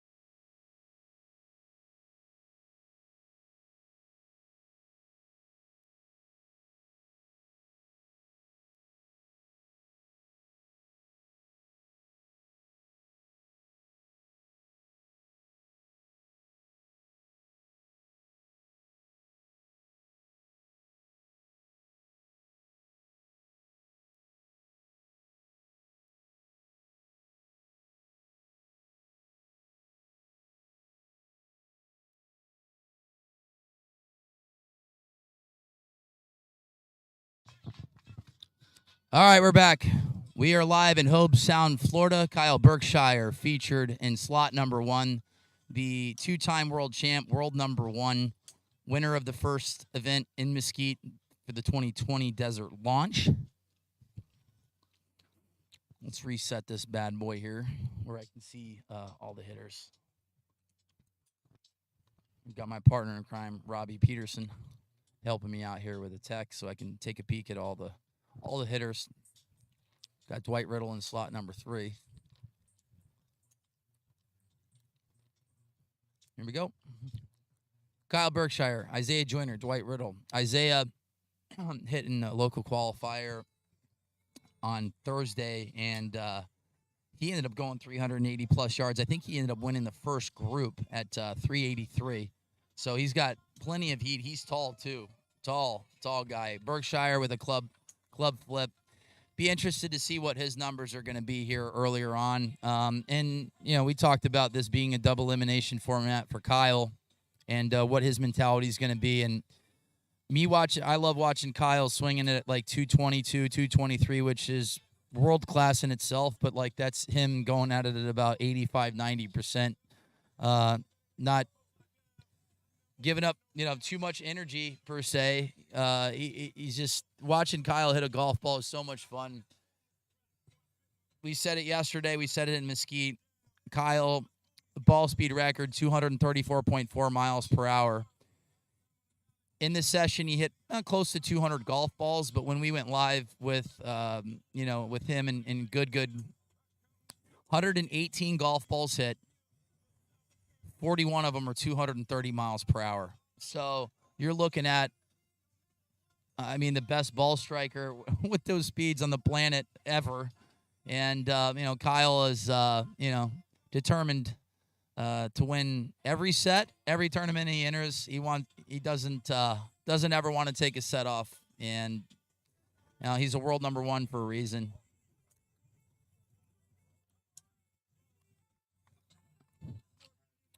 Once again, once the round of 16 starts, we'll have all the data in front of us as far as every single ball, all the yardages, all the players, even profiles on the hitters sitting in slot 4.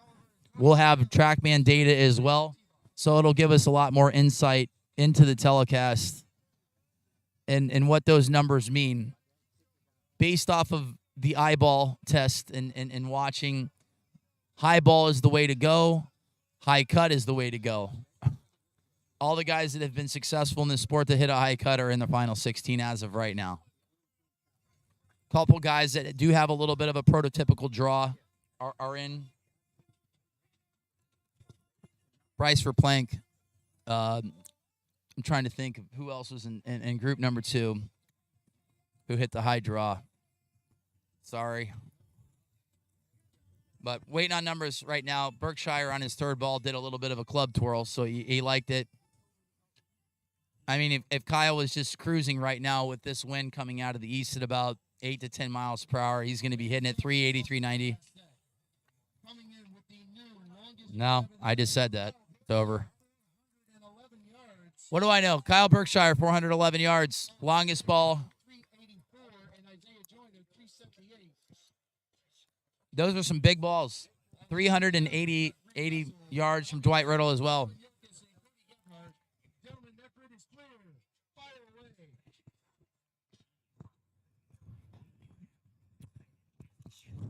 Kyle Berkshire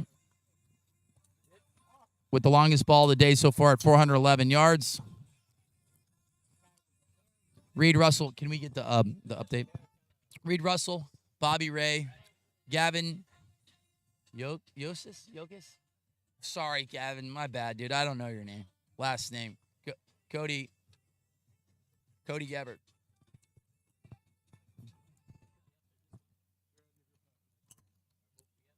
All right. Kyle Berkshire, 411. Dwight Riddle, 384. Isaiah Joyner, 378. Those are big balls. Right now, it's getting hotter out. The wind is straight downwind right now. We don't have any left or right that I'm looking at. We're looking down the barrel. The flags are straight downwind. So it's it's east to west wind, east to west grid. We got Bobby Ray here in slot number 2. It's going to come down to the best mullet in the tournament. I mean, it's either Bobby Ray or Nick Vorback. So, phenomenal mullet. Reed Russell, one of the best hitters on the planet, came into the sport last year as a rookie, former professional baseball player. Really, really good hitter. But his prototypical ball flight is right to left. So, I don't think they're going to per se struggle, because of his ball speed in the 220s. But Colton Casto hit a ball today that I was watching directly behind him, and he hit a really good ball, but he hit a 20-yard draw into a cut wind, and there's a reason why he's out. He didn't really make any changes until his last couple balls, and I was able to speak with him right after the break, and he hit a ball OB right that was dead straight, and the more you get into this sport, the more you get on the tee box and hit golf balls, you start making adjustments. And like I said, Colton, even though he's been in a sport for 3 years, he still, needs more grid time and to make those type of adjustments, and not be so much of a one-dimensional hitter. Because I'm talking about Colton. Colton, plenty of ball speed, but didn't really make any changes to his ball flight, where he hit a nice hard ball, a great looking ball, but he hit a draw, like a hard draw into a cut wind. So, and Reed Russell is very similar to Colton. Oh yeah, with ball speed, ball flight, and be curious to see if Reed Russell makes some changes today. But the flags are more straight down. Yeah, they're not as hard left or right as they were at the last grouping. Yeah, which you should favor. It should help him out. Yeah. But Kyle Berkshire 411, first one out the blocks. That's impressive. That's impressive. Here's the 411. Nice shot, Kyle. Yeah.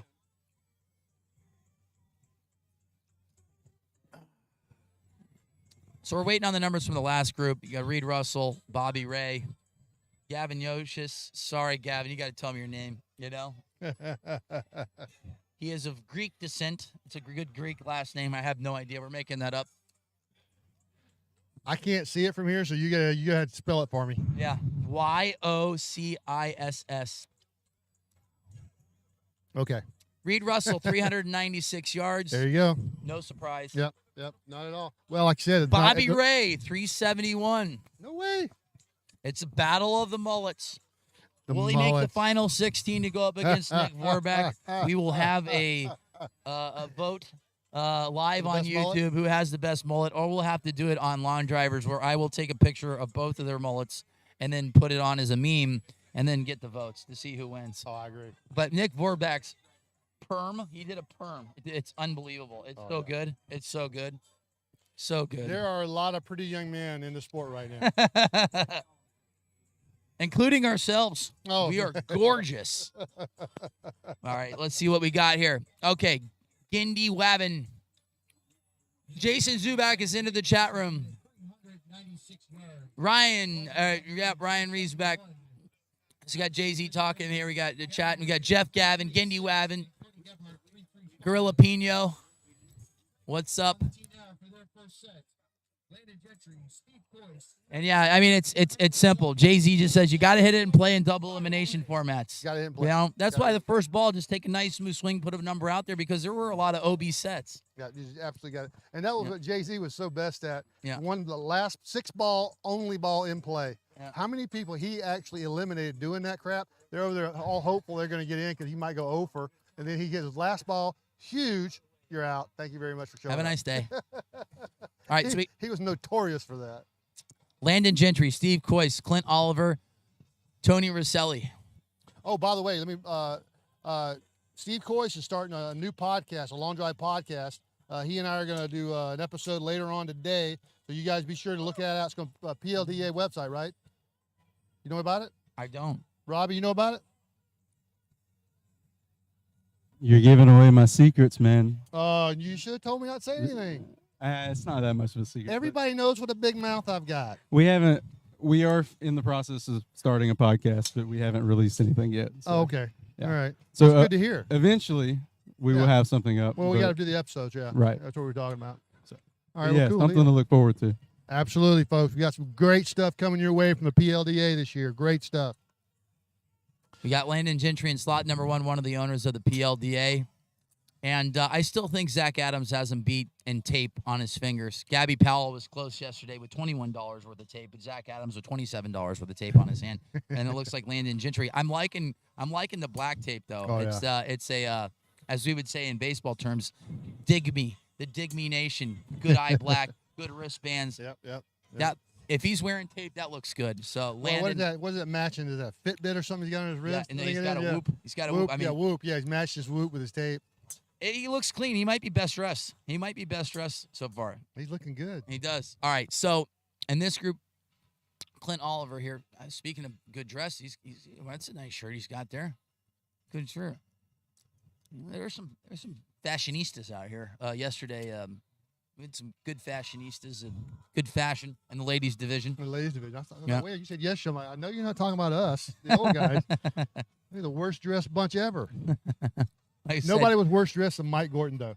The man could not match an outfit for anything. He was by far the worst dressed long driver in the history of the sport. Hall of Famer, by the way. I know. For worst dressed I and talked for to him the hitting a other lot day. of balls in the grid and winning. Oh, I learned a lot. I learned the most from that one human being in lawn drive than anybody else. Yep.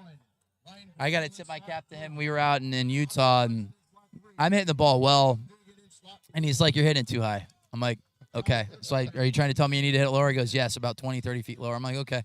End up winning the qualifier, what have you. And it was tough to win those qualifiers. You'd have only two spots for there'd be a bunch of hitters. Yeah, you're like 30 guys hitting. Yeah.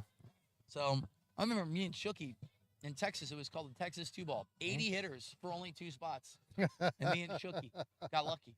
I got lucky. Shooky. I can't believe he's not here. I hope we see him sometime soon. He's a supermodel. Yeah, as well. he is. All right, we're waiting Him on and numbers. Dwayne Johnson, they swear he looks just like The Rock. He looks so much like The Rock, it's not even funny. Yeah. All he needs is that tattoo, the Samoan tattoo stuff, and he would be spitting image. A body double. All right. Landon Gentry, 371. Stephen Coyce, 349. Clint Oliver, 318. And Tony Roselli, 358. So we've said it. We'll keep saying it. If you hit it, if you carry it 330 to 349, you're done. You have no chance. Done, yeah. So you could literally land it at 351, and you'll hit it 360, 370. But on the tee now to finish off this first round, we have Brent DeBoer, Ryan Gregnell, Joshua Bryson, and William Dugan. Gentlemen, that grid is clear. Fire away. all right, so we got Greg Null in slot number 2. Just became a member of the 230-mile-per-hour club. He ended up hitting it over 5 times in one session and ended up at 231.9. So the fastest ball was recorded on Track Manor by Kyle Berkshire, Martin Borgmeyer, and Ryan Gregnell. Gregnell, the pride of Canada. Canada swept yesterday. They looked awesome. Yeah, and they won everything. Yeah. And we keep saying it. Tim Hortons, you need to be the title sponsor of this organization and give me a franchise down in South Florida, please. Put one right next to my house. Well, if you do that, then George Schlepsky's moving in, because I'm going to tell you what, no man ate more sweets than George Schlepsky. The man lived on sugar. I've never seen anything like it. Well, I haven't had Tim Bitz or a Tim Hortons French vanilla in a long time. When we went back to the old days of the Canadian International Long Drive Championship back in 2001-2, the Schlepsky would go to Hortons 3 times a day. Yeah. Oh, yeah. Place is awesome. All right, Brant DeBoer is in slot number 1. Ryan Gregnell in 2. Joshua Bryson and William Dugan. The Animal, one of the greatest names ever in the history of long drive. Yep. He looked like an animal. Was he an intimidating-looking fella? Big dude. When I first got into long drive, I got to practice with George in 2007 with Del Hatfield. I played baseball with Del's sons, who were my friends or are my friends, and George was awesome. We'd go out and practice, and he was significantly bigger and faster than me. One of the largest backs of any human being I've ever seen. But that's because his hips were so small too. But I think he had like a 30-inch waist, maybe, But his back was ginormous. Monster. It was a living billboard when he'd walk around. Yeah. One of the funny things about George, you know how intimidating he looked. I had everybody back in the mid-'90s when I first came in the sport. I had everybody convinced that George was the Golden Gloves heavyweight champion from Erie, Pennsylvania. Mm-hmm. And Daryl Anderson, finally, another former world champion, 94, a good friend from North Augusta, South Carolina. Daryl Anderson finally spilled the beans on me. He goes up and asks George, "So what was your record when you boxed?" And George goes, "What? I never boxed. I played baseball. Oh, the trash talking we used to do back in those days. Oh my word, Bobby! It was a blast. I'm having a blank. He was from Pennsylvania. Joe Shuba. Oh, good luck. If I'm going into One of the fight, I don't scariest even have to looking fight. people ever. Yep, Shuba. And we always joked about, said Mike Dobbin and Mitch Dobbin. Like, I don't know who'd you rather get in a fight with. I mean, Mike's 6'9", 300 pounds, but Mitch, like, I want Mitch. Mike I want says both you don't those wanna guys fight on my Mitch. team. Yeah. Mike says you don't want to fight Mitch. He trained. He did MMA training and stuff. Was one of the great MMA fighters. I forget which fighter it was, but Mitch did some specialized stuff there. And Mike said you don't want to mess with Mitch. Oh But, Lord, yeah. is that not a situation of I want to of be on those mini guys' me team. when those two walk around? Mitch is It is just like was it Dr. Evil and Mini Me? Yeah. Oh my word, his Yeah. brother Mike is so ginormous, and Mitch normal size. Yeah, But well, Mike makes Mike's- all of us look small. Mike's you know? 6'9", and Mitch is 6'2", 205, 210 with no fat on himself. Oh, he is ripped. I miss him. I want him on my team in I the miss fight. him. All right, so let's take a peek at these numbers right now.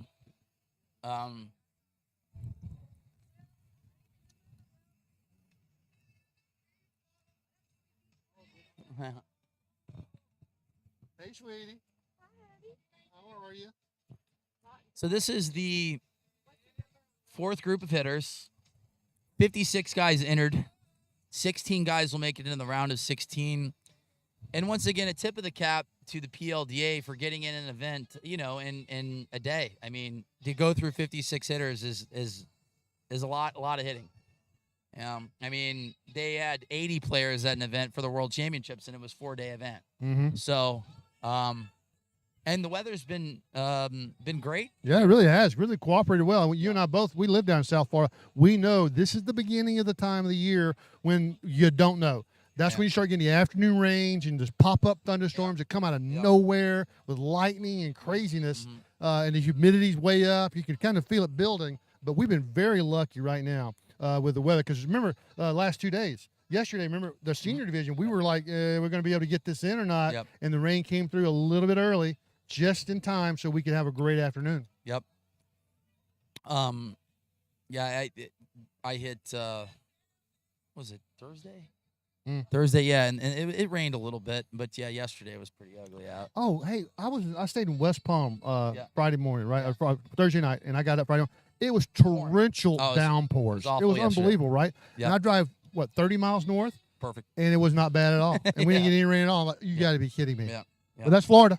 It can literally rain on one block, and you can look across the street, and it's not raining at all.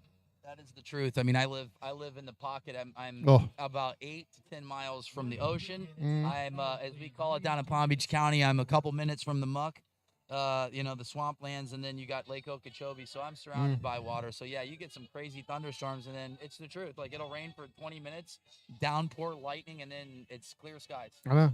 Yeah.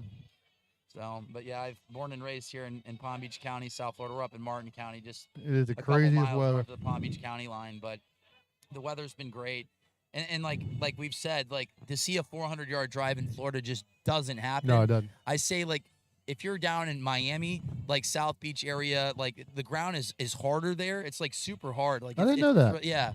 So if you get a good southeast wind at 15, 20 miles per hour and get some rollout, you'll hit a 400-yard drive, which I've done plenty of exhibitions, to where I'm like, that's the only place I think you could hit at 400 yards in Florida is down in like South Beach, like Miami Beach Country Club, Biltmore, because the ground is a little harder. Normandy Isles, the concrete.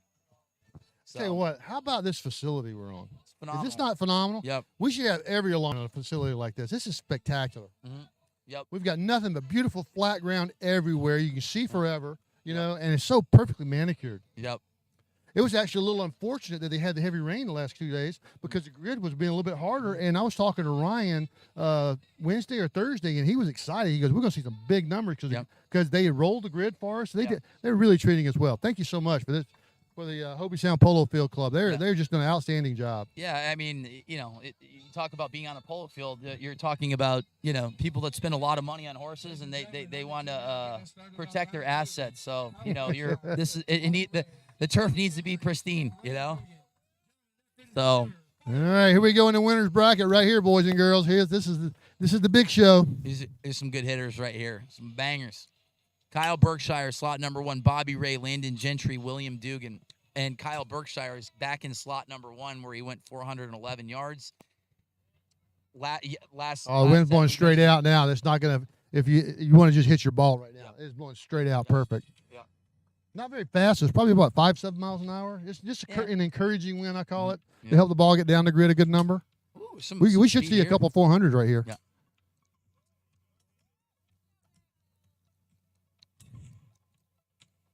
Bobby Ray. Bobby Ray. I don't know if we can call him the king of the mullet yet. It's not big enough for a mullet, man.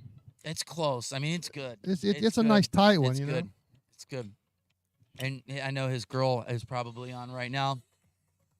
We would say he's probably the top 3 best-looking competitors of all time in the history of the sport. Oh, no, man. We had some good ones. Yeah. He's a pretty man, though. I can tell you right now, he's a very pretty man. Yeah. As my wife would say. Yeah. Shout out to Said my it. wife, Lori. You know, the guys from Country Club Adjacent said, you know, they had a good back-off challenge with him. Oh, And, my God. Was that just hysterical? it's hilarious. So those guys, you know, Griff Pippin and Jake Adams were at the last event, and you know, great dudes, love the game of golf, and you know, even they said Mark Smalls and Blake Weber round out that team of comedians, and they were great. They you know? really were. They were really funny. Yeah, I've been watching some of their stuff. I started following them on, I guess, Instagram now, and yeah, they got some great stuff. They're I was really glad to see him hook up with JD and Loudmouth too. Oh yeah, that was yeah. a great. I remember that clip specifically, and I forget what it was. They got to back off talking about a sister or something, and John Daly standing there, he goes, "Well, I'm from Arkansas. That's okay." Yeah, Whatever it was. It Yeah. was some funny shit, man. It was really is. funny. Yeah, Kyle was kind enough to invite me, Eddie Fernandez, and Tim Burke down to a Puma event, and they were down there just ripping everybody, like even like Dave Portnoy from Barstool Sports getting up there, and there's like one shank, everybody knows the rules, you know. And yeah, Johnny Damon, you know, shout out to Johnny who's a Johnny, huge yeah. fan of Lawn Drive. Huge. Now you say that guy's a legend. He's got the best hair of all time in sport. absolutely. Of sport, you yeah, know, he really- in the beautiful. history of life. And Johnny just he was down there, and you know the Country Club Adjacent guys are just ripping him. So once again, we will have all of the stats, ball by ball, shot by shot, round by round, hitter by hitter, in the round of 16. We want to keep the iPads cool instead of. Reed Russell, slot 3, Tony Roselli, and slot 4, Ryan Greco. Here we go. On deck, Isaiah Joyner, Cody Gebhardt, Steve. Are those? I got a question about Greg Knoll. Yeah. I mean, you know, he's a fit guy and everything, but are those out of bounds steaks or are those legs? Like, you know, I he's said the walking same thing around about on 'em, but mine. Those are like the skinniest damn legs on a man that size I've ever seen. I was thinking more about pale. I mean, They're pale too, He yeah. doesn't, Well, he he's doesn't from look like a Canada. guy that Yeah, sits out at the yeah, beach or at the beach in Toronto. You know, is there a beach in Toronto? I know there's a Lake Ontario or There's gotta be a Ontario. beach, right? Yeah, Gotta be a maybe. beach. But, Maybe we get Windy. Maybe Windy Gavin could call in and let us know if there's a Gindy beach. Wavin. Gindy Wavin. Gindy. I love her and Jeff. That's who we really, really need right now. I Jesse understand, Eddie. Pedersen, the slinger. Here we go. We got Yeah. some boys in here now. Boy, Hey, I love we it. got Macho Man. We got Jay-Z. We got Jesse Pedersen. Hello in Canada as well. Jesse, have a Yes, brother. Yes, Tim good to Hortons see you. for me. The original slinger. Yeah, definitely. Keep the original sling slinger, it. man. Throw it out.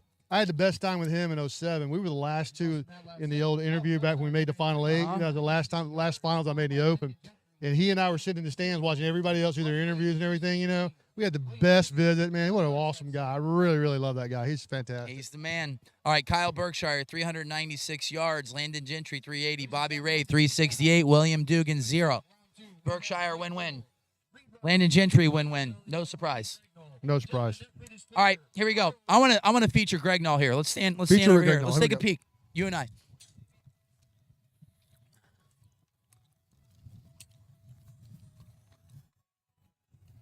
All right, me and Mobs are going to take a peek at Mr. Greg Knoll here. Mr. 230, Obi left. Hey, beautiful. How are you doing? Good. How are you doing? Got your boy here on the tee. Is he ready? He's ready. looking He's hitting good. it good. Yeah. Good. I love it. I love it. Excellent stuff.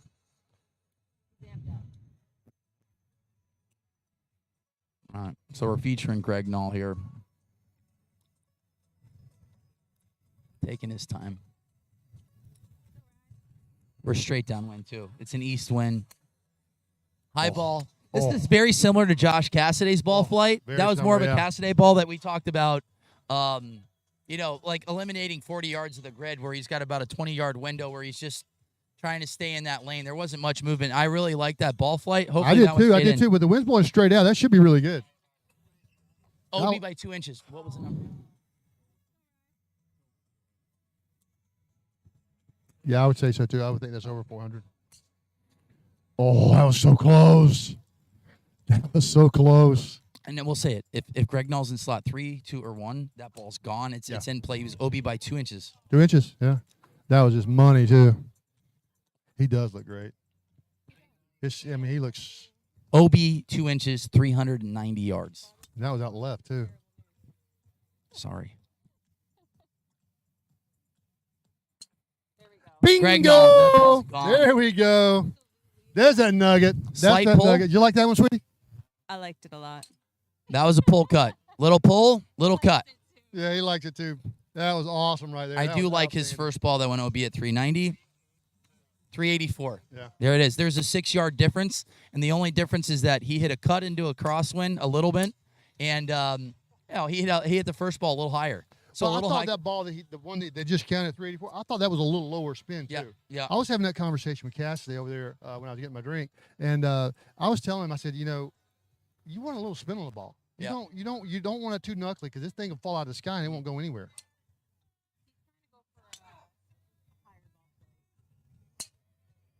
That ball's perfect. Yeah. That ball's Absolutely gone. perfect. Absolutely perfect. That ball's perfect. Money shot. He said it high in Money the fa- shot. Well, I said if he hits it high in the face, normally when you hit it high in the face, it lowers the spin. So Less spin.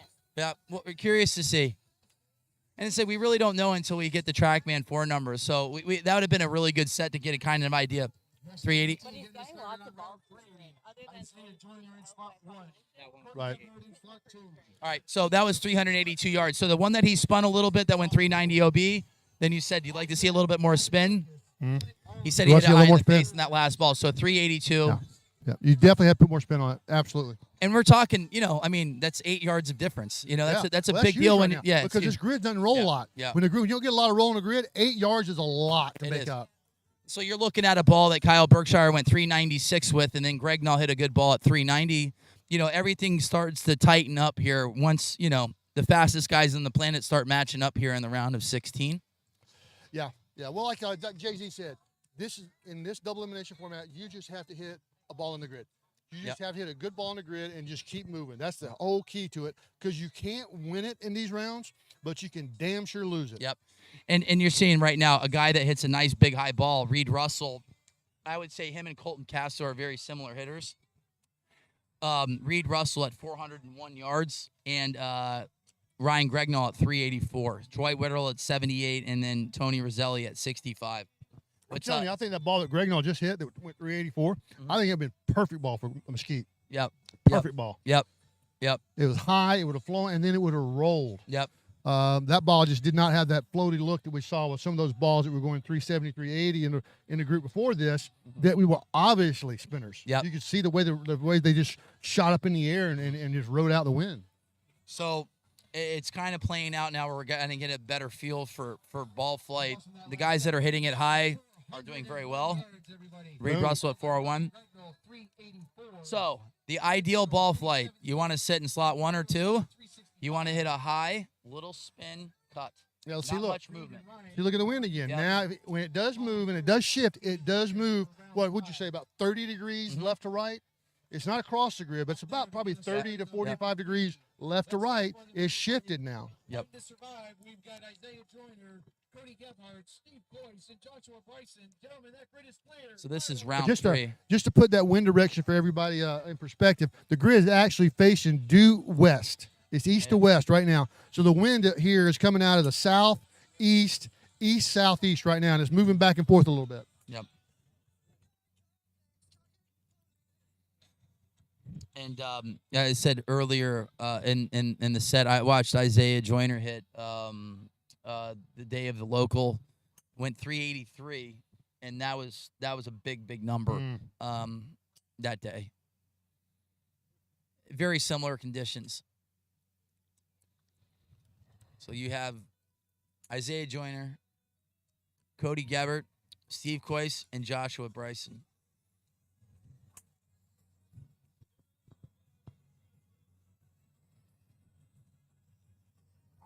Steve Coyce has made multiple, TV rounds with in World Lawn Drive and TV rounds at World Championships as well. Got a really, really nice swing. Yeah, he does. Steve's trying to play some professional golf too. He's trying to do it kind of like I did.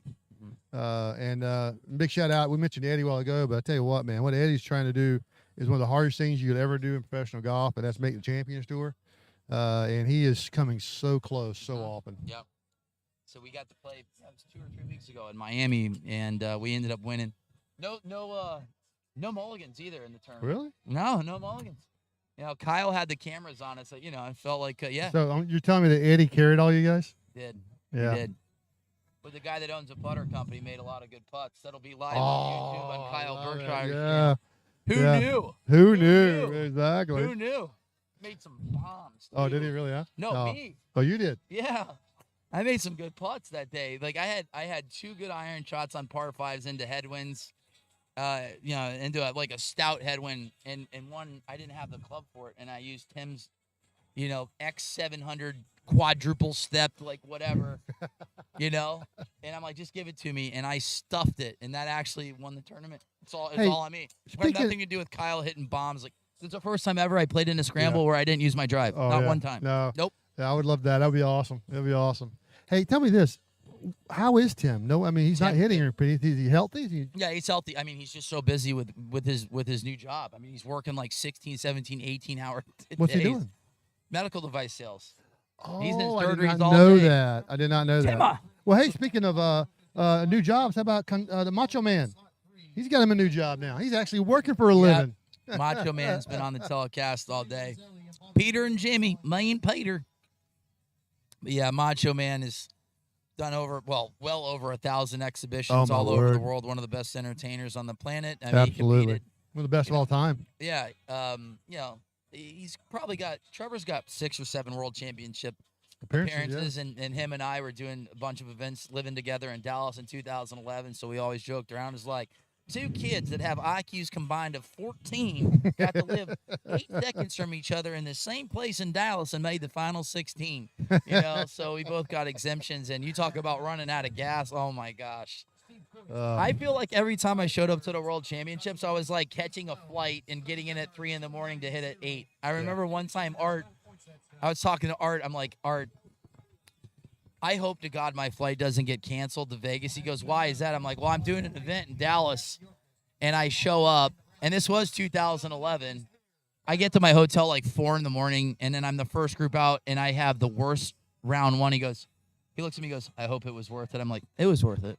And me and Trevor ran the table to get to the final 16. I got my exemption. You got your exemption. So that was everything back then because qualifying sucked. It was so hard. It was hard. Yeah, really hard. Me and Shook had 80 hitters to hit in Dallas to get 2 spots. That was in 09. But yeah, that was when Lawn Drive was really big. Yeah, that was when it was really peaking too. Yeah. So Coyce ended up winning the set at 370, and Joshua Bryson at 312. Cody Gabbert went 290, and then Isaiah Joyner went OB. So right now we're in the losers bracket, so if you lost round 1, you're in round 3. If you lose round 1 or 2, you're going to hit 5 sets in order to get into the round of 16. If you win, you're in. 18 balls. We got Brant DeBoer here in slot number 4. Really nice swing. Met him in 2020 with his dad at the One Stop Power Shop, and right out the gates, never hit a ball on a track, man, and just goes 210. I have no idea how fast I am. I tell you right now, he can hit a little faster if you keep that shoulder down. He's coming out of the shot a little early. Watch it. See if he does it here. Yeah. Lead shoulder, the left shoulder is coming up just a little early. Yep. A little better. See? No, pull it left. Yeah, it's coming up early. Mm-hmm. What that does, see, is it doesn't allow your hands to release naturally. Then you have to. Then all of a sudden, your eye hand coordination comes into play, and you got a time to throw of the right hand. Mm-hmm. If you can keep that shoulder down, then you can backhand the ball with the left hand, and it's a natural release. and the toe squares up beautifully every time, and you'll hit the same shot all the time. If you're just tuning in, That was a little better there. That was a little bit better there. Burn Hope Sound, Florida, for the Sunshine Smash. Well, you know, when you watch these guys, I mean, you know, look at the difference when Kyle hits and Justin, those guys hit, especially Kyle. But, you know, he has a really good way of getting to his actually, even though he rips that front foot out of the way so hard, he still gets his spine angle over the ball better. He doesn't hang back too much. Most of these guys, because they're so fast, they're hanging back just a little bit, and that creates such an issue with the direction. You know, because then you've got to time the release of the you got to affect the release of the club, and it's not natural. Yep. I mean, you the only way to hit a long drive, as fast as we swing today, you guys swing today, you have to have soft hands. If your hands are active, you're gonna be hard hitting the ball straight. So, like Brant Boer, he's pulling left, and his face is shut at impact, you know? And the only way he can kind of keep it in play is if his face is open. Yeah, or if you hold on to it. Yeah, hold on. Yeah, hold Then on. you lose speed. Yeah. You know, when you hold on to it, you lose speed. Yeah. I'm ready to eat one of these lobster rolls over here. I'm starving. I haven't think eaten it's yet. about that time, don't you? It is about that time. I'm hungry. Who do we know we can go get us a lobster roll? I That'll want be to fun, watch buddy. the roll.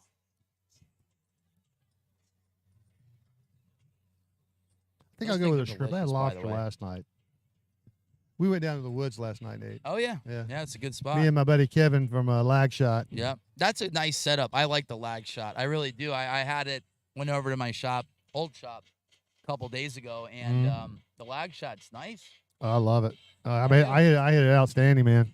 It makes all the difference in the world for me to set my hands where they need to be, and it's all about feel. Yep. You know, when you're swinging this hard and aggressively at the ball, you can't think. I've said it forever. There's no thinking allowed in a long drive.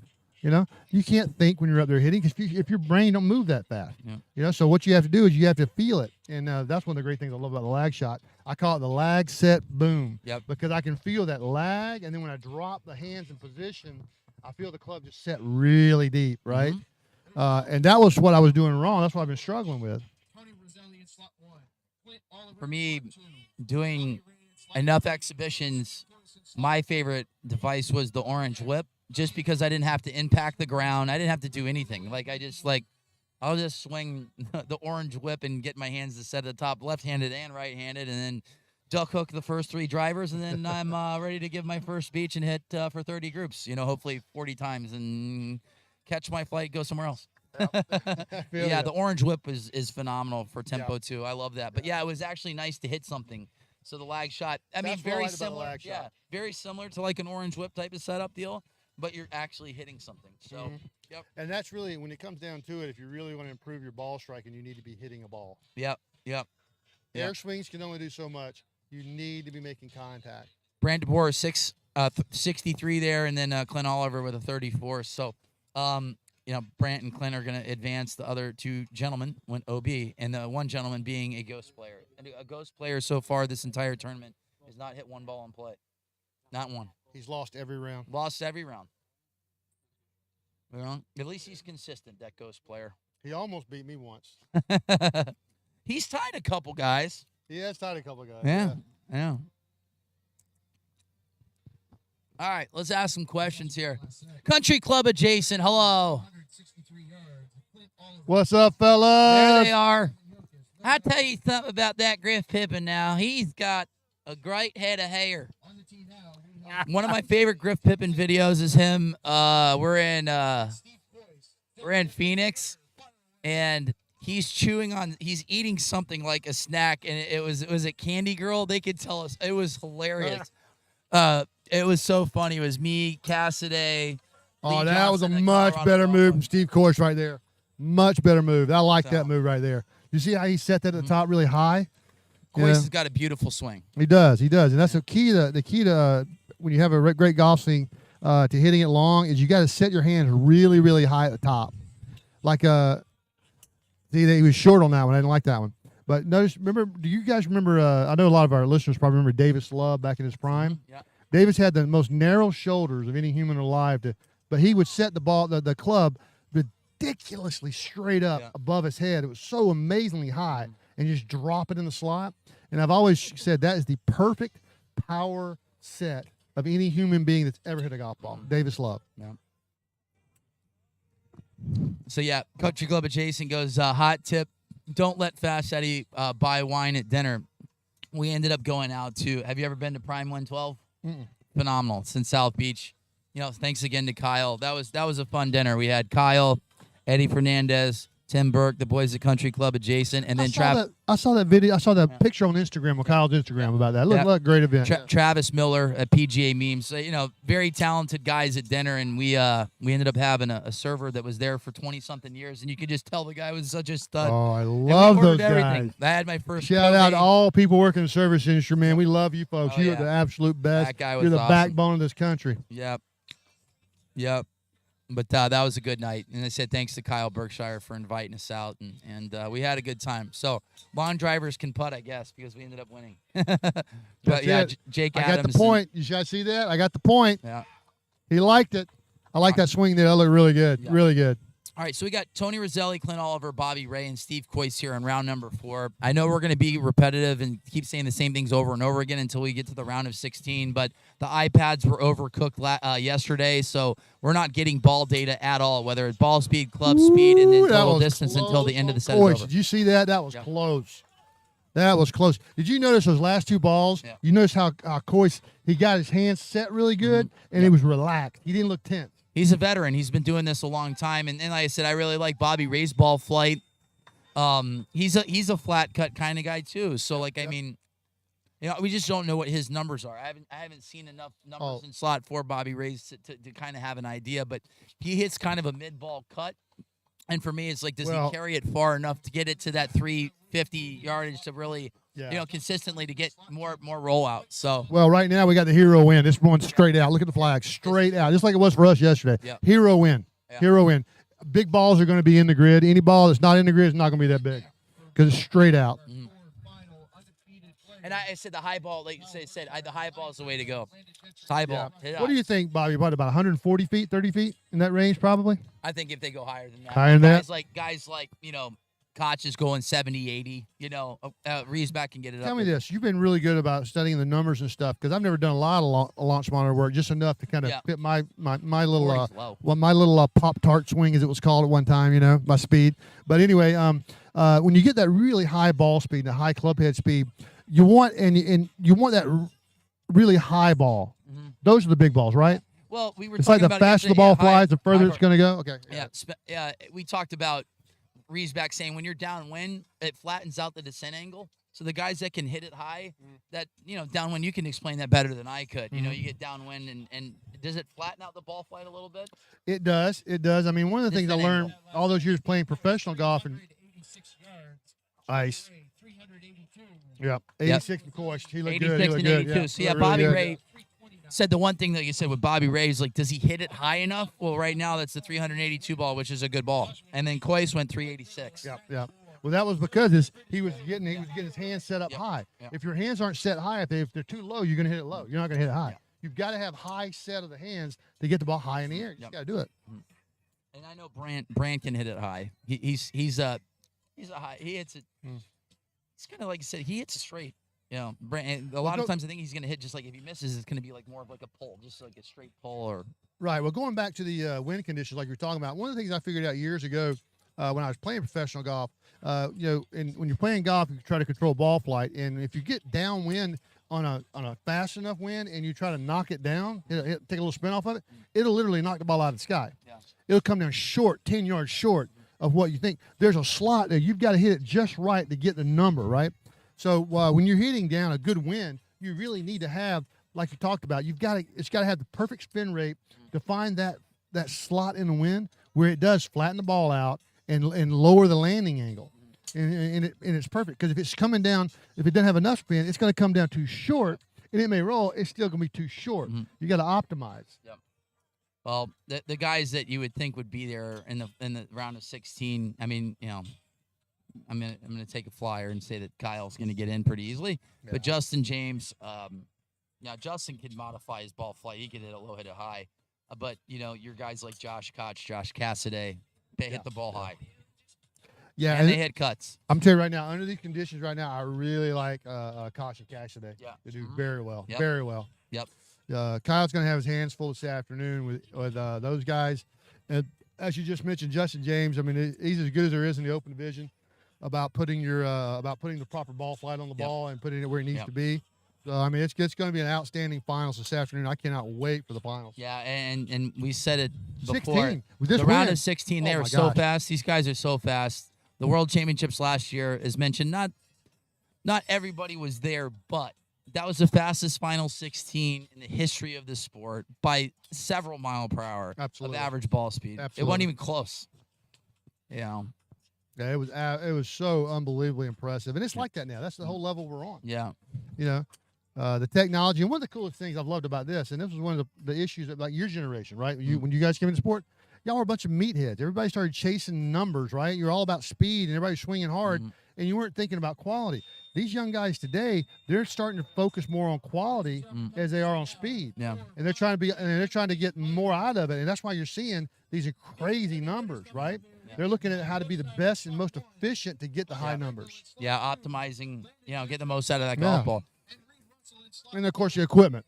Equipment's crazy, man. Yeah. Crazy good. Shaft technology to get 45-gram shafts that can withstand, 140 mile or 50 mile an hour clubhead speed at impact of the golf ball and not just completely break in half.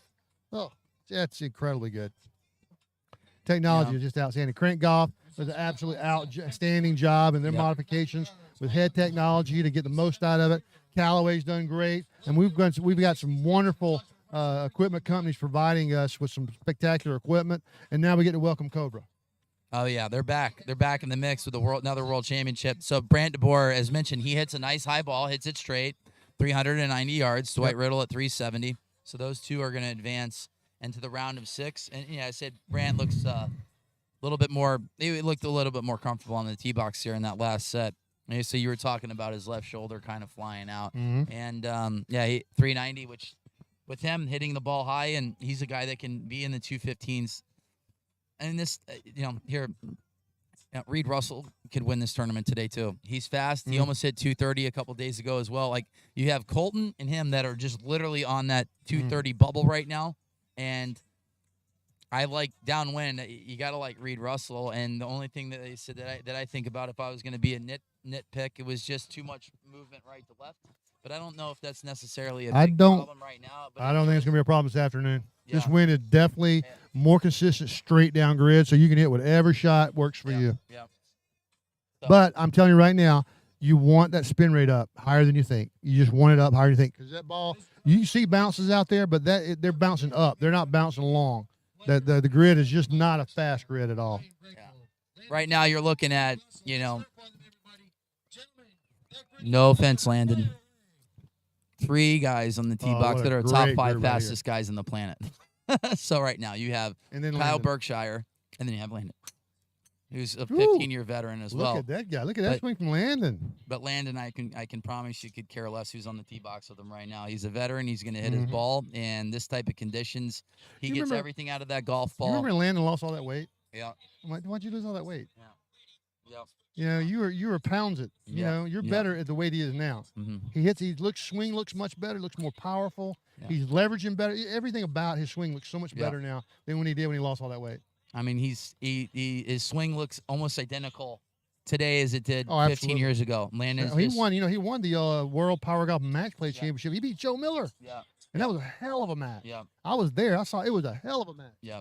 Shout out to Shooky. I owned your ass, man, in the semifinals, in the losers bracket. You and I lost to Joe. You lost to Landon, and I owned your ass in the losers bracket. You loser. Kyle looks good there. Just when hugging down that left side, looking back at his numbers. Kyle does bring his track man up, and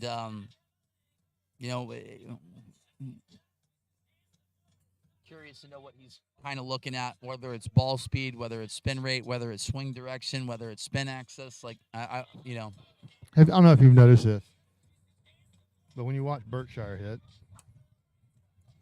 mentally he is in his own world. He's on a different level than everybody else. He's stud. Yeah, he really is. He is. I mean, everything he does: sleep, eat, work out, swing. I mean, it's just he's a pro's pro, I mean, and he wants to win every single tournament. He wants Yep. to win every single set, and he wants to dominate every single time he's on a tee box hitting a golf. oh, he likes this one. And with Win shifted again. Look, the win. The win's a little more left to right now. Kyle with some action, with a reaction, and it's interesting because Kyle's hitting slot 1 the entire time, which I said I feel like is an Yeah. advantage. Well, when you win every set, you get slot 1. That's the way it works. Yeah, and right now that's great. And Reed Russell, we're looking at a little left to right now, downwind. If it's straight downwind, I like Reed Russell in slot number 4 because he hits a draw and he's got more room to miss left. Yep. So, and then Greg Null, just based off of body language, not sure if he liked that. Yeah, it didn't look like he quite liked that set. I think Landon he's Gentry hoping. looked He's good. hoping. Landon Gentry looked really I good. thought that Big set. Sexy looked good. I really did. He looked Pounds. It looked really good, man. Yeah. I said you always are going I to think see he might have felt a Landon- little overmatched in that, though. Well, with it the club just really head comes speed down and the to other ball 3 speed, guys, yeah. the I mean, ball speed. I think he felt a little overmatched. That's how I used to feel against him. Yeah. 5 fastest guys on the planet were on a tee box right there. Welcome Kyle to my world. Okay, that's how I Yep. felt my entire career. Yep. Overmatched. Yep. So I mean, just based off of ball speed, right now you have Kyle Berkshire as the king, Martin Borgmeyer and Greg Null are right in the 230s, and you have Colton Casto and Reed Russell knocking on the doorstep within 1/10 of a mile per hour. Of 230. That's So, absolutely insane. I got a question for you. You think Bobby Ray needs some absorbent maxi pads for his underarms or something? I mean, he's got some major sweat going on right now. rumor has it his girl's feisty. She might just come over from Tampa and fight both of us. I need to be nice. I need to be nice to his would girl. love to meet her. I absolutely love this kid. I I always mean, said- I just think he is like one of the perfect things we need is a long drive. We just need him to do a little bit better. Bobby didn't hear that, but no, he is hilarious. This He's right kid, there. I know he it. is- I know He's a bro. Oh, He's he a bro. totally He is. He is so funny. I got to talk to him in Mesquite a little bit. I'm like, oh my god, He's we need witty. to hang out. It's so We need funny. to Oh hang no, out. he is on it. He's a smart dude. All right, so based on the numbers there, you have Kyle Berkshire with the longest ball of the tournament, 415 yards. Ryan Gregnall at 75, but Reed Russell pegs him by about 3 yards here at 378 yards. Kyle is just on fire. He's the number 1 in the world. Mm-hmm. He's putting up the biggest numbers, and he's hitting in slot number 1. Yeah, because he wins every round. Yeah. Yeah. It wouldn't matter what slot he's in right now. He's winning those sets. Yeah, I agree. But- I agree. Those numbers, I totally agree. Yeah. Coming in 415 yards, new longest ball of the day. Yep. So Landon Gentry at 359. Did I mention already that Zach Adams actually hit 402 yesterday? So I don't know that 415 is all that impressive. Yeah. Oh, Zach looked good, man. I mean, and like I said, we'll talk about Zach's ball flight. He hits it high. He hits a cut. High cut. And the gentleman yesterday, Cody, I always want to just call him Cody Bellinger, but sorry. He's a rookie amateur professional now. He hit a pull cut, and he looked great yesterday. So Berkshire's in the final 16, and so is Reed Russell. No surprise there. No surprise. No surprise. This is the round 6. So if you're in round 6, this is your 4th set. So you'll be hitting 30 balls in order to win. We have Stephen Coyce, Dwight Riddle, Bobby Ray, Brant DeBoer. I like that Brant just went 390 in this slot, so he's comfortable with that slot, and he knows that he can hit it 390 yards from there. I like his chances. Yeah. I haven't seen Coyce make a good swing like he made over here in front of us yet. Yeah. The first 2 were somewhat tentative. They just didn't look quite the same. He didn't set it and didn't go at it as hard, I didn't think. No, see that? Same thing. That's 3 in a row. Dwight Riddle hits it high. He's sneaky. He's sneaky long, too. He's been around a long time as well. He's Good got hitter. some massive. His biceps are as large as my calves. Yes. Yes. And I've got He's a big big calves. machine. Yeah. That's what my wife said was the sexiest thing about me. We worked in the same restaurant together 28 years ago, 29 years ago. And I was working the prep line in the kitchen, and she was a waitress. And she said when she saw my calves, she knew she was in love. I've got big calves, and that man's arms are huge. Yes, they are. All right, so we got not much out of Bobby Ray as of right now in this set. It looks like he's standing, he's taking a little bit more time that over the golf ball. I'd like to see him just put the ball on the tee and then pull the trigger. He's got too much tension in the dress. Yep. His hands are too tight. He needs to speed up. His hands are tight. Yep. You He can see needs to it. speed up and just, like I said, a lot of it just comes down to experience. You got Coyce and slot number 1, who's a veteran of the sport. Dwight Riddle's been around a long time as well. You know. You can tell a lot about the speed of the backswing. Yeah. Right? Yeah. The speed of the backswing will tell you a lot about the grip pressure someone's got. Yeah. They take it back really fast. They're tight. They're squeezing it. They're squeezing it. Yep. Trouble. Yep. Yeah. Yeah. That'll tell you a lot about, because in order to take it back slow, you have to have soft hands. Yep. You literally have to have soft hands. All right, so round 6, you had Coyce in slot 1, Dwight Riddle, and 2, Bobby Ray and Brant DeBoer. Didn't get any reaction at any of the guys, you know. Brant shaking his head, so I'm not sure if he put one in I don't think play. it's a good set for any of them. I don't think any of them are that good.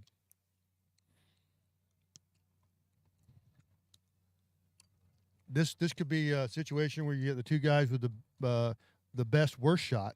Yeah, You know, yeah. the best bad shot Yeah. getting through. That's the one thing about double elimination. I mean, there's been times where, you're like, oh my God, I just hit the first ball, heel cut, a 330, that? and you win with a Yeah, 330. you and be then on the the other tee guy box. wins with a 390. And then you would feel the mood on the tee box. Yeah. Like everybody's hitting it bad, right? Yeah. And it would kind of like it would filter over to everybody, and it's like the same thing when somebody's hitting it good. That energy Everybody steps level, it up. goes, and it's so much. It's like that in real golf too. Yeah. You see that all the time on the PGA Tour when they're playing. You'll see a guy get it going, and then the guy he's playing with just kind of falls in with him, and they have a great match. How about like we saw the other day with Morikawa Colin and Rory. That was awesome. And Rory. That final Masters was one of the best final pairings I've ever seen. 5 under and 8 under, right? Unreal. Yep. They both eagle 13, and then they both hold it out of the bunker on 18. But the whole energy level, they were feeding off each other. It was absolutely spectacular. Yeah, and that happens up here in Long Drive all the time. Yep. People don't realize how important that is. If the mood on the tee box starts to go negative, it can flow right down the box to everybody else. That is very, very true. Stephen Coyce wins the set at 386. There we Brant go. DeBoer at 360. See, I didn't watch his last 3 balls. I couldn't see his last 3 balls. I was watching the board, so he must have figured it out and went for the last 3 balls. Then. Now, he said he didn't even hit a really good ball there, but, no one else hit a good ball. Well, I said Bobby Ray ended up putting up a 338, and Dwight Riddle went OB. Mm-hmm. But I want some lobster. Amen to that, brother. All right, so here we go. We have Brant DeBoer in slot number 1. We got in 3 veterans: Landon Gentry, Steve Coyce, Ryan Gregnall. This is an insanely hard group. This is. Yeah, I mean, so look far, how this one's. all of these hitters are really freaking good. Yes, they are. This could be a situation I was just talking about, where the energy level goes up and everybody can hit it outstanding, and you could hit like everybody in the 390s to 400 plus, and then unfortunately some guy hits 390 something and is out. I said the veteran and Gentry. I'm going to say he's going to try to hit it a little bit higher here. I think that was a close God, ball. I Gregnall's think Lyndon so liked fast. that one. I think Landon liked that one. Gregnall is so fast. Yeah, he is. Yeah, he is. Let's go over here. Let's take a peek from the back. All right. I'm going to take a peek at Gregnall here, directly down the line. Gregnall with a 369. Coyce with a big ball, Obi right. Landon Gentry, Obi right. Gregnall, big ball down the right side. That one's in play. Gregnall just hit a good ball. That was wicked good there. Wicked good. What I really liked about watching Gregnall over the last couple months, as he's on his speed gains, is that when he's hitting these balls, he's hitting them straight. He's like, there's not much movement in his golf ball. Yeah, that is the best part. We got a big one from DeBoer. Coyce just hit a bomb too. That one's a good ball. That did really good, didn't it? Coyce's ball was a mid ball, like 2-yard draw. Oh, Gregnall with a big ball down the left side. I like the height on that last ball. And we just got a gust of wind here as well. Perfect timing. That was a perfect timing to hit a high ball there. 399, Ryan Gregnall. 399. There we go. Big I ball hit it from 400. Gregnall. High, like literally no movement on his golf ball whatsoever. This grid fits his eye too. You can just tell. There he tried to get a little bit more out of that one. Well, he kind of liked that one. I think that one was pretty close. Let's take a peek at All right, Quase's we're gonna walk numbers. down a little bit.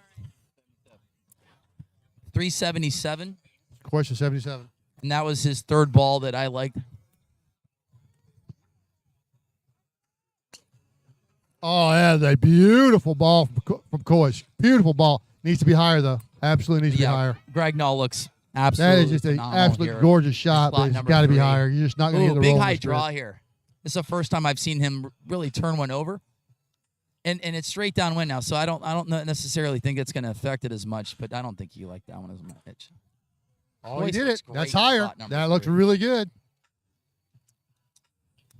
Good set. Good set. Greg Null, phenomenal set. 399 yards.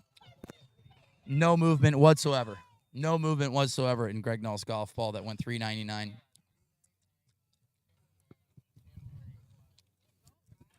Greg Null, 4 balls in play. Wow. Pounds it.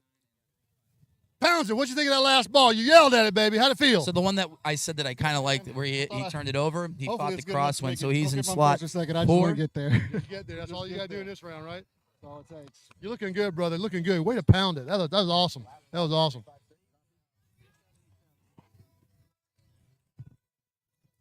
Steven, Hi. what do you think, man? How'd you feel? How you doing? I don't know. All right, Ryan Greg Null, 399. I hear the results. Oh, yeah. I have to tell you, I would like to see a little. You hit beautiful balls, but they were great golf shots. I'd like to see a little more spin on it. Yeah. I know that yesterday I want to float a little bit on this grid because it just wasn't really jumping on our golf shots. You know, they weren't getting that big. The house, that hop looks good, but it's going up and not out.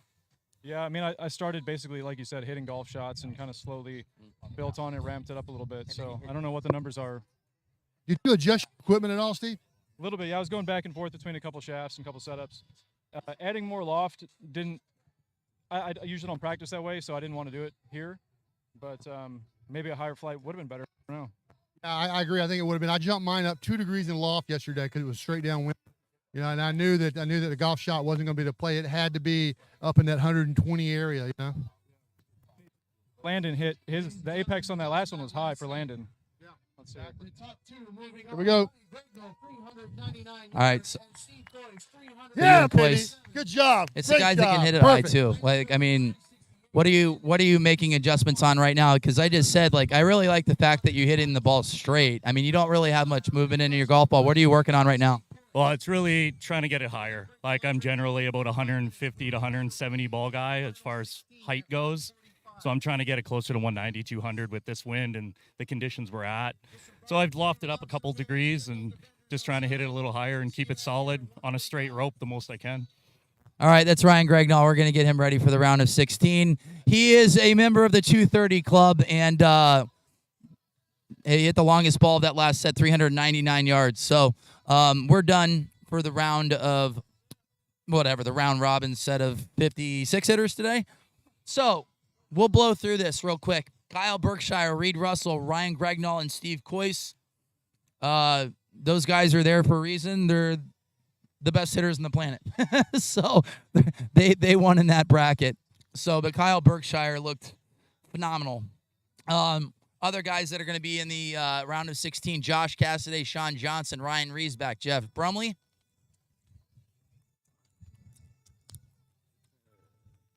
We got Robbie Peterson here helping me out. Will the Thrill Hogue. Oops. Josh Koch, Scotty Perriman, Bryce Verplank. And then the first group of the day, Justin James, Brandon Friend, Cody Billinghurst, and Nick Vorbeck. So we're going to have a little bit of a break coming back at 1:45. It'll be me and Mobley, Bobby Bradley at Long Drivers, or Long Dot Drivers, and David Mobley, the two-time world champion in the Open and Masters division, calling the shots. And we're going to be looking forward to it because we'll have live data in front of us. Hopefully the iPads don't burn out so we can get you guys, yardages, ball speed, club speed, spin rates, landing angles, and it could be a lot more informative for the people that are tuning in for the first time. But we're going to take a little bit of a break. And as of right now, Kyle Berkshire looks phenomenal. And, he is the man to beat today here in Hobe Sound. We'll see you here in a few minutes.